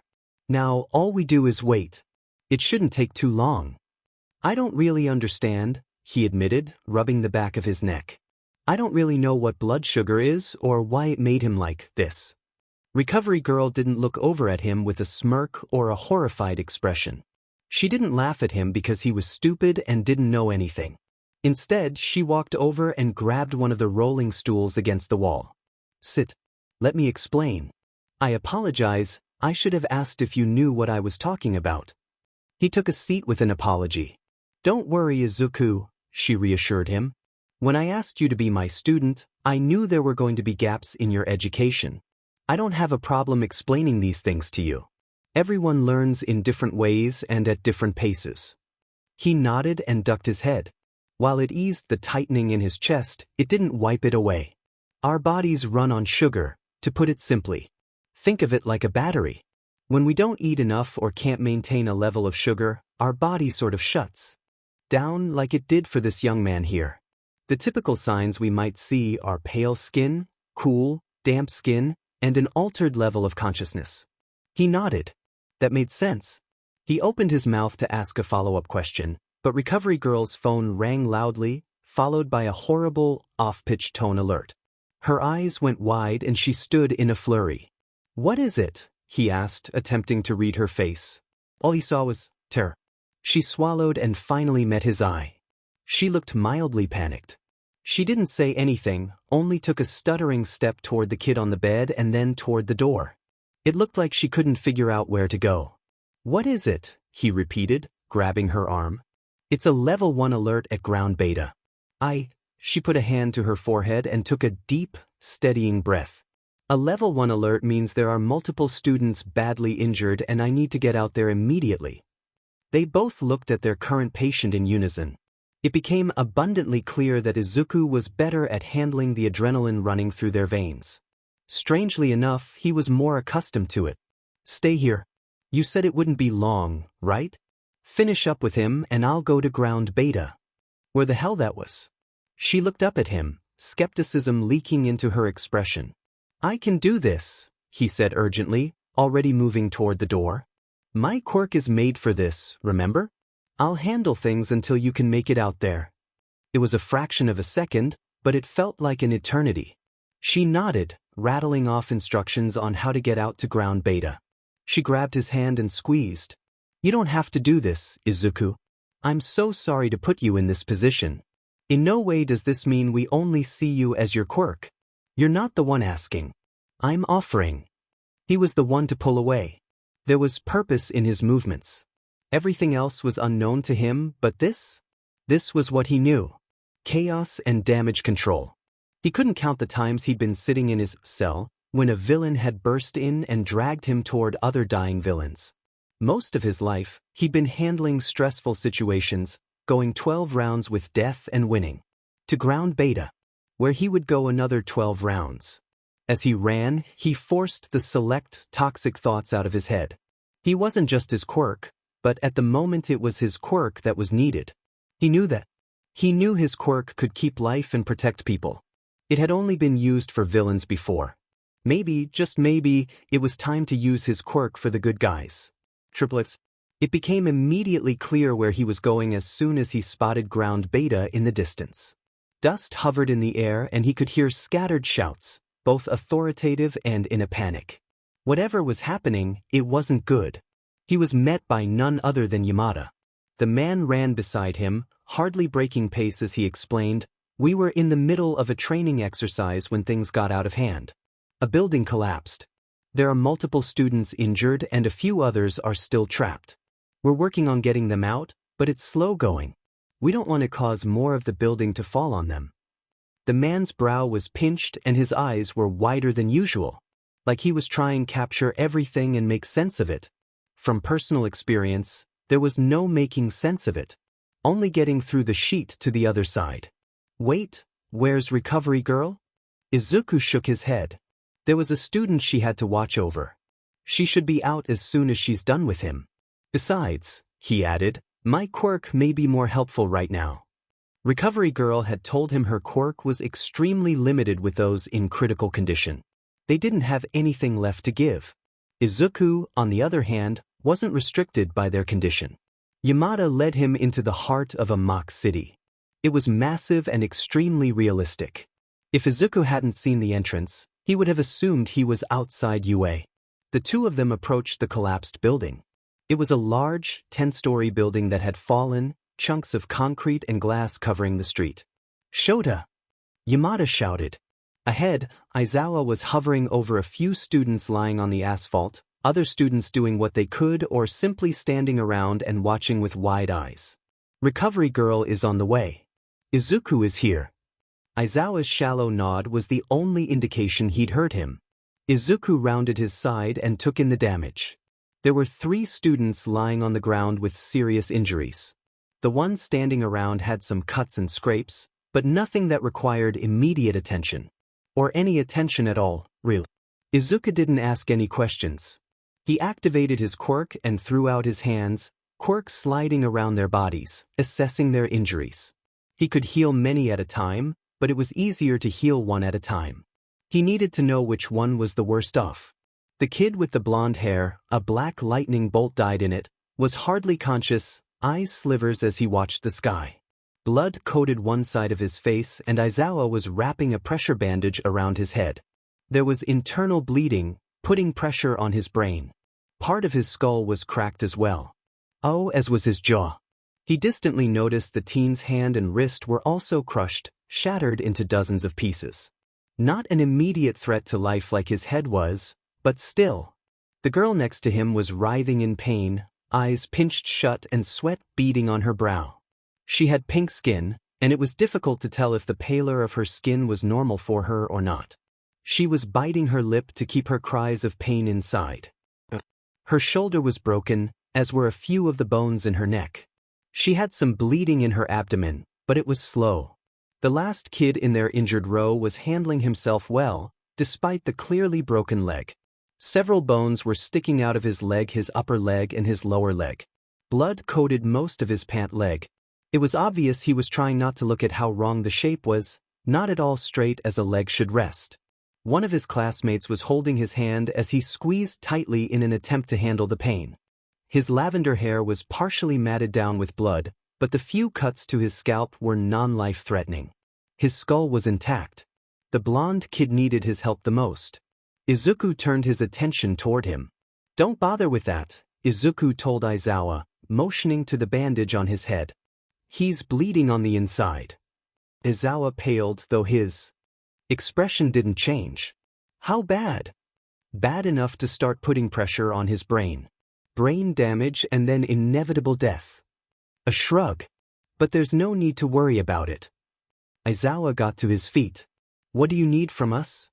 It struck Izuku in that moment that everyone in the area was staring at him, waiting for him to direct their terror, to make it all better. He was a healer. He was there to fix it. And equally as strange, Izuku was comfortable with that. Because he wasn't freaking out. He knew what he could do. He knew the students lying on the ground in various stages of pain and unconsciousness and fear were going to be fine. Because his quirk didn't fail him. Because he'd been doing it for so long, he knew he could keep going for hours. Those bones in his leg. I need you to reset them. I'll heal him next. They need to be straight. It's going to hurt. Sorry. Izuku made eye contact with the kid and winced in sympathy. Then the purple-haired kid nodded with determination and looked back down at his leg.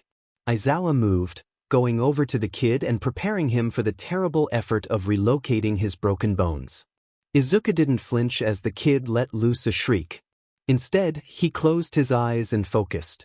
He could practically feel the broken pieces of the blonde's skull shifting as they melded together again. He swore he could see the small vessels in the brain closing back up. He left the broken hand for later. That was something Recovery Girl could do, or an injury he could return to even if, when, his quirk dug its claws into his head. When he turned to the kid with the broken leg, he found Izawa at his head, gently reassuring him as he ran his fingers through the kid's hair. "It'll be okay, Shinso. You're doing well. It's almost over," Izawa said quietly. Izuku knelt down beside Shinso's leg. Whoever had attempted to straighten the leg had done an okay job, though he would need to finish the job. Of course, his quirk allowed him to see more than they could. "It's almost in place. I need to pull on the bones one more time before I heal it," he told the kid. In answer, Shinso's head drooped back and let out a miserable sob. Izawa continued to reassure him, but there was a new tension in his jaw. After a moment, Izawa looked back at Izuku and nodded. "Do it." He didn't warn Shinso. Unfortunately, with it being two separate bones, he had to pull on each separately. It didn't take long, but he knew for Shinso it had to feel as if it was an eternity. As soon as his hands left Shinso's leg, he lashed out with his quirk, wrapping the injuries in the golden thread. "It's going to be okay. There shouldn't be any lasting damage," Izuku told them. Izawa pulled himself away from Shinso, though it took visible effort. Cementos and 13 are working on getting the other students out. "If you have this under control, I'm going to go help them." "How many are trapped?" Izuku asked, more out of curiosity than anything. Two students. That wasn't bad. Izuku was beginning to feel good after using his quirk. 2 more students would be manageable, even if they were in critical condition, which was entirely likely considering the condition of the others. Shinso ended up slumping back down on the ground even after Izuku was done healing him. Izuku offered him a tight smile as he shifted over to heal the girl. "What's your name?" he asked, only because her eyes turned to him when he crouched beside her. "Ashido. But everyone calls me Mina," she huffed, wincing. "Mina-thun." He hovered his hands over her body, finding her wounds once more.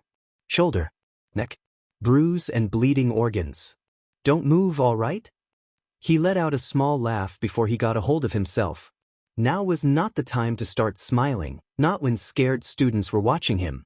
Though a part of him wanted to start laughing and never stop. Euphoria. She stayed still, but, out of either a nervous habit or a personality trait, she talked to him. "What's your name? I've never seen you before." "Oh, sorry, I don't know if you need to concentrate for this." His smile widened. "My name is Izuku. And, yeah, I need to concentrate on my quirk, but talking to you is fine." "Cool quirk." "Like a souped-up recovery girl. I'm training under her." "It's been nice," he told her. Then, it was like he couldn't hold his tongue. He hadn't meant to let that information slip, though he didn't think there was an issue with them knowing. "Do you want to know what injuries you have?" "Not really. Is that bad? I feel like I should want to know, but I don't." "Sorry, I'm talking a lot. I think it might be in shock." Behind him, Shinso sat up and several students crowded around him. He could feel them moving, touching his formerly broken leg in awe as they realized the bones no longer pierced his skin. The blonde was still out of it, but he was beginning to move around. He would be fine. He could hear shouting beyond their huddled group, his eyes picking up Izawa among them. Something was happening. Something urgent. Izuku pushed his quirk out faster. He needed to see what was happening. If one of the students still trapped was about to die, he wanted to know about it. "You're amazing," Mina said in wonder when he finally finished healing her. He got to his feet, stumbling a step before getting his bearings. "Thank you." He nodded to the students standing around before marching over to where he knew Izawa had gone. To the wreckage that still held 2 victims. Yamada met him halfway again, and for a moment Izuku wondered if he had hallucinated healing the students. Had he even made it to ground beta? Maybe he'd imagined it on his way to the collapse. But no, he knew that was irrational.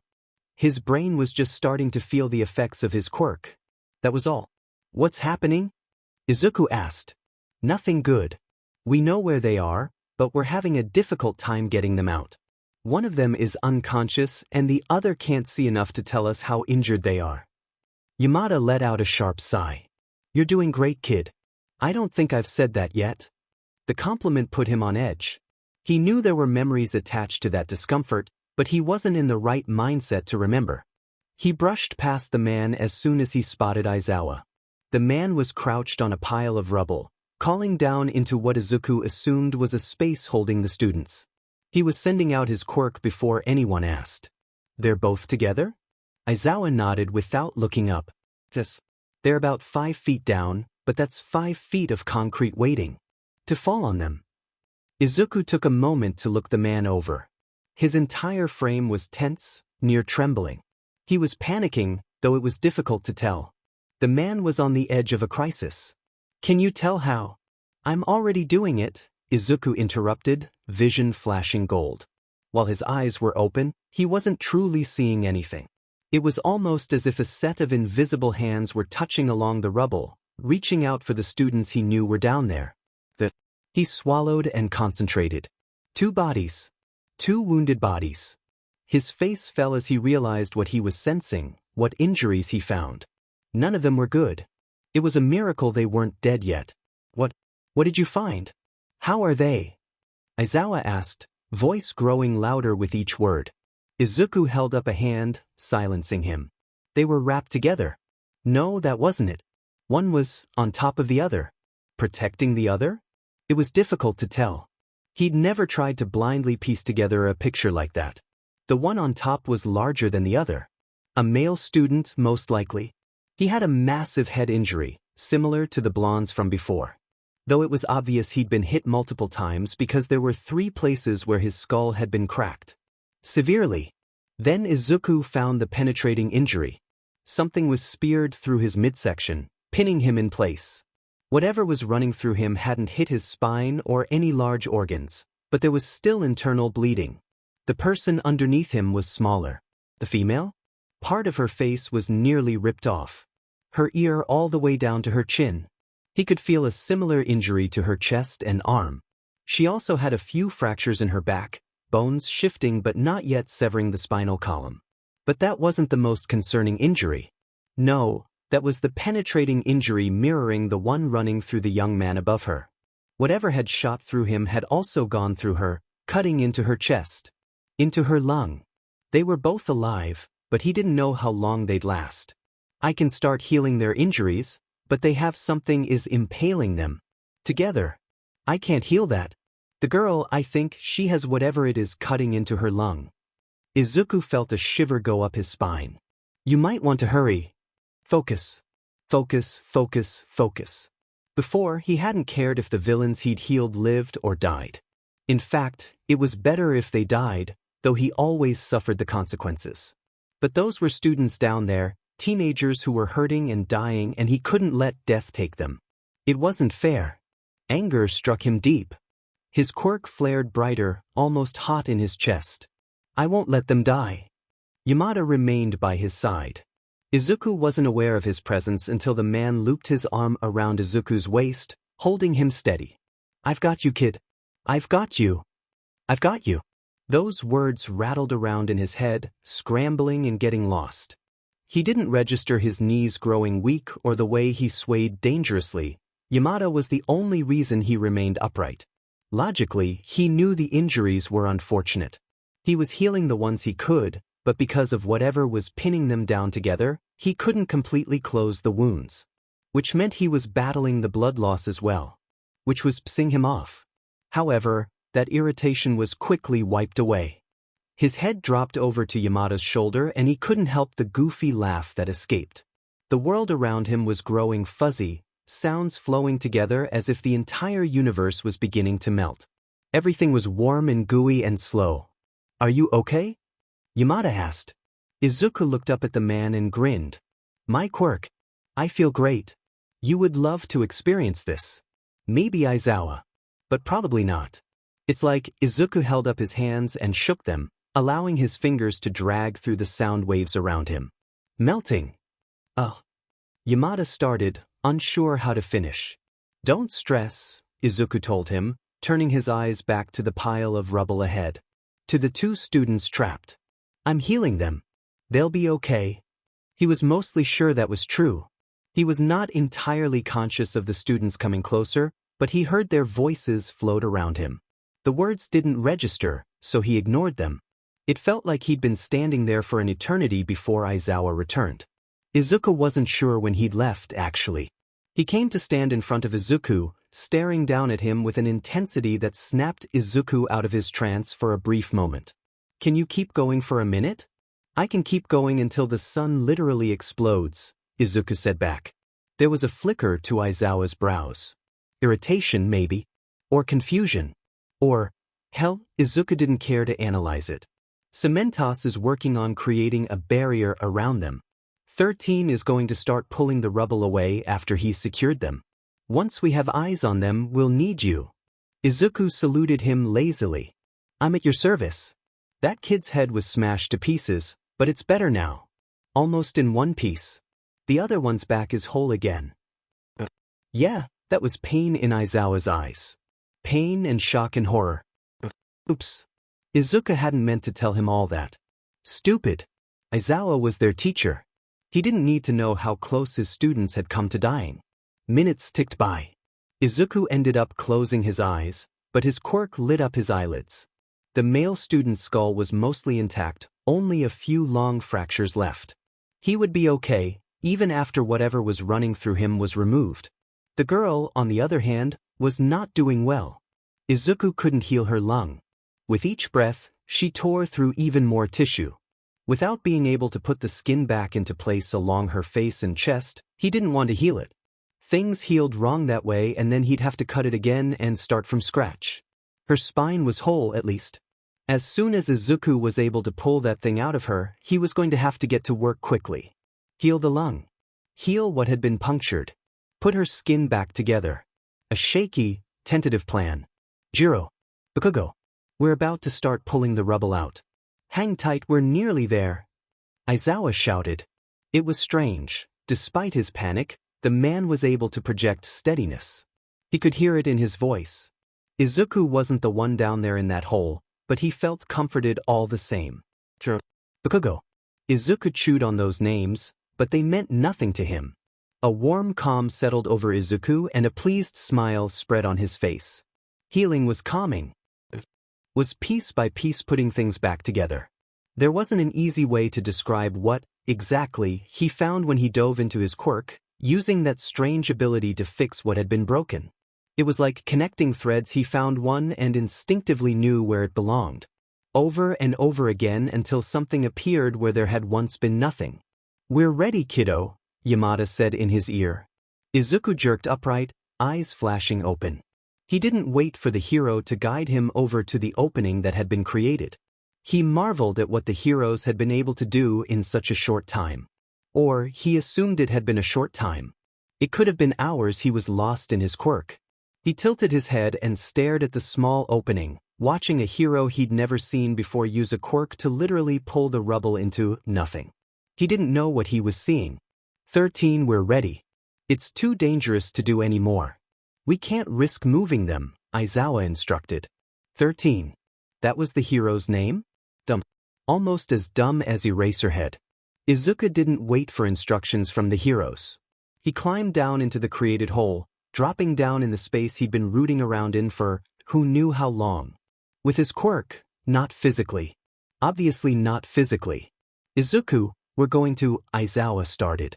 Izuku held up a hand. "Let me do this." He stared at the two teenagers, finally seeing the whole picture. There was a girl with dark hair lying on her back against the bottom of that small space. She wasn't quite conscious, though he knew she'd likely come alive once he ripped that piece of metal out. And yes, it was a piece of metal. The pipe? No, it was too thin to be a pipe. He didn't know what it was, but it speared straight through the girl and into the teen on top of her, facing her. The young man was conscious, somehow, arms straight and straining to keep himself from falling fully on her. He was gasping for breath, eyes wide and unseeing. Izuku panicked for a moment, thinking he'd somehow gone blind because of his head injuries. Maybe Izuku had missed it? But no, at the movement the teen's eyes flicked toward Izuku before returning to the girl. "We were falling. Tried to turn us. Didn't work," he huffed, blood leaking down the piece of metal with each breath. "Stop talking," Izuku snapped. He needed to get the man off first. The girl needed to be healed first, honestly, but it wasn't possible. "Aizawa." As soon as Izuku spoke, the teacher lowered himself down in the space with Izuku, hands hovering over his students.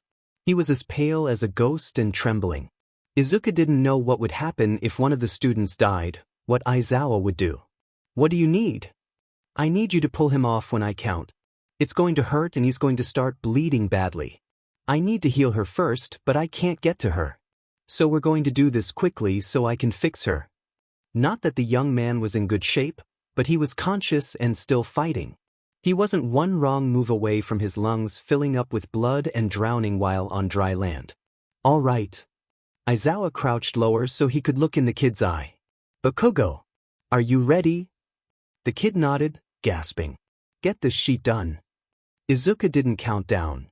Aizawa moved with him, both sets of hands ripping the young man off the metal. He let out a horrible, wet shriek before going limp and silent. Izuku turned him over onto his back, Aizawa doing what he could to keep the kid's head and neck in alignment so he could breathe. Golden light filled the space, brighter than he'd ever seen. He knew he was pushing himself, burning through his energy faster than he should and flooding his system with whatever it was. But there was a hungry need to fix him, fix the student under his hands. Both of them would get out of there alive. It was non-negotiable. "Izuku." Izuku slowly tipped his head back and stared up into the light above, finding a small figure peering over the edge. "Recovery girl?" he asked with a croak. Was that his voice? He went back to healing, hardly aware of the world around him any longer. A fog, wrapping around his brain and dampening the shock he knew he should be feeling.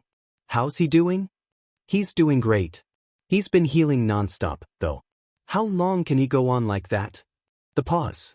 "I'm not sure. I guess we'll find out." Another pause. "How's Jiro?" The pulse is slow, but it's steady. The voices were muffled and entered his ear before hitting his brain, registering just enough for him to know what the words meant but not caring.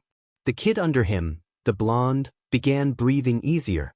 The blood seeping out from under Izuku's hands began to still as the wound closed. Slowly, minute by minute. His quirk was working in overdrive, a flood of heat he'd never felt. There had never been that urgency before, he guessed.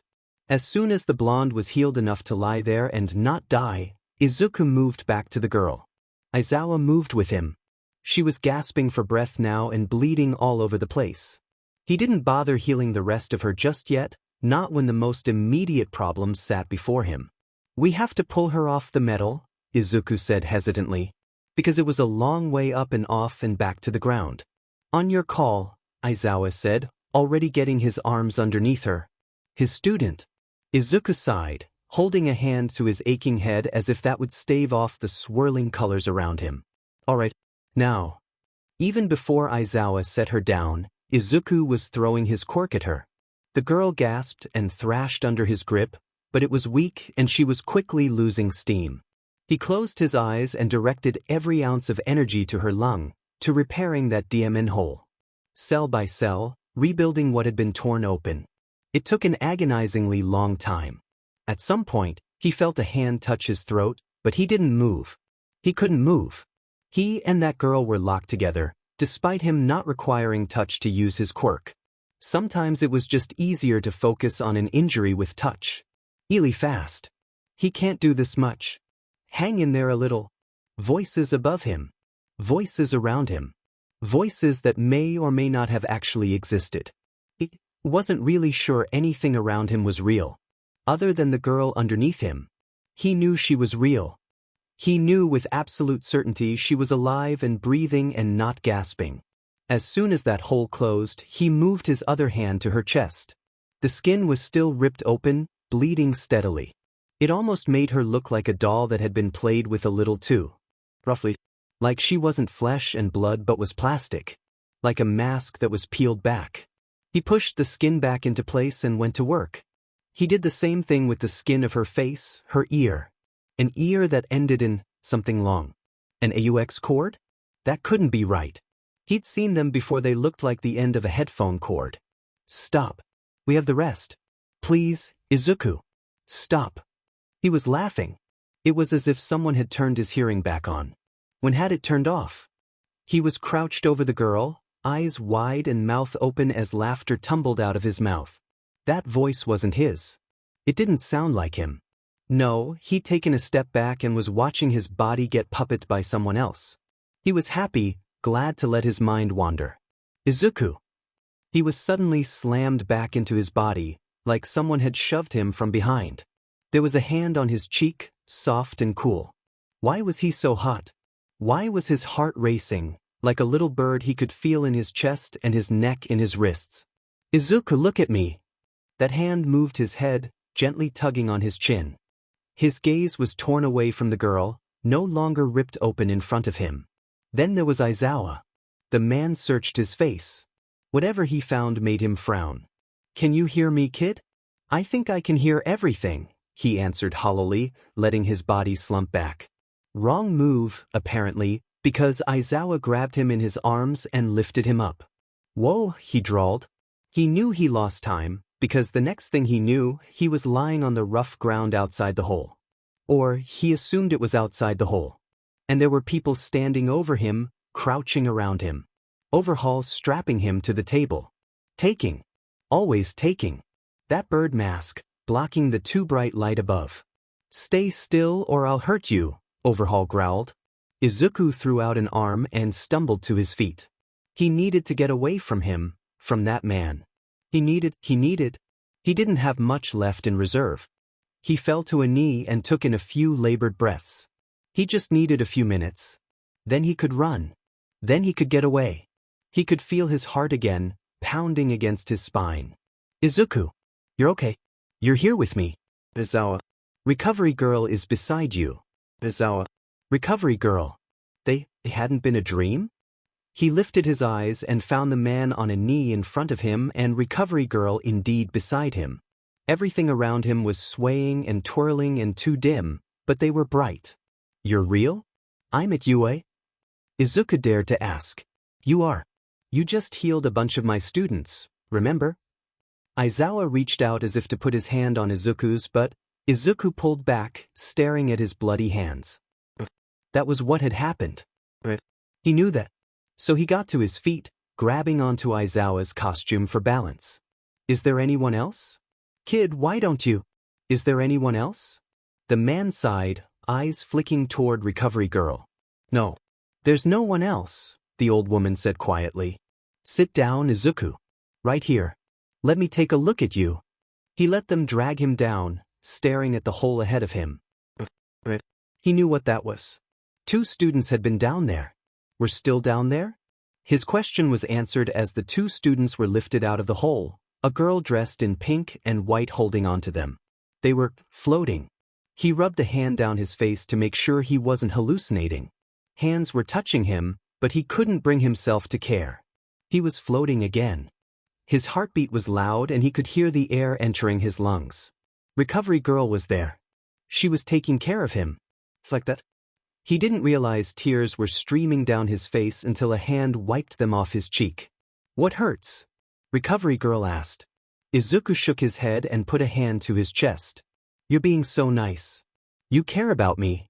He let out a miserable sob. How did she not understand? How did she not realize no one had cared about him after he'd healed them? Oh, sure, they could be nice before, but after? Not a chance. She let out a small chuckle. Of course I care about you. You did amazing. You saved their lives. Not even I could have done that. That only made him cry harder. He sobbed against her shoulder, not sure when he'd leaned against her in the first place. He scrubbed away the tears, but they just kept falling. He couldn't control himself, couldn't make them stop. Recovery girl pulled him close, arms wrapping around him despite their size difference. She didn't complain about having to kneel on the ground or hold the crying teenager. She just held him, occasionally running her fingers over his hair and down his back. Shoo, it's okay. Let it out. You did well. You can relax now. You smell really nice, he whispered eventually, muffled against her white coat. It wasn't so white any longer, he amended when he was able to pull back enough to see the marks he'd left. He was coated in dust and dirt and blood from head to toe. The healer smiled. "Thank you. Do you think you can stand?" He wasn't given the opportunity to try before Izawa was there, lifting him to his feet. The short time he'd stopped using his quirk hadn't erased the effects, but since he knew what was real and had someone he could grab onto for support, he was feeling better. Still dizzy and too hot and like his body wasn't really his, but… Izuku! Izuku turned, eyes coming to a stop on the blonde he'd healed down in the hole. The blonde who was also covered in blood and pale but sitting up and staring at Izuku. His eyes were wide and scared, but also hopeful. Excited. Izuku didn't know if he would have understood even if he'd been in his right mind, but he definitely didn't at the moment. "Bakugo! Now isn't the time," Izawa started, moving toward the blonde with his hands raised in a cautious gesture. The blonde had scarlet eyes, a shade of 3 lighter than the blood dried on his face.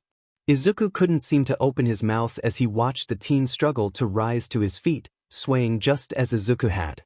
As he continued to do, actually. "Izuku! It's me. Bakugo!" The blonde put a hand to his chest, eyes begging. Izuku narrowed his eyes, looking the teen up and down. "Bakugo." His memories were filled with the most recent events. The broken skull. The metal through his body. The darkness down therein. He didn't know if he gasped, but on the inside, everything went still. Quiet. "Bakugo." Scarlet eyes, narrowed as he ran alongside Izuku. "Bakugo." Moving a recently lost tooth toward Izuku's face. "I lost mine first." "Ha! Bakugo. You're going to be a healer one day, right? And I'll be a hero." Izuku took a hesitant step back. What am I, what are you?" Izuku clutched at his head. No. Nothing was making sense. He didn't know what he was remembering, what he was seeing. Those weren't memories, were they? Who was that teenager? "Bakugo. Why did that name mean so much?" "Izuku, it's me. Bakugo. Don't you remember?" He couldn't think, couldn't process. He couldn't hear his heartbeat any longer. It couldn't ground him. And, hell, he needed to be grounded. He needed stability and a place to stand and think. He didn't understand. Everyone stopped talking. Izuku screamed, tugging at his hair. "I don't know who you are. Get out of my head." "Izuku, it's okay. We're right here with you." "Izawa." That was Izawa. "No, you're not. You're not. You're not." He shook his head rapidly, stumbling back a few more paces. Nothing was right. His head was scrambled already and nothing made sense. "Bakugo." That name kept slamming into his head. Again and again. He didn't know who that was. But he knew him. He had memories. Were they his memories? Izuku reached over and offered Bakugo half of the pastry his mom had packed him for lunch. He smiled, blinking up at the other boy expectantly. "Here, Kaken," Izuku said. "Kaken?" A hand touched his arm and he moved. He had to get away. He needed to run and find peace and quiet and a place where things made sense. He stumbled on the rubble, but he was hardly conscious of it. Bakugo grinned as he took in the cake in front of him, candles flickering. "Happy birthday, Katsuki." The cake red in thick red icing. "I'm gonna wish for the new All Might figure," the boy said loudly, then he blew out the candles in one massive breath. "That's not how wishes work," Izuku whined, though he laughed as he spoke. 7 candles were blown out, puffs of smoke floating away from the cake. "You have to keep it a secret or it won't come true." "Says who?" "I think you're making it up." "Not." Tears ran down Izuku's cheeks. What was happening? He could practically smell the smoke, hear the laughter of that child. Of Bakugo. Of himself. He hadn't laughed like that in so long. 7 candles. A birthday only a little while before his. His 7th birthday. "Who's there?" Izuku asked, turning the corner in a rush. There was pounding at the door. "I'm not sure." "Stay back, Izuku." His mom reached out and opened the door. Only a crack. A single crack. The door slammed open, throwing his mom to the ground. He froze, standing there in shock as a handful of absolutely massive men entered their apartment. Coming his way. Hands reaching for him. "No!" he screamed, throwing himself forward even faster. He needed to get away. He needed to escape. "Don't take me. Please, Leave us alone. Cold water thrown over his shivering form.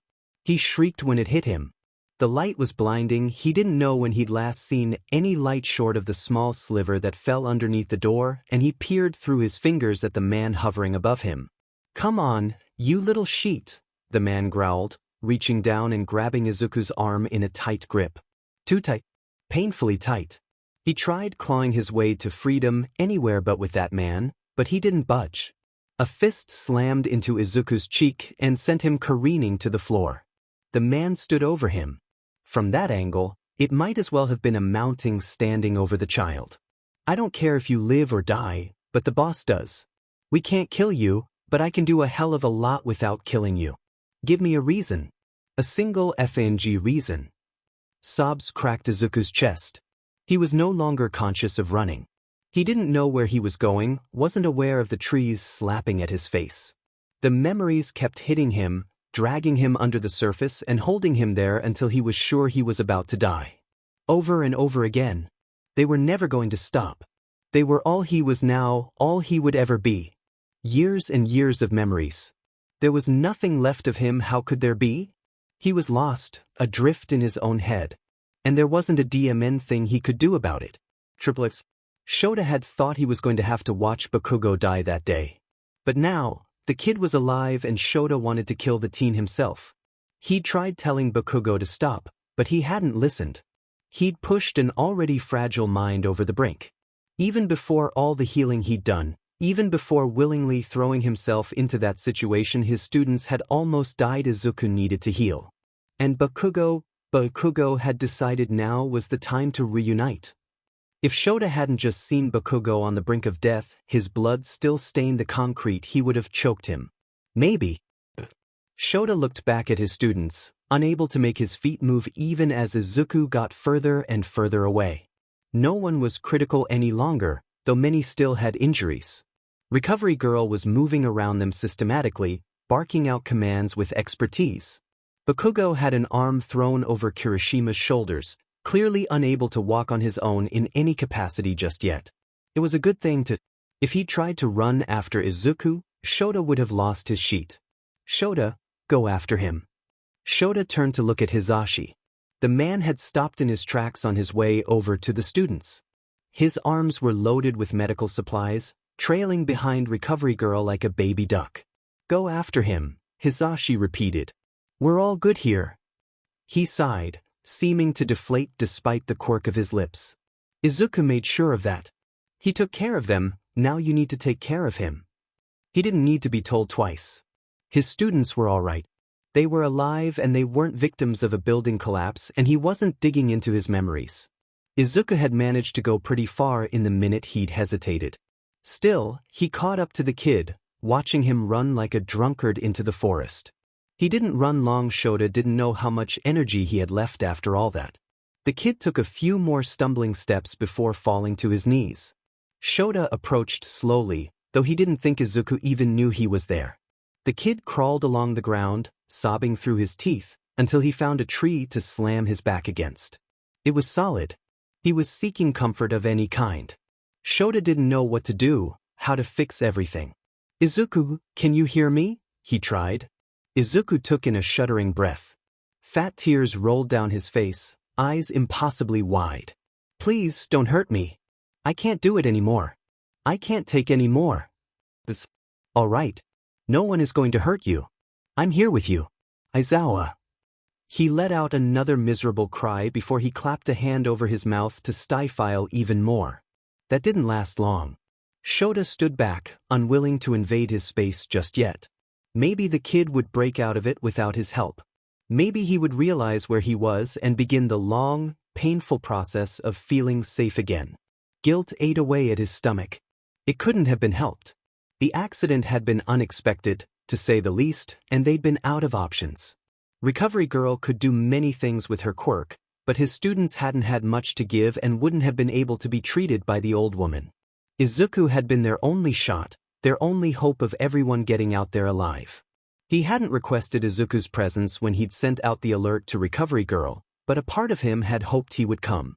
Shota didn't know what he'd expected, but in the aftermath of the near tragedy, his heart felt heavy. An unfortunate necessity, he supposed. Izuku had pulled his hand down and had his fingers buried in his hair. He was slowly tugging at the roots, rocking back and forth against the rough ground. His breath sawed in and out, ragged and tired and desperate. "Izuku," Shota said softly, crouching down in front of the kid. Izuku flinched at the noise, biting down on his lip until the fragile skin began to bleed. "You're hurting yourself, kid." His fingers brushed Izuku's arm, eliciting a yelp. Izuku curled in on himself even tighter, knees drawn up to his chest and chin tucked in. "Please don't," Izuku cried, entire body shaking. So they sat there together for a long, long while. Shota crouched in front of him with brows pinched together and Izuku lost in his head, curling away from enemies that weren't there. It took him nearly an hour before he seemed to tire himself out. Shota watched him slowly grow exhausted. The rocking stopped first, then his whimpers grew silent. His fingers began to relax in his hair. "Izuku, are you with me?" Shota asked. The answer was immediately clear. Izuku was somewhere else while his body remained tied to Yue. At least he wasn't hurting himself any longer. Blood was crusted on his lip and in his hair from where his fingernails had dug into his scalp. His face and arms bore a few thin cuts from rushing through the trees earlier. Nothing life-threatening, but that was about as far as the good news went. Izuku didn't respond to him, didn't seem to notice Shota or hear his voice. He was a lifeless doll.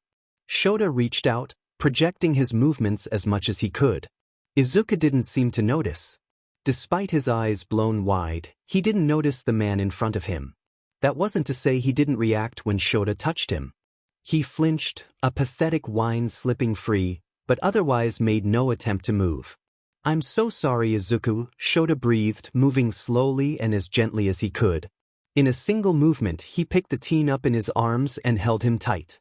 "You're safe. No one's coming to hurt you." Izuku didn't reply. He stared at the sky, fingers tightening around the fabric of Shota's costume until he was clinging to the man. There weren't many places Shota thought the kid would feel safe. The apartment they'd set up for him was still foreign. The infirmary didn't feel right, not when he was already clearly reliving past experiences. And the teacher's lounge or an empty classroom was too foreign and stiff and thin. There was only one option Shota felt comfortable with.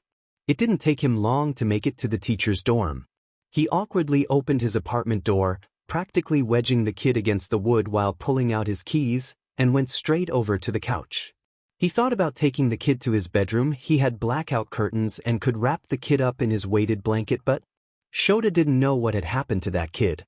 He didn't want to inadvertently stumble upon a trigger while he was in that state already.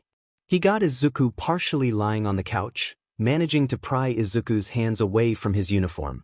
He didn't uncurl from his near-fetal position, nor did he relax. He was staring and staring at nothing.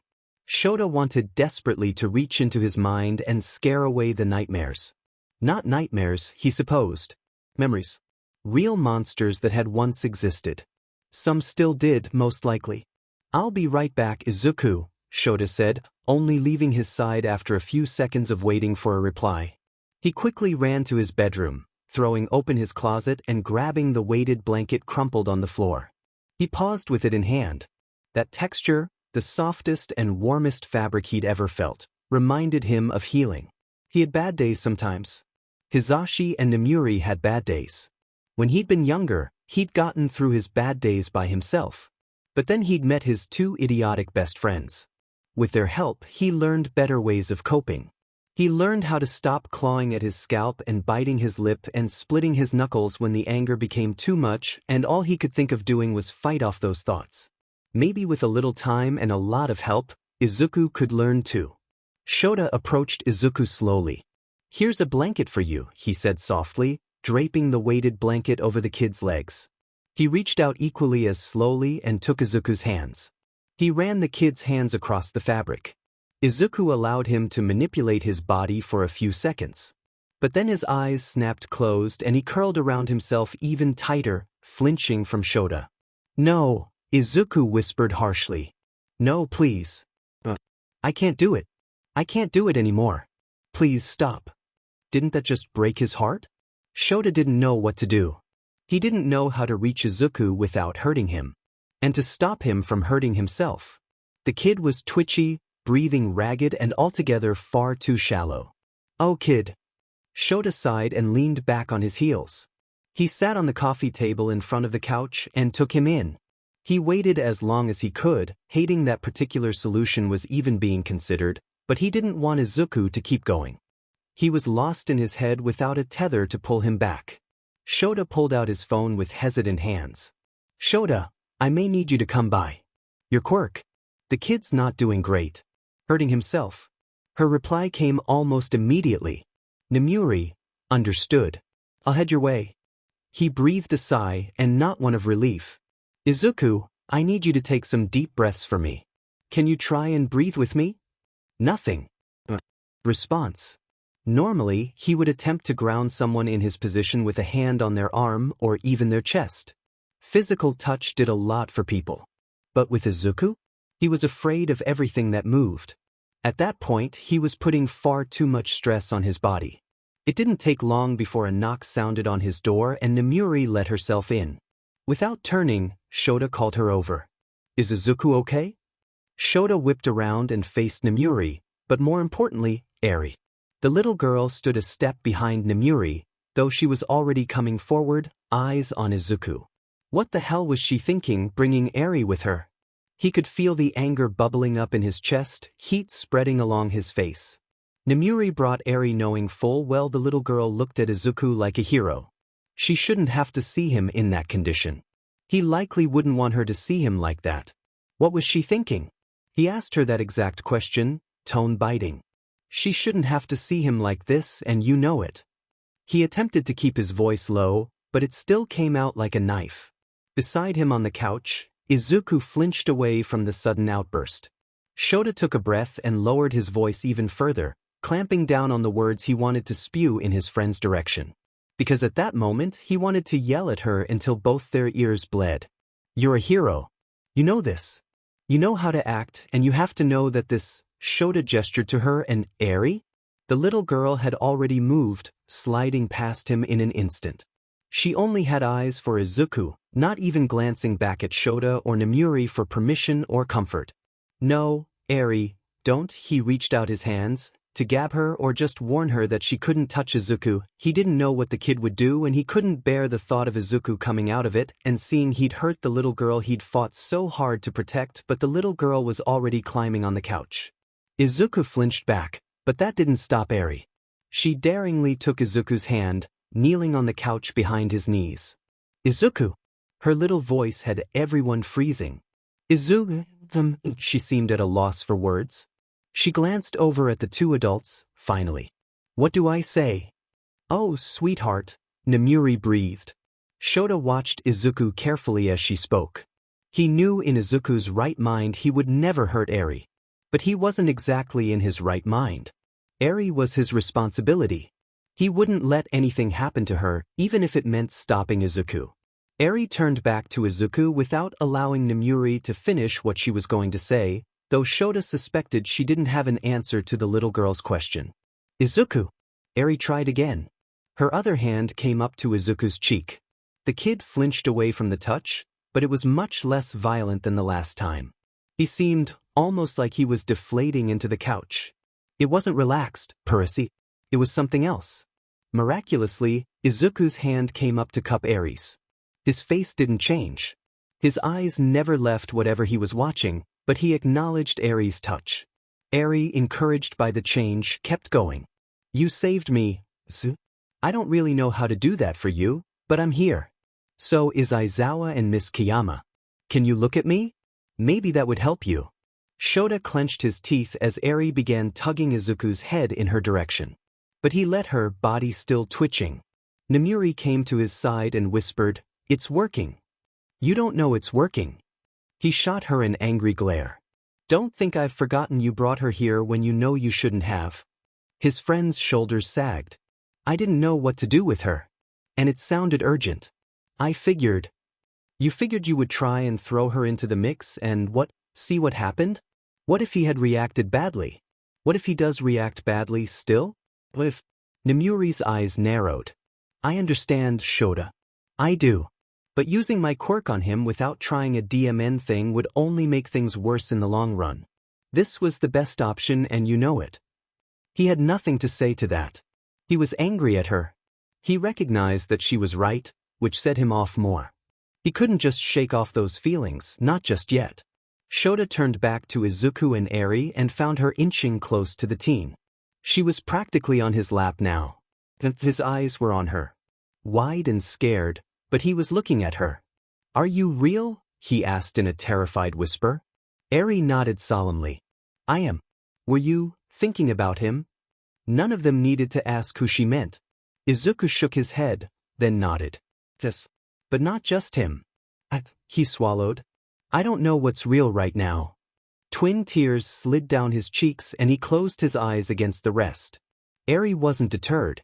She wiped away the tears, smearing the dust still covering his face. It's okay. I don't know what's real sometimes too. But Zawa tells me. He reminds me where I am. Do you know where you are? Izuku shook his head with a miserable cry. No, he gasped. Eri nodded again. She snuggled into his side and he looped an arm around her back. You're in our apartment. On the couch. Zawa's here. Miss Yayama is here. Then she smiled, the kind only the purest of angels could adorn. And I'm here. Izuku leaned his head forward, resting it against hers. Nothing really makes sense, Izuku admitted. I feel like that too. Not all the time now, but I did before. I think sleep helps. You can nap right here if you want. Eri patted Izuku on the head, making sure her movements were gentle. Shota turned and walked a few paces away. He needed to separate himself for a second. He needed to clamp down on the tightness in his chest before it grew out of control. Truly, all he wanted to do at the moment was climb into his bed and cry. Instead, he bit down on his knuckles and breathed. Two traumatized children. Eri, a literal child, comforting Izuku. How was he supposed to handle that? There wasn't any book he could read that would tell him how to navigate the new chapter of their lives. Izuku wouldn't hurt Eri. Somehow, Shota felt confident in that. If nothing else, Izuku would never hurt Eri. Triplets. There was a grogginess he couldn't manage to shake off. As Izuku shifted, he let out a small groan at the aches in his stiff body, managing to flutter his eyes and nothing else. He felt like he could sleep another night away, easily. But something nagged at him, whispering at him in the back of his head to open his eyes. Something important. Something that would take too much of his attention with the minimal energy he had available. A weight on top of him. And another weight that moved. That had Izuku opening his eyes. They felt puffy and too heavy. He'd been crying. He didn't really remember crying, but he knew the feeling. What he found didn't make much sense. He was lying in a room that was very pink. Pink walls meeting a white ceiling. Pink curtains at the window, dim light filtering through. He turned his head and realized he was laying on a pink bedspread on a too small bed. Zuku, Eri whispered, meeting his eyes. She was lying against his side, as close as she could possibly get. A dark blue blanket was spread over the two of them, the source of one of the weights, Eri being the other. He could feel one of her legs tossed over his and one of her arms hugging his chest. Eri, he whispered back. He took his time looking around, getting a sense of his surroundings. There were stuffed animals surrounding him, mainly unicorns. Did you put these here? Eri nodded. I did. They make me feel better after my nightmares. Do they make you feel better? Izuku let out an exhausted laugh. Yeah, they do. Eri leaned her cheek on his chest and hugged him as tightly as she could. It was nice. I get scared sometimes. You were scared. You made it better when we were with the bad man. You always made it better. Aizawa helps me here too. She looked up at him with the most innocent eyes he'd ever seen. Now I can help you. Izuku brought his arm around her small body and tugged her even closer. She squeaked excitedly. Thank you. I'll take it. He didn't know what time it was, but they continued to snuggle on her bed in silence. While his body was spent and his mind was still sluggish, he couldn't bring himself to close his eyes and join Eri in sleep. Eventually, her breathing evened out and deepened. She was limp against his side, treating him as a giant stuffed animal. The image almost made him smile. He was content to lie there beside her, at least until he heard a noise just outside her bedroom. There was someone else he needed to talk to. Izuku managed to untangle himself from her reach and slide off her bed without waking her. He silently padded out of the room, shutting the door behind him. It didn't take him long to find the person he was looking for. Aizawa stood in the kitchen, watching the coffee pot brew a fresh pot. As soon as he heard Izuku, the man turned. His face was unreadable, though Izuku saw him look up and down, taking in what had to be his unruly hair, red-rimmed eyes, and slouched posture. Not his finest moment. "How'd you sleep?" Aizawa asked. Okay, so they were going to exchange pleasantries first. Izuku felt raw on the inside, but he forced himself to participate. He shrugged, pretending. Fine. Eri is a little heating unit. Aizawa snorted. That she is. Izuku came around the kitchen and leaned against the wall. He felt off balance, like he wasn't truly there. Like someone else was puppeting his body. Maybe that was why he didn't pretend for long. He was just spent. I basically ran through all my memories. That was why Aizawa turned back to the coffee pot and poured 2 cups. The hero took the cups past Izuku and set them at the table. He returned to the kitchen and grabbed cream and sugar, jerking his head to the table for Izuku to follow. You don't have to explain yourself to me, he said, spooning sugar into his own mug while gesturing to the cream and sugar for Izuku. Izuku had only had coffee a few times in the past. Black both times. It had been disgusting. But maybe with enough cream and sugar, anything was palatable. Besides, he needed the energy boost. There was a small stretch of silence between them as they stirred their coffees. Izuku paused, spoon clanking against the porcelain. He didn't look up at Aizawa just yet. Over the years, I've forgotten a lot. Sometimes on purpose, letting it slip away without even trying to keep it. Others, I think I've changed too much to keep. Like I'm not the same person, so why would I have those memories? He wrapped his hands around the mug, thinking. His brows came together. But there are some things I remember as vividly as the day they happened. My mom's murder. Well, basically everything about her, but especially that. I remember too much about the last 10 years. Izuku, it's natural. But there's so much I've forgotten. I didn't want to forget everything. And yet, it's buried there somewhere. I didn't want to forget my life before, his eyes burned. Before I was taken. Unfortunately, that part of my life is sort of a blur. He hated the way his voice wavered, betraying him. It was as if the ground was rocking, ready to open up and isekai him in. So he looked up, forcing himself to meet Aizawa's eyes. It didn't matter that tears gathered in his or that his entire body shook with weakness, both physically and mentally. It didn't matter, because he needed to know. Bakugo. I remember that name. He attempted to swallow the lump in his throat, but it didn't budge. Please, Aizawa. Tell me the truth. Who was that? The boy I saw. The boy I saved. Who is he? He didn't want to be in class that day. He wanted to make sure his students were okay, and there were things he needed to say, but Shota really didn't want to drag himself away from 2 of the kids that needed him to the other kids that needed him. It was a careful balance. Honestly, how did he ever get involved so deeply with traumatized teenagers? And Eri couldn't forget her. It wasn't uncommon for his class to be in their seats and ready to listen even before the bell rang. They'd been conditioned that way from the beginning. It had only taken just over 6 months to get to that point, but it was well worth the time and effort. Lots of effort. That day was no different. Class 2A were in their seats, eyes on Shota for several long minutes before he finally stood from his desk and went to the podium. They shot to attention, even more so than they already had. He didn't have any plans for that PRD. Other than to talk. He hated talking. I feel that I should explain a few things, he started. A few of his kids grew concerned expressions. Yeah, that was valid. All of you met Izuku 2 days ago at Gym Beta. I feel that I should explain who he is and why he's here. Bakugo looked away, staring at the window, though it was clear he was still listening. He seemed a shadow of himself that day. Shoulders slumped. Bags under his eyes. He hadn't tried reaching out to Shota since the exercise, and for good reason. Shota hadn't said anything to the kid, but the kid had likely picked up on his mood the moment Izuku dashed away.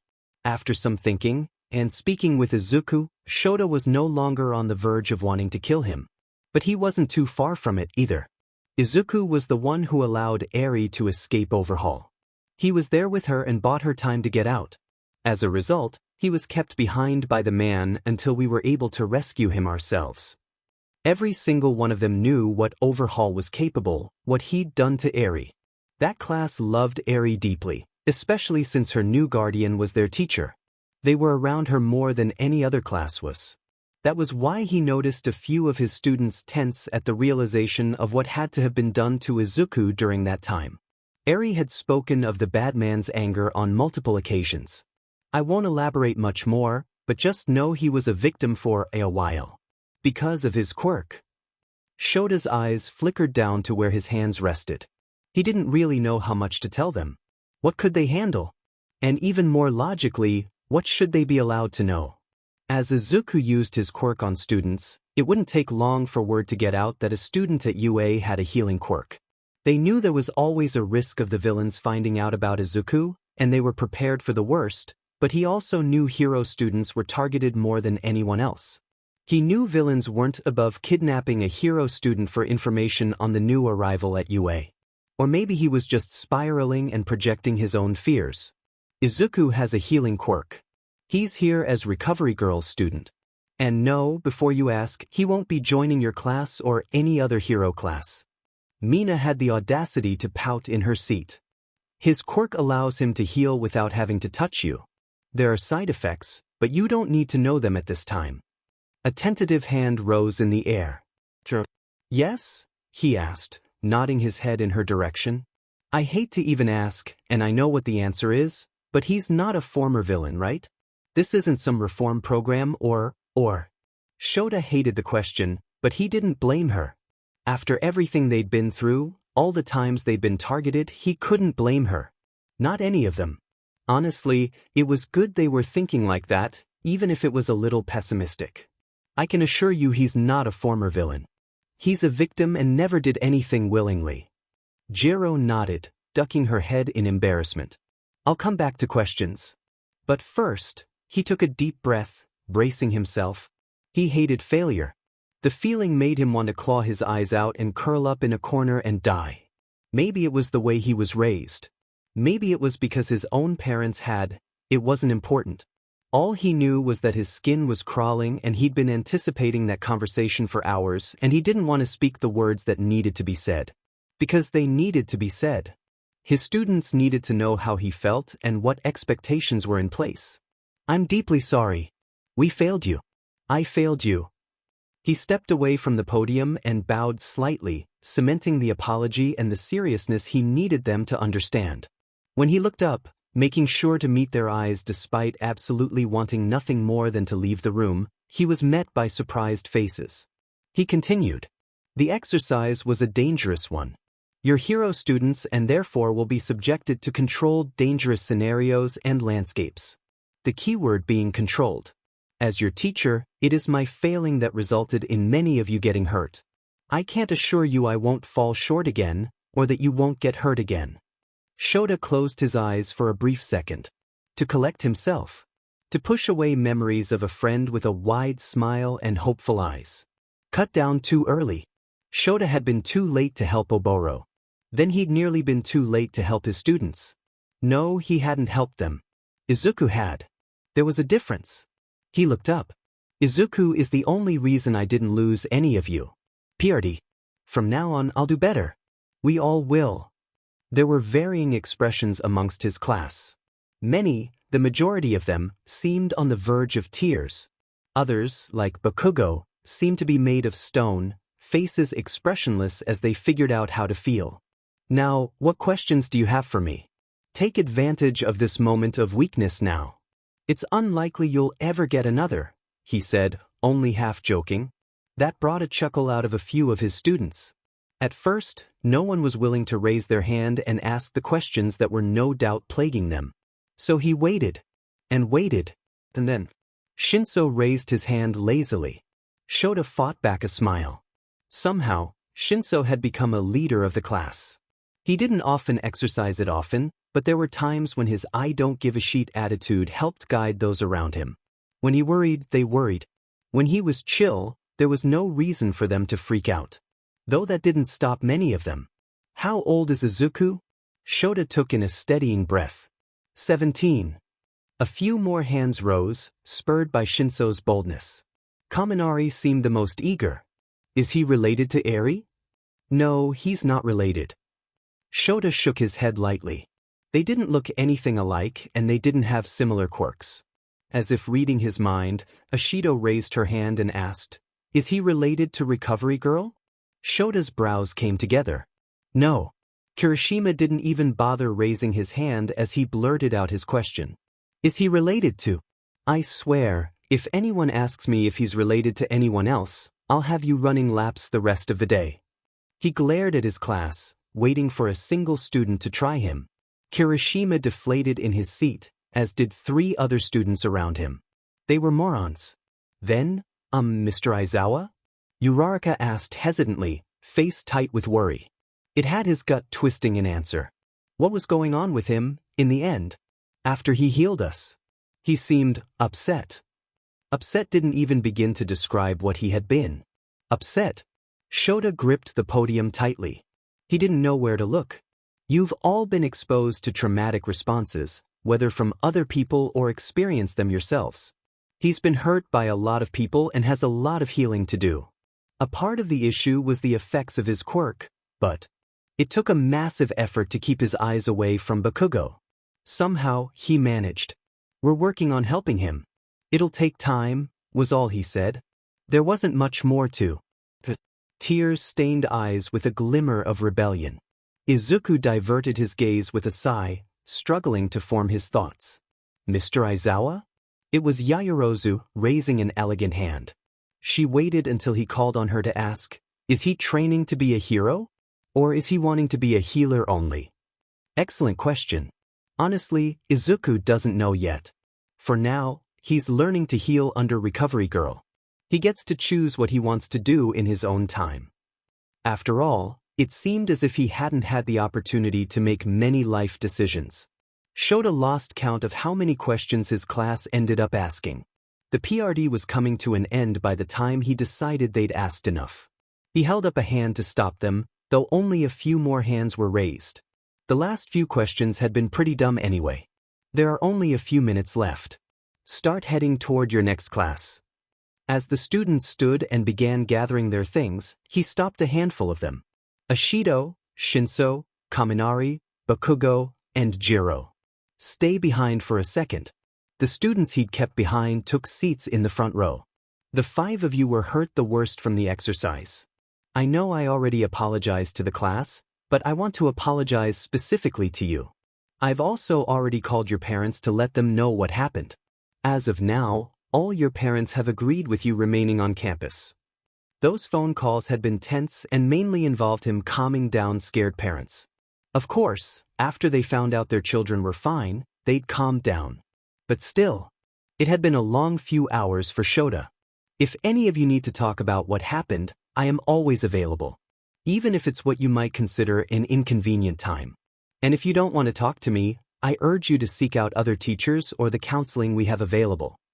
He didn't have anything else to say to them. However, there was one student he needed to speak with. You all can go now.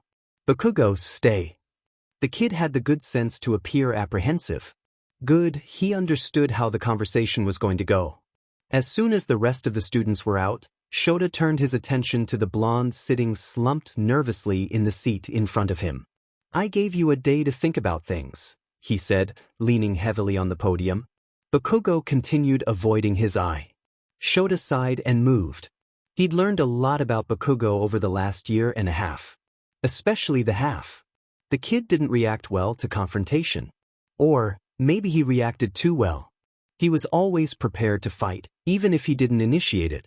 The teen was always ready to throw down. It wasn't the first serious conversation Shota had had with him, and he'd learned from their previous encounters. To speak with him, Shota had to get on his level. He had to make sure he didn't seem like a threat. He took a seat at the desk beside Bakugo. Despite Bakugo not yet looking at him, Shota made sure to face him. You know you messed up. I know you know that, but we have to talk about it. Bakugo huffed under his breath. I know. But we're already moving in the right direction. Shota rubbed a hand down his face. He needed to shave soon, just to even everything out. You acted brashly and without thinking. Granted, you were just coming out of a healing of a major head injury, he added, stomach clenching. That kid's head was smashed to pieces, but it's better now. Almost in one piece, Izuku had said, his words slamming into Shota's heart until he thought it would crack wide open. So casually. So used to the horror he'd readily jumped into. Shota still hated himself for needing Izuku in that moment. You went about it all wrong. You didn't stop and think about what you were saying or how it would affect Izuku. In all this, Izuku is a victim and continues to be a victim. His memories are traitors and turn on him like knives as he sifts through them. DMN if Shota hadn't seen that. Bakugo finally looked over at him, eyes filled to the brim with regret. Shota reined it in a little. Some things could wait to be said until later. You hurt Izuku. It's going to take a little while for him to get back to where he was before all that. But, he said, it's not completely your fault. I want you to recognize that you screwed up and do better to not repeat it. Don't internalize this failure. Don't let it eat at you. The teen sighed, just a breath. I didn't mean to hurt him. His words were whispered, fear masquerading as guilt. I know. Which is why you're not in as much trouble as you should be. Though, it doesn't mean you're in the clear just yet. At that, Bakugo narrowed his eyes. You're going to go through a trauma management course and present the completion certificate to me. The course has already been sent to you. Complete it by this weekend. Bakugo nodded. Shota knew it would be done within the next 2 days. How is Izuku? Bakugo was showing he cared and not simply shutting down. It had been a risk, and Shota was happy to see he hadn't caved and taken that route. Though, that wasn't an easy answer. Izuku looked down at the table again and took several even breaths. Shota waited for him to continue. I remember him. I remember who he was, but, he clenched his fists tightly on the table. I don't remember feeling close to him. I have these memories that are broken. Just flashes, really. Of us running around together and sleeping in each other's rooms. I remember Bakugo. Called him Kaken, I think. We were supposed to be heroes together. Shota was tempted to reach out and take his hand, but he held back. He'd already told Izuku who Bakugo was, how he was connected to the kid in front of him. He'd said with a bleeding heart, wishing he didn't have to endure what they both knew was ahead. A tear slipped free of Izuku's careful control and he angrily wiped it away. I don't know how I feel about it. About him. I remember my mom. Of course I remember her. I guess I guarded those memories more. Shota rounded the table, sensing it was finally time. He slowly wrapped his arms around the shaking teen and Izuku leaned against his touch. Silent tears continued to fall. It's going to be okay. You don't have to feel anything you don't want to feel. There are no expectations. Except there were. For both of them. Shota wondered if it would be easier if he hadn't remembered Bakugo at all. Though, having those feelings being one-sided wasn't exactly better. It took several long minutes of Shota holding him tightly and attempting to comfort him without outright lying before Izuku. Sat up straight, pulling away from his touch. Shota went back to his seat just in time for Izuku to tell him, I want to meet with him. You don't have to do that if you don't want to. You can take your time. I need to. I want to. Izuku was adamant, eyes fixed on his hands again. Shota nodded, letting the memories slide back into the recesses of his mind. Bakugo was staring at him, waiting. Izuku is working on being okay. When can I see him? Bakugo asked quickly, eager. He knew with certainty that whatever conversation was ahead for both of them wouldn't end how Bakugo wanted it to end. The Izuku he knew was still a child. A friend. Basically a brother, from what he'd described. It was going to end in disappointment. But he couldn't stop Bakugo from seeing Izuku. Eventually, Izuku, who had requested to see him, would find the other teen. Or vice versa. Izuku has asked to meet with you. Excitement flickered in Bakugo's eyes, but Shota was quick to temper it. If I'm going to allow you to see him, Yamada or I will be nearby. That's non-negotiable. You're not going to be aggressive with him and you're not going to demand answers. You do it on Izuku's term. Is that understood? Bakugo clenched his jaw, but he agreed. Alright, get going. Just because we had this talk doesn't mean I'm letting you be tardy for your next class. Shota gestured to the door. Bakugo got up and made his exit. Hesitating in the doorway. Shota waited. The kid looked like he wanted to say something, but he ended up shaking his head and leaving. The thought for another time. Triplets. Izuku's face was getting tired from the forced smile he'd plastered there hours ago. But he was attempting to trick his brain into believing he was okay, that he was happy. Because he was, wasn't he? He wasn't with the villains anymore. He wasn't forced to do anything he didn't want to do. He wasn't getting the shit beaten out of him every day. And more than that, he had people who genuinely cared about him. He thought. Aizawa and Yamada and Eri. Kiyama, maybe. He didn't know about her just yet, but she'd been pleasant. Izuku had been relaxing nearly the entire morning. Aizawa and Yamada had left earlier to teach, leaving him to spend the day with Eri and Kiyama in Aizawa's apartment. Apparently, Recovery Girl has asked him to rest that day instead of going to the infirmary to learn. It hadn't taken much convincing for him to relent. Though, the healer had made sure he knew it wasn't a punishment. So far, he'd colored on the floor with Eri and watched her favorite cartoon. He'd played with her unicorns for a little while, but apparently he hadn't done it correctly. He still didn't really know what that meant. At the moment, Izuku was trying not to let his smile slip as he showed her his quirk. Because, despite how young she was observant. It worried her when he wasn't okay. So he had to be okay. He watched her fingers reach at the flowing threads that spread out in the air, aware of Kiyama's watchful gaze behind him but not acknowledging it just yet. She'd been a steady presence for the past few hours, but she'd remained distant. Giving Izuku space. He appreciated it. He was still trying to piece together his feelings and memories. Like a puzzle someone had scattered on the floor and torn up the picture that came with it. Most of the night had been spent putting that DMN puzzle back together. He didn't feel any closer to knowing what the finished product looked like. Closer to noon, Kiyama finally moved in closer, entering his line of sight. He acknowledged her with a shallow nod and she smiled back. Are you two getting hungry? She asked brightly. Not really. Izuku hadn't felt much of an appetite all day. But Eri jumped to her feet and nodded enthusiastically. He tried putting that smile back on, but she looked over too quickly and saw the falter in his expression. Her enthusiasm simmered down. What if we ate lunch here? She suggested, carefully watching Izuku's face. Eri was everything good inside him that had been lost. Some instinct inside him demanded he protect that at all costs. Protect her at all costs. Even from himself. Because he knew, deep down, he was just like one of the doctor's experiments. Pieced together over the years and made into a monster. Some days he didn't trust himself. Some days, his despair or anger or whatever the hell else he had overtook everything else. And yeah, he'd let that build up.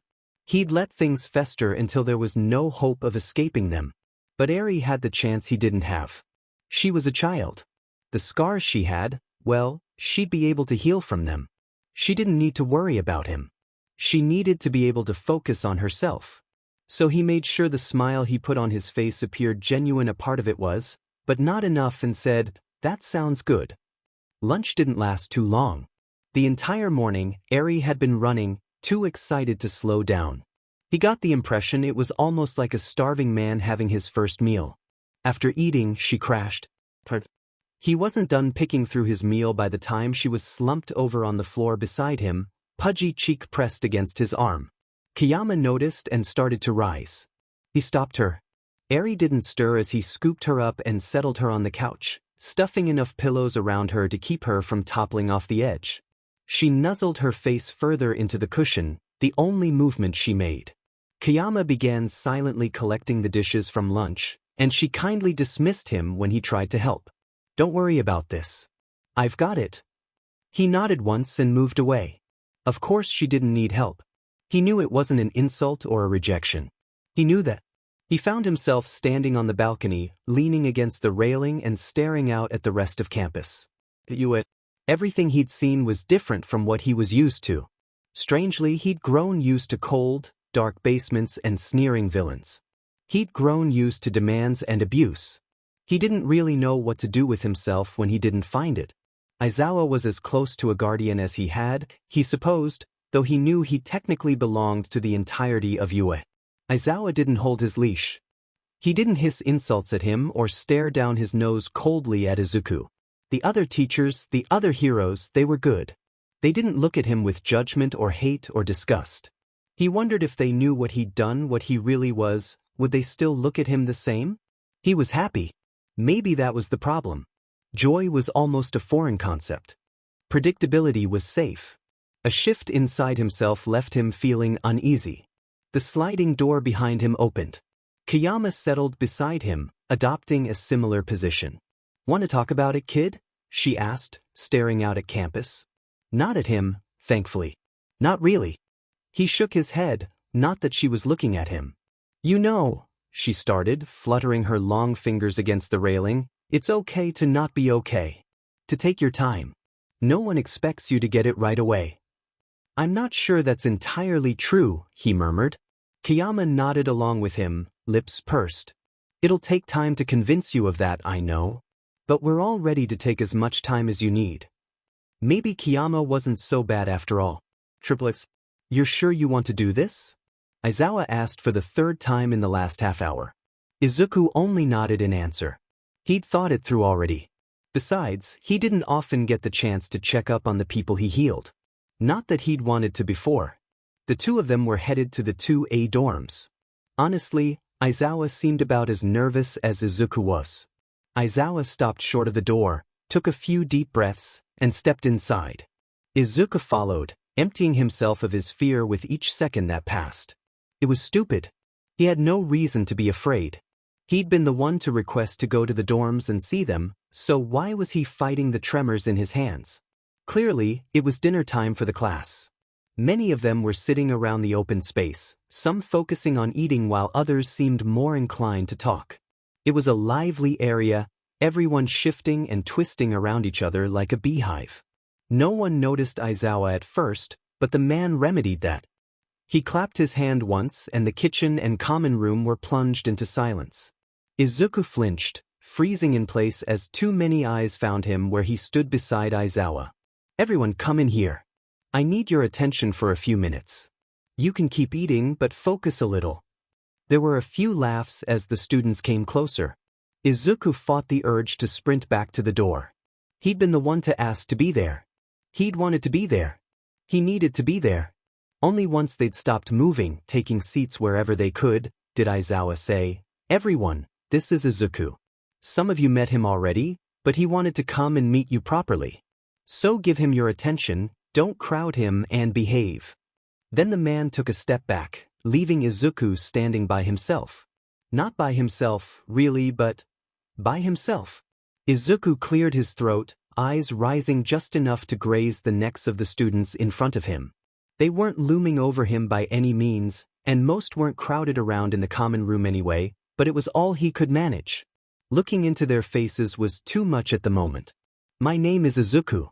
I wanted to make sure you were okay. After all that." A beat of silence. He didn't know what else to say, what else there was to say. Maybe asking to meet with them had been a mistake. He recognized a few of the students, the ones who had required the majority of his energy. They weren't carrying any injuries, though that wasn't a big revelation since he'd been the one to heal them. He took in a shaking breath and forced his eyes up to see their faces. "I'm going to be at UA for a while, it seems. I'm here to help you if you need it. My quirk allows me to heal, in case you didn't know. I'm learning under Recovery Girl at the moment." Yeah, he should have practiced what he was going to say. What a stupid idea, meeting with them. Why couldn't he have just waited until they came to the infirmary? Why did he initiate contact? But then one of the students got up, the girl with the pink skin. He didn't really remember what her injuries had been, but he knew they'd been bad. Another student rose a second later and joined her. Izuku didn't know what to do as they came in close. He didn't know what to do as the girl slowly entered his space and wrapped her arms around him. "Thank you, Izuku," she whispered, leaning her chin on his shoulder. The other student hugged them both from behind. I told you already, but in case you forgot, my name is Mina. The idiot behind me is Kaminari. Hey! Kaminari said in protest. Mina ignored him. She broke away from Izuku first. Izuku wasn't sure he could force himself to move even if he wanted to. Mina smiled at him, softly. For a moment, he forgot there were other people in the room with them. She stole every ounce of his attention. There wasn't a single hint of aggression or malice in her body. I'll never forget what you've done for us. You're amazing. Yeah. You were so badass and kind of scary, to be honest, but you're awesome. Kaminari waved finger guns at him. Apparently, Izuku didn't have to worry about being the first to get through the awkwardness he'd initiated. It seemed Mina had that covered. After she'd moved, all the other students relaxed. Izuku felt the very air around them shift. For some reason, the uncertainty he'd felt coming off them in waves was gone. Mina grabbed his hand and pulled him toward one of the chairs that was suddenly empty. It was overwhelming but good. Over her shoulder, Izuku spotted a familiar blonde standing in the kitchen. The teen was silent, eyes unreadable. Triplets. He looked so different. Older. Somehow both larger and so small. Izuku was curled in on himself, even in a room full of aspiring heroes who would never, ever hurt him. Like he wasn't certain of anything. Katsuki couldn't take his eyes away from him. He also couldn't seem to make himself move forward, closer to his friend. To the kid he'd thought was gone for good. It was the first time he'd been able to truly take him in since he'd arrived on campus. After the disaster of their exercise gone wrong, he'd been loopy and confused from his head injury. An injury he wasn't really sure he'd processed yet. He'd been healed as Izuku had healed him, but he'd felt it all in the moments before losing consciousness. He'd felt the rubble hitting his back and his skull and that rebar spearing through his body. He'd felt it. Katsuki had thought he was going to die. Then he'd opened his eyes and found Izuku standing there. Like an angel.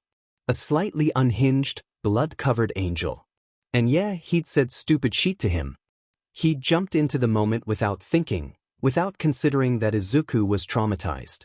That he was hurting still and wasn't used to a world outside of villains and pain. He struggled to understand what Izuku had gone through.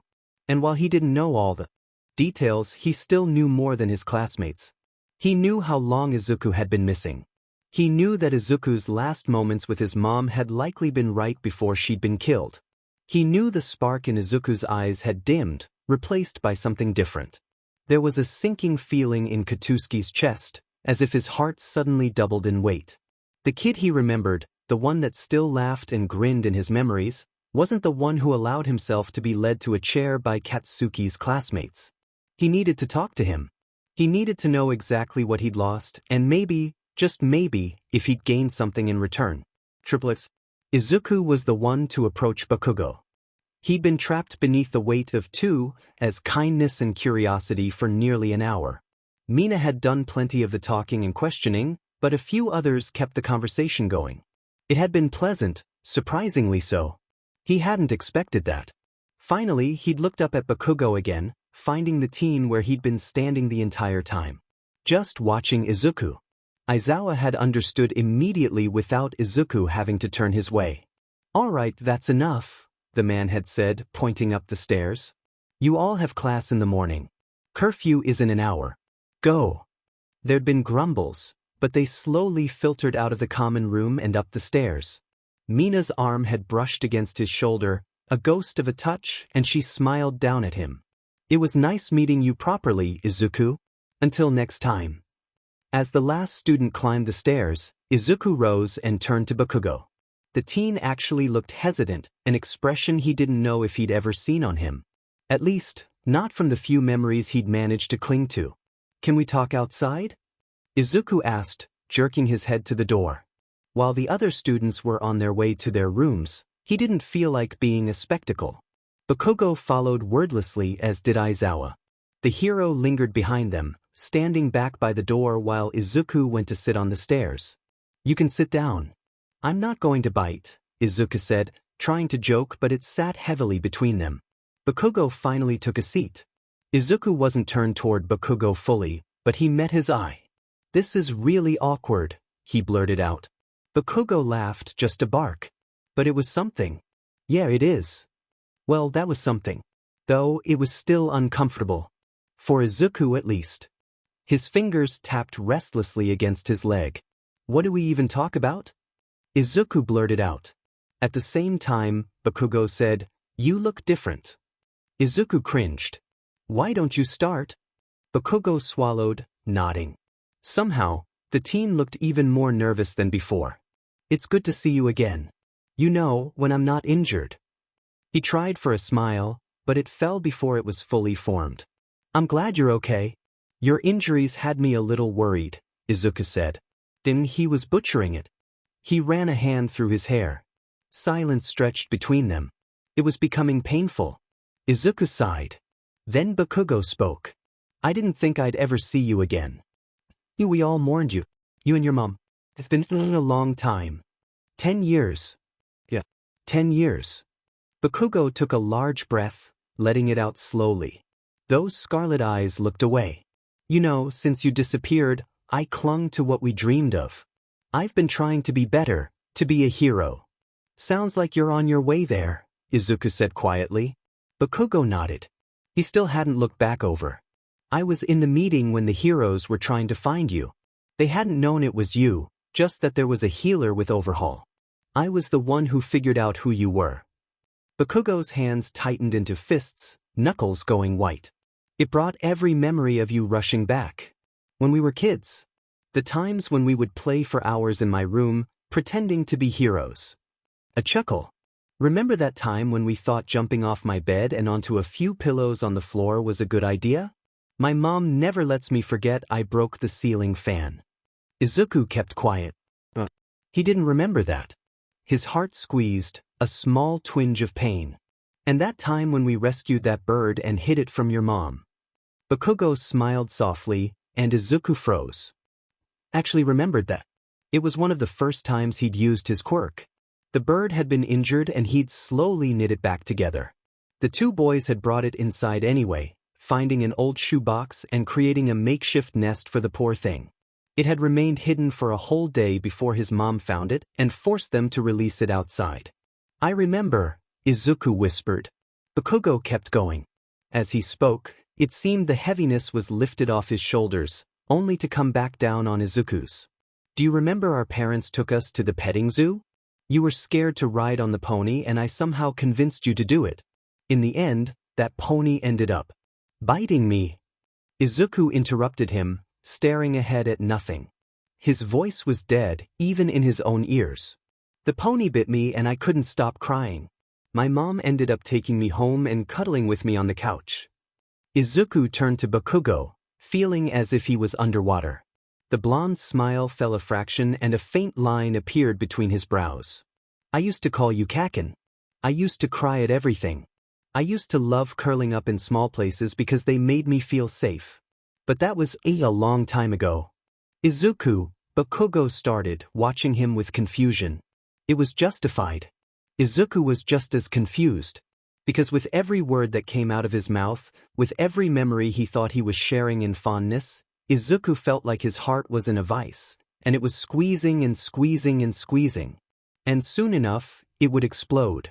Soon, he would see that the Izuku he remembered was dead. He'd died in a small room, in the dark, with those same memories keeping him company. I'm not the same person you remember, Bakugo. I'm not the kid you played with. I'm different. Time changed me, and I'm still learning who the hell I am. You have expectations, but I can't meet them. I can't be the person you want me to be. He heard Bakugo's breath catch. That's not what. I'm sorry. I can see I mean something to you. And I know we were friends when we were kids, but how do you explain to someone that you are a stranger to them? I have memories of you. I remember us together when we were kids. But so much has been taken from me.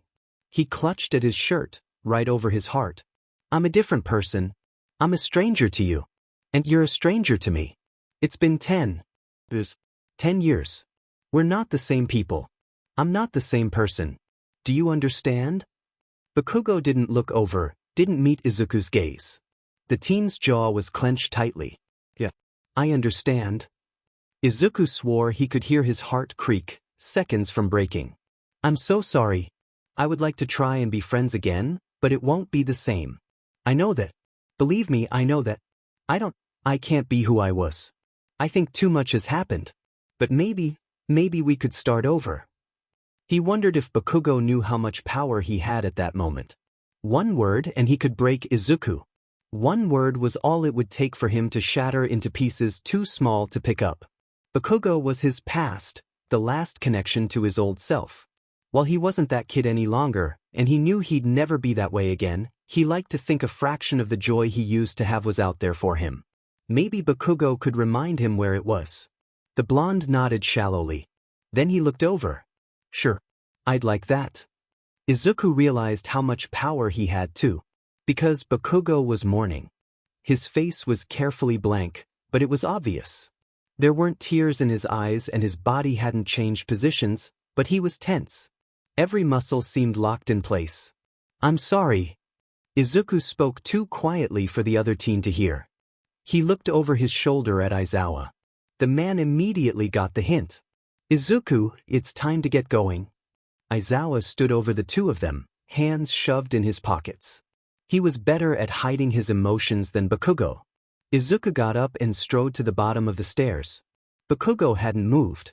Turning ever so slightly, he nodded to the teen and said, "Thank you. For everything."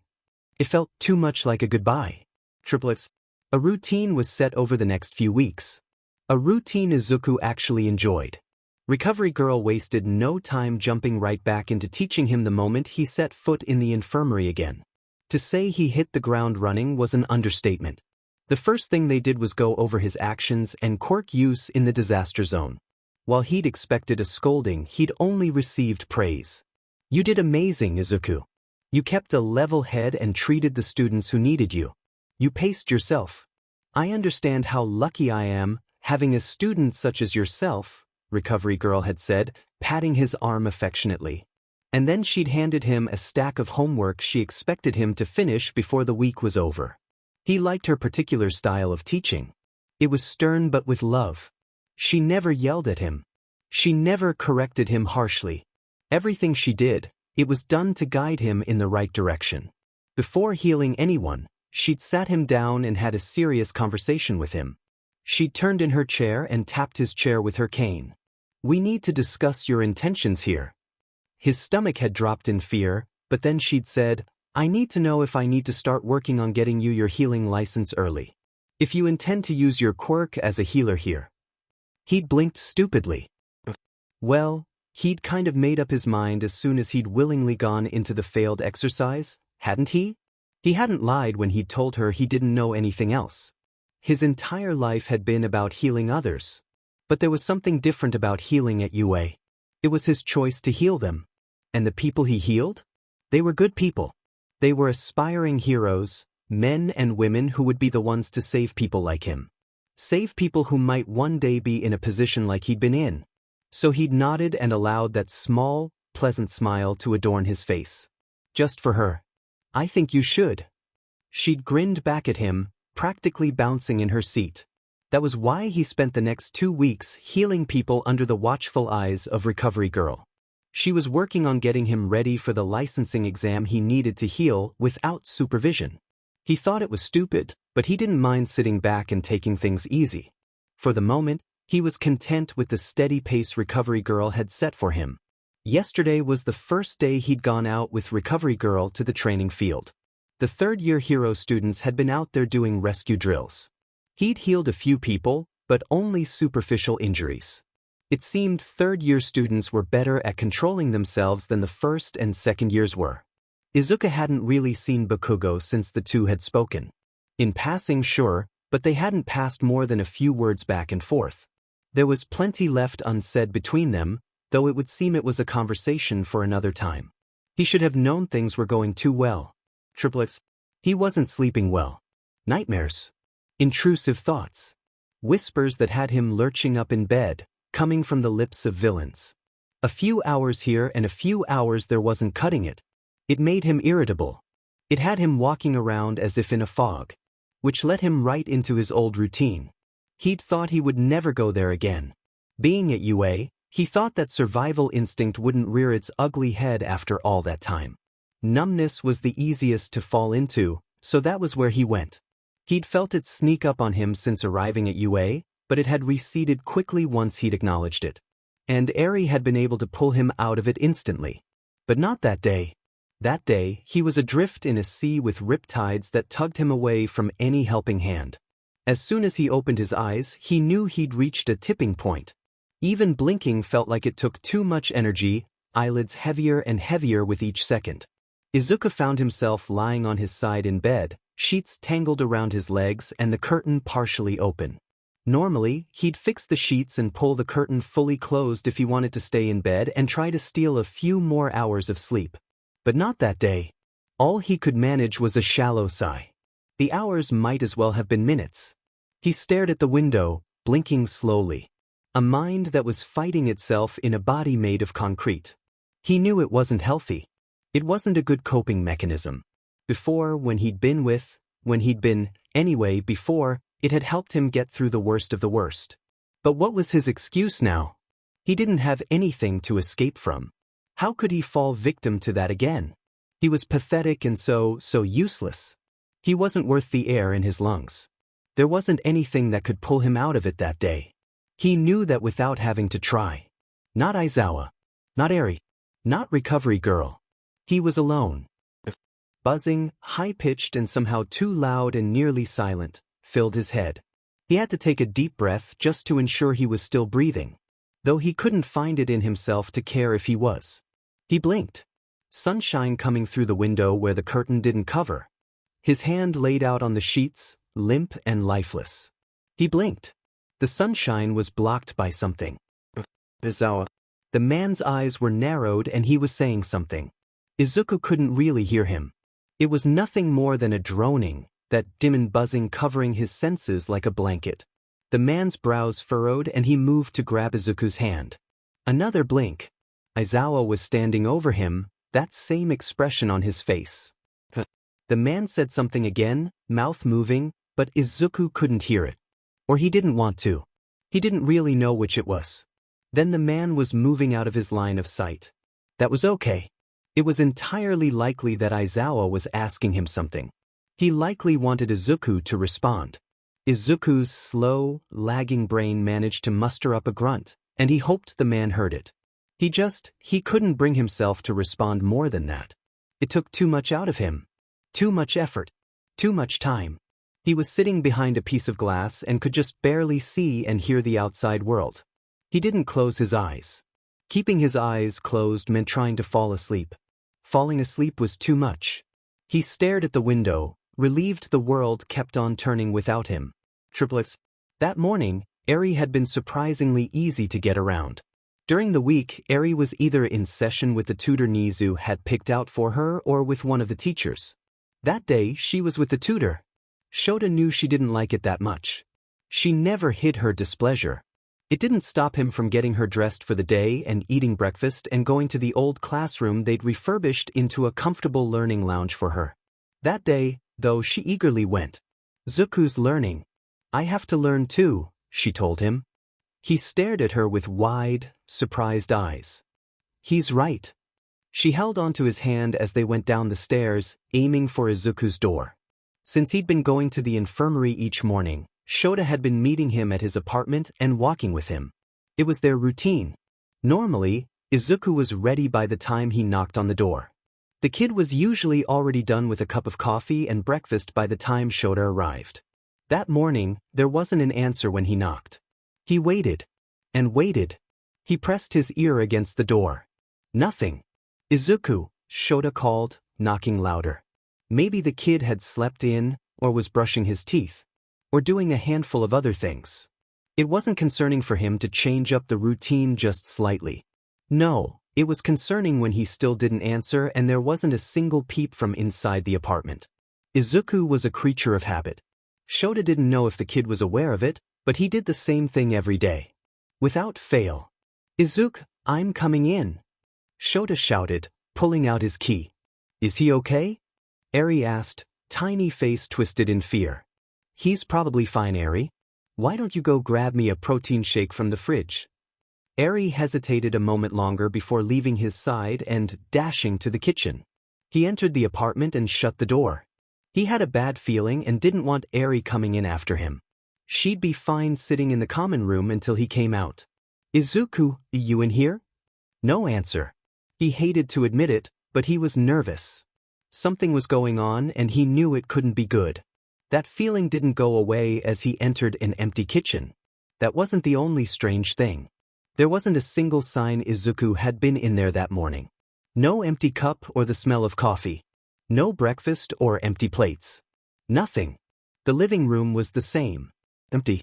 "Izuku, you in there?" he asked, knocking on his bedroom door. Silence. "I'm coming in, okay?" He was a hero and had enough training not to freeze as he laid eyes on Izuku's still form in bed. Still, he moved slowly, unsure what was going on. At least he'd found the kid. A part of him had been worried Izuku ran. "Izuku, it's time to get up." He was hoping Izuku was only asleep. The kid didn't move. The curtain in the room was partially pulled back, light spilling out over him on the bed. As Shota rounded the bed, it allowed Shota to see that Izuku's eyes were open. "Izuku!" Shota breathed. His heart sped in his chest. "Izuku, what's wrong?" The kid's face was completely blank. He didn't look up at Shota as the man crouched down in front of him.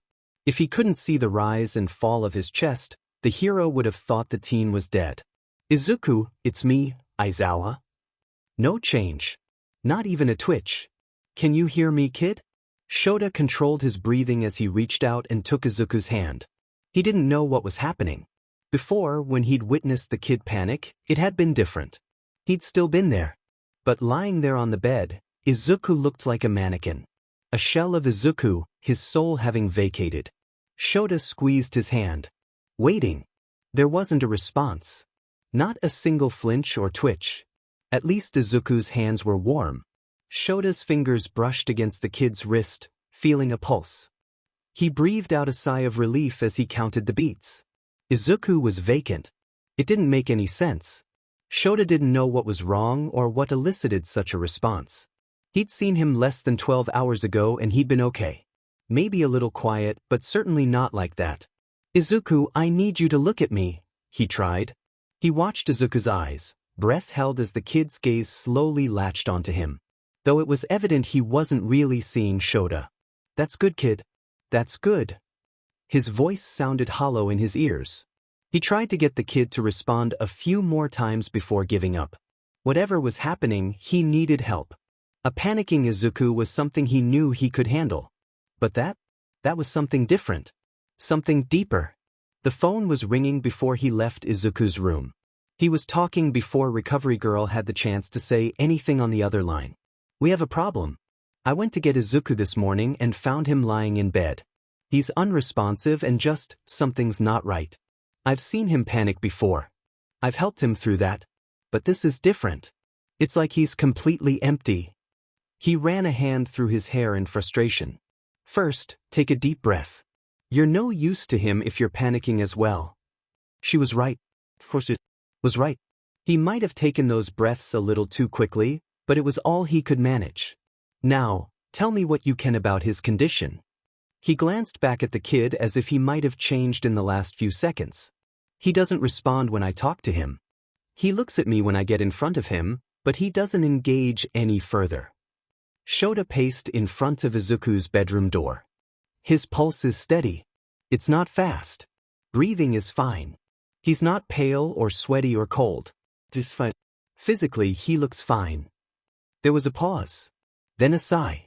"As you say, he's physically fine. It's not likely an effect of his quirk. I haven't heard of any spontaneous healing since last night, and he didn't do much healing with me yesterday. Which means this is likely a trauma response." Trauma response. As if everything he'd already exhibited with them since coming to UA hadn't been a trauma response. Shota's heart clenched. But why couldn't Izuku seem to catch a break? "I can be over there soon," Recovery Girl was saying, "but I'm with a student right now. It might be 20 minutes or so." He rubbed at his face, perhaps a bit too aggressively. "Don't worry about it yet. I'll be here with him and I'll figure it out." She tisked over the phone. "Call me if you need help." I'll check on him today regardless. When he hung up, he took a moment and leaned against the wall, forehead pressed against the cool surface. He took several breaths, grounding himself. He was the adult. He had a traumatized teenager in the room right there that needed him. Izuku didn't need Shota to be freaking out. He needed Shota to know what to do and fix it. He checked on Izuku again, though he found him in the same position. Eyes open. Blank face. An empty shell. Dim in it all. Shota left the room again, already dialing. He didn't think leaving Izuku alone in that apartment was a good idea. Shota. Good morn, Hisashi started. Listen, I need your help. Shota could have sworn he heard Hisashi's jaw click shut. I need you to go to my apartment and grab a few things. In my closet, I have a weighted blanket and the noise machine Eri used to use. Bring those to Izuku's apartment. He could tell Hisashi was moving, a shuffling noise on the other end. What's this for? Why Izuku's apartment? A gasp. What's wrong with Izuku? Shota pinched the bridge of his nose. Just bring them. I'll explain everything when you get down here. Truthfully, he was stalling. He needed to process the entire situation first. Though, he didn't know if that was going to be possible in the next few minutes. It didn't take Hisashi long. In a moment, there was a knock on the door. With a last look back at Izuku, Shota strode to the door and jerked it open. As expected, he found his friend, an Eri. The little girl was visibly worried, standing behind Hisashi with a pouted lip. The other hero opened his mouth to ask the dozens of questions he had, no doubt, but Eri beat him to it. Where's Izuku? What's going on? She demanded. Shota stopped her from entering the apartment. He didn't know what would happen if Eri was entered into the mix, but he didn't want to risk it. For all of them, a distraught Eri and a comatose Izuku was not ideal. One was enough. Eri, I'll explain everything later. For now, go sit on the couch. We won't be long, okay? He needed to get Eri to her classroom. He needed to get to his class. Someone had to. Yeah? He could already see his day was going to be spent in Izuku's apartment. Strangely, Eri didn't object much. She did grumble and groan and clench her fists, but she went to the couch anyway. He didn't miss the glare sent his way. Hisashi came into the apartment, following on his heels. The normally cheerful man placed the weighted blanket and white noise machine on the couch with a raised brow. What's going on? Nothing good, Shota murmured. He didn't explain, just jerked his head and had the other man follow him. Before going back into Izuku's bedroom, he grabbed a cold water bottle from the fridge. He knew it wouldn't work, but he had to try every trick in his book. Izuku, it's Aizawa again. I have Yamada here with me. He came around the kid's bed and gently turned over his limp hand. Izuku didn't react as the cold water bottle was placed in his palm. Think you can look up at me, kid? Those eyes were on him, but they weren't taking in any information. He sighed. Honestly, he wanted nothing more than to climb up in bed beside Izuku and fold him in his arms. But he had to be cautious. He had to think logically and not with his heart. Because right then, his heart was at risk of shattering. How had he gotten so entangled in the lives of such wonderful, tragic children? The weight of their lives were heavy on his shoulders. How long has he been like this? Hisashi asked in a whisper. Concern dripped off his tongue, stealing his smile. Shota shrugged. I came to get him this morning and found him like this. I already talked to Recovery Girl. This mental. A trauma response. Oh, Izuku. Hisashi came forward and hesitantly touched Izuku's shoulder. The kid didn't react. He was staring at the bottle in his hand. Staring and staring. It made Shota want to scream. Shota didn't know what to do. He couldn't drop his responsibilities that day, at least not easily. Someone else would be able to take Eri to her classroom, but what about his students? That day they were going off campus to visit a few hero agencies around the city. And after everything that had happened, after his class had been targeted so many times, he didn't trust anyone else with them. It was stupid, he knew that, but he couldn't take his fingers off the wheel. Not when it came to them. Not after everything. But Izuku was hurting. Izuku needed him. He needed someone to be there. All right, Hisashi breathed, pulling himself away from the kid. Why don't you get going? Your class is going to tear apart that bus if you're even a few minutes late. We both know it. Shota looked up in a daze. What? Go. I can stay here with him. Hisashi seemed so certain, so sure of himself. He grabbed Shota's shoulders and helped him to his feet. Izuku didn't look up at the movement. I'll have Nem take over my classes today. It's not a problem. I'll stay here with him. I'll text you if I need anything. He was led right to the door where he blinked stupidly. What the hell was happening? You're going to stay here with him? Shota asked. Hisashi scoffed, planting a hand on his hip. I'm going to pretend you aren't insinuating I can't handle this. It's not that. It's just. A hand rested on his shoulder. He looked up at his friend in defeat. I know, Shota. I know. Hisashi smiled, much more reserved than he normally displayed for the rest of the world. You're not alone in this. We told you that when you agreed to watch Eri and when we all agreed that Izuku would be staying at UA. Now's the time to prove to us you don't think we're all idiots. Your words, Shota joked half-heartedly. But in the end he didn't have a choice. And despite what the man might think, Shota did believe in him. He was hesitant because he didn't want him to be inconvenienced by it. Willingly putting stress on himself was one thing, but to put it on his friends? You'll text me if anything changes? Hisashi watched him with a fond expression. I'll send you hourly updates. Now go. The door shut behind him before he really had time to process what had happened. Eri hopped off the couch with questions in her eyes, but she didn't ask him anything. The girl saw too much. He'd known that since he first took her in. She always saw past his careful expressions. Sometimes he hated it. For her sake, she took his hand as they left the building. It was comforting, because stepping out into the morning air felt like he was leaving a part of himself in that apartment. Triplets. There had been a time when Hisashi had no idea how to handle mental crises. Of course, he'd had issues of his own, but that was different. Dealing with your own issues was supremely different from helping a friend through their own struggles. When he'd first become friends with Shota, the relationship had been extremely one-sided. That wasn't to say Shota hadn't given anything in return, but he was, to put it lightly, emotionally constipated. And a little special. When it came to emotions and working through issues. Sometimes there was no way to use logic to fix a problem that originated in the brain.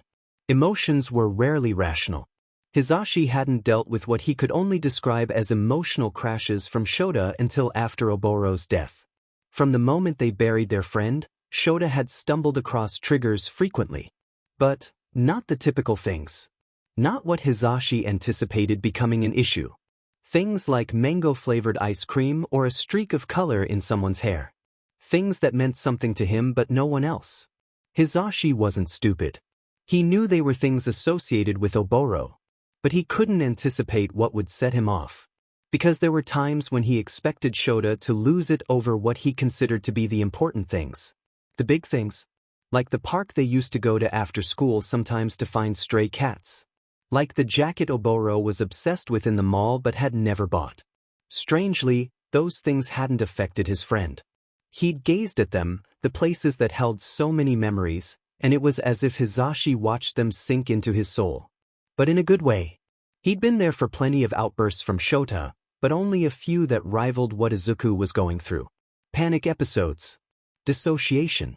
Borderline self-harm behavior. All of it. He didn't think he'd ever be able to forget the look in Shota's eyes when he fell into that state. Like his body was there but his soul was gone. Like he was dead and didn't know it. It was unsettling, but it wasn't his first time dealing with it. He knew what to do. Though, it was a little different that time, being Izuku rather than Shota. All right, kiddo, Hisashi said softly, setting Izuku up with a new water on the nightstand and a granola bar in case he got hungry before lunch. He went to work setting up the white noise machine. It had a few different settings, but he liked the rain noises the most. That was the one Eri had liked the most, too. You're going to be okay. I know this is scary and the world is a little too big and loud right now, but it's going to be okay. His voice was little more than a whisper, hardly escaping his chest. Izuku would return to them on his own. He just needed to know he was safe. That was all. The kid's eyes were open, pinned on the wall or the window. He couldn't really tell. He occasionally slid his gaze to Hisashi, but it was clear he wasn't seeing the man. Lying on his side, knees curled up to his chest, Izuku looked so small. As soon as the soft sounds of rain filled the room, he grabbed the weighted blanket and pulled it up over Izuku's legs. Not enough to make him feel suffocated, but it would hopefully allow him to easily come back to himself. It had worked with Shota before, part of the reason the man still kept it in his closet. You know, you may not realize it yet, but you have us all whipped. Shota especially. Or maybe Recovery Girl. She adores you. And it's not just because you have a healing quirk. You're a good kid with a good heart. Not even 10 years with villains could tear that away from you, he nearly said, but held his tongue. Izuku didn't need to be reminded that he'd spent over half of his life with villains. The lack of reaction from the kid didn't deter him. Hisashi left the curtain as it was, but he closed the curtains throughout the rest of the apartment and turned off the lights. It left Izuku's room lit by pale sunshine. Cozy, he said with a smile. What he wanted to do was crawl up next to Izuku and run his hands through his hair and up and down his spine in reassuring gestures. He did it for Eri all the time. But Eri reacted well to soft touches. He didn't know about Izuku. There had been times when the kid flinched back from a gentle touch on his arm or back. Touch in general seemed to be a sore spot for him. If he saw it coming, he did well with it. But Izuku wasn't in his right mind at the moment and couldn't track Hisashi's movements. For the moment, he would be present and available. He would be a safe person. Hisashi pulled up a chair, crossing an ankle over his knee. Sorry Shota isn't here with you. His class is going on a little field trip. I know he wanted to stay here with you. But I'm here, so you're guaranteed to have a more lively conversation. Sometimes he doesn't know how to just talk. Like it's the hardest thing in the world. He let out a laugh and shook his head. What an idiot. And I chose him as my best friend. What does that make me? He kept talking, filling the air with stories and ideas. He didn't know if Izuku latched onto any of it, but he would eventually. Besides, silence wouldn't be appreciated. It was more likely to throw him right back into his memories than pull him out of. The other day Eri and I were hanging out. She told me she really likes visiting with you. That little girl had been far too quiet when she'd first arrived at UA. She'd shied away from every towering figure and every shadow that fell over her. So they'd started kneeling down with her and only entering her space when she knew what was happening. It hadn't taken her long to become comfortable with hugs and hand-holding and snuggles. In fact, as soon as she'd figured out those warm embraces were safe, she'd thrown herself into their love like there was no tomorrow. As if she'd been doing it all her life. But there had always been a hint of fear in the way she held herself, like she was still afraid she would wake up and one day find herself back with Overhaul. And then Izuku had arrived at UA. Strangely, once she saw he was safe with them, that fear vanished. He'd seen her comfort Izuku many times, going from the one requiring the reminder of safety to the one giving it. She was a safe place for Izuku, and he was one for her. The two were helping each other. She told me she liked playing with you, though apparently you have some issues playing with the unicorns. Hisashi laughed. It was because he was laughing that he nearly missed the small grunt Izuku let out. He didn't acknowledge it, but it did encourage him to keep going. The kid remained on his side, but his eyes were on Hisashi. Little by little, hour by hour, he noticed more and more reactions from Izuku. Grunts and hums mostly. As the hours went on, he clearly became more aware. Nearing lunch, Hisashi was even rewarded with a quiet yes from the kid. Barely a breath of an answer, but it was there. He held himself back from wrapping the kid in a tight embrace. I'm going to prepare lunch, all right? I'll come get you when it's ready. Izuku didn't reply, but he grunted in acknowledgement. If Hisashi ever got his hands on any of the villains who had hurt that kid, he would kill them. He knew Shota would help him. It didn't matter that he was a hero. It didn't matter that they hadn't done anything to him. But to hurt Izuku, just a child? It was unforgivable. Lunch was a simple meal of sandwiches and chips. He considered setting out some iced tea or lemonade, but he didn't know how steady Izuku would be. Plastic bottles would be the best for the moment. I'm going to sit you up, all right? Hisashi asked, drawing Izuku's eyes to him again. The kid blinked and seemed to see him for the first time. Hisashi projected his movements, hands steady and slow as he guided Izuku up in bed. He did the same to get him standing. For a moment, he thought about helping Izuku change into different clothes, but it wasn't as if he was going anywhere but his apartment.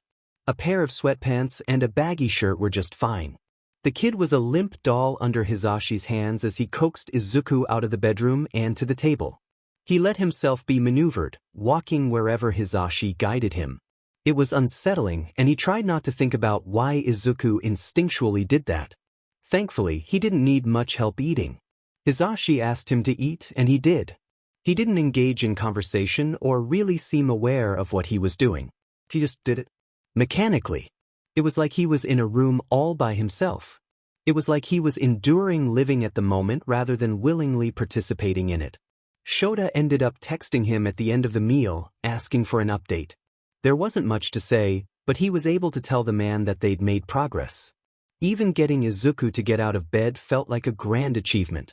Shota, maybe try getting him to shower. It's helped me before. Hisashi read the text twice, frozen in place. Of course, he knew he couldn't have been there for every since one of Shota's episodes, but he had a feeling, something in his gut telling him, daring to whisper that Shota had dealt with that sort of thing on his own. It didn't sit well with him. But he was there for Izuku. The kid didn't need to deal with it on his own. Why don't we get you in the shower, Ichin? Feeling clean might help. Hisashi waited for Izuku to react, but he didn't. Not a hum or a nod or a whispered reply. Nothing. He didn't let the disappointment show on his face, though.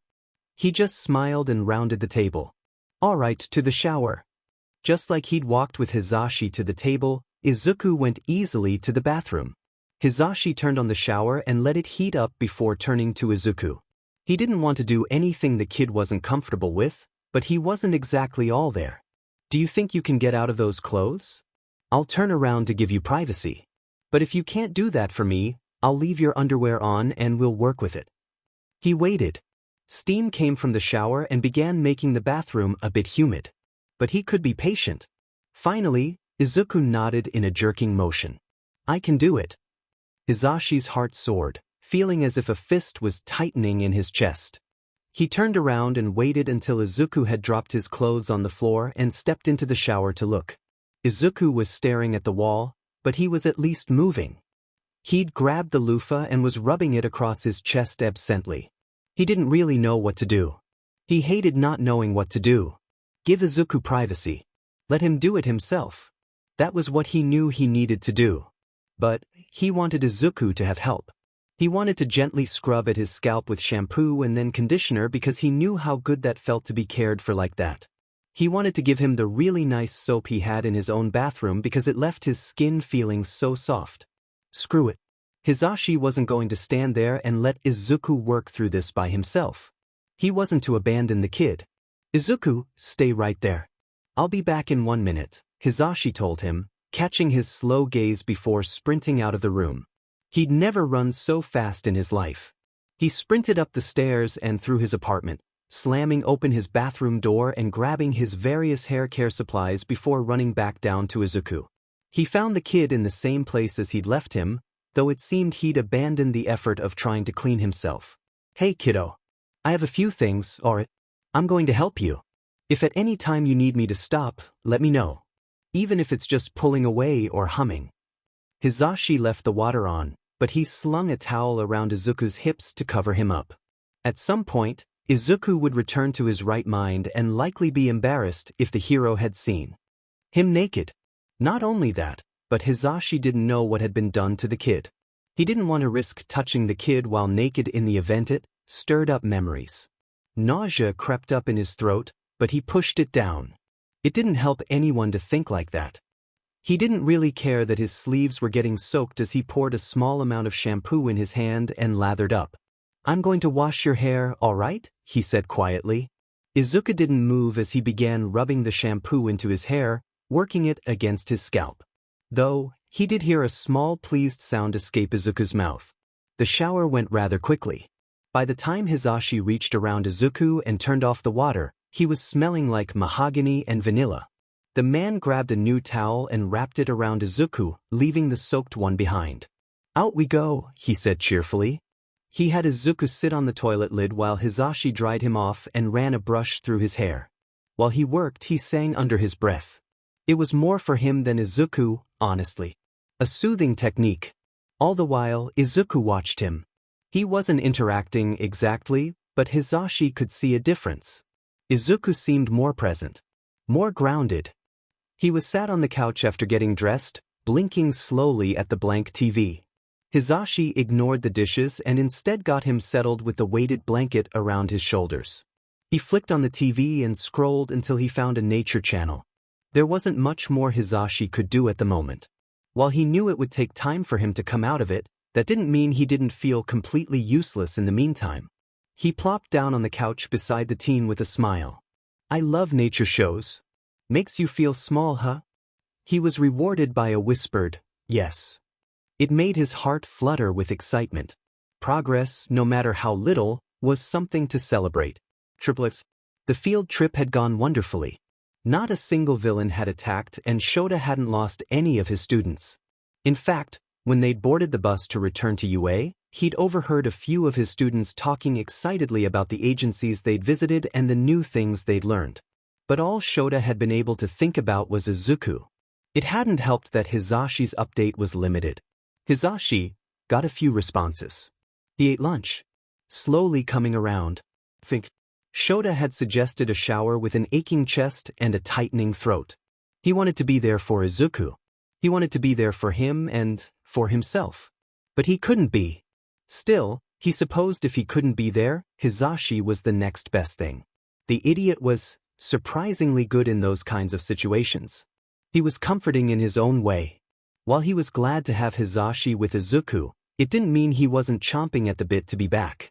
He stood outside the bus and urged his students to hurry back to their dorms. Bedtime, he shouted as soon as the last student was off the bus. In the next second, he was marching toward the teacher's dorm building. The odd looks his students shot his way were ignored. Before reaching Izuku's apartment, he sent a text to Nemuri, asking her to get Eri from her classroom and watch her for a bit. It ended up with his friend calling him. Why, exactly am I getting Eri? She asked. Because I need to be with Izuku, and I don't think Eri needs to be there for that. Nemuri didn't miss a single thing, especially not the fear in his voice. What's wrong with Izuku? Do you need help? What is happening? Calm down, he told her, launching himself up the stairs and to the front door. Izuku is fine. Sort of. He's having a rough day. Hisashi is with him right now. Can you take Eri or not? He heard a relieved breath. Of course. We'll hang out in my room. Text me when you're ready for her. I'll feed her. He stopped before getting to Izuku's door, leaning against the wall to catch his breath. You're the best. Thank you for being here. Wow, you must really be feeling it for you to admit that. But anytime. And she paused long enough for him to look at the screen and confirm it was still connecting the call. I'm proud of you. For relying on us. You've come a long way. His cheeks flared with heat. He cleared his throat. All right, I'll talk to you later. Her laughter was cut off as he disconnected, sliding the phone back in his pocket. Hisashi answered the door quickly, jerking his head back in a sign for Shota to follow him. Though, he paused long enough to find Izuku sitting on the couch, weighted blanket over his shoulders and the TV playing. Izuku turned toward him slowly, eyes trailing up to Shota's face. Figured. How are you feeling? Shota asked as brightly as he could manage. Izuku didn't answer, only grunted and turned back to the TV. It wasn't much, but it was more than before. Still, Shota couldn't help but feel disappointment. But he couldn't expect Izuku to bounce back immediately. He looked at Hisashi and followed the man to the kitchen. As you can see, he's doing better, his friend said, leaning against the counter. He took a shower, which I think did him some good, but he was pretty out of it during and after. He let me touch him, which is good. Shota nodded. That was good. If he'd been completely opposed to touch flinching away from their hands like they were villains, they would have had a hard time getting him to come back to them. At least he's able to eat and drink something. Now, all we can really do is ride it out with him, Shota murmured. Hisashi nodded. Yeah, I figured. He looked over at his friend with a raised brow. What are you doing here, by the way? Shouldn't Eri be out of school already? Yeah, I already texted Namuri. She's going to bring Eri to her room for the evening. She doesn't need to be here for this. I agree. Hisashi put his hand on Shota's arm and gently pulled him to the door. What are you doing? The man only let go once Shota stood in front of the exit, crossing his arms to block his way back into Izuku's apartment. I'm helping you. You don't need to be here either. You have other responsibilities right now. I don't mind staying here with him. We're just hanging out on the couch anyway. You've been with your students all day. Take a break and enjoy your evening with your daughter. Your daughter? Shota swallowed. But nothing. I'll text you if anything changes. He stared at Hisashi for a long moment. The man wasn't going to relent. And Shota really wanted to collapse on the couch. He was tired. Now that he had seen Izuku and reassured himself he was fine, the endless terror-filled scenarios that had been running through his head all day faded away. Izuku was fine. He was recovering. He was doing better with Hisashi. Hisashi immediately sensed the weakness and pounced on it. Eri needs you too. She needs to know you're going to be there for her. Tonight, be home with your little girl. I'm just her temporary guardian, Shota argued. But I believe you. His face said that he did not, in fact, believe him. Shota looked around Hisashi at Izuku again. The kid hadn't moved, but there was a little light in his eyes. Not blank and empty like before. Fine. But I'll be here first thing in the morning. The other man smirked. I expected nothing less. Good night, Shota. He nodded, throat suddenly tight. He couldn't bid the man good night without risking the squeak that would come out, so he settled for an appreciative glance. He wasn't alone. He didn't have to bear the weight of everything on his shoulders.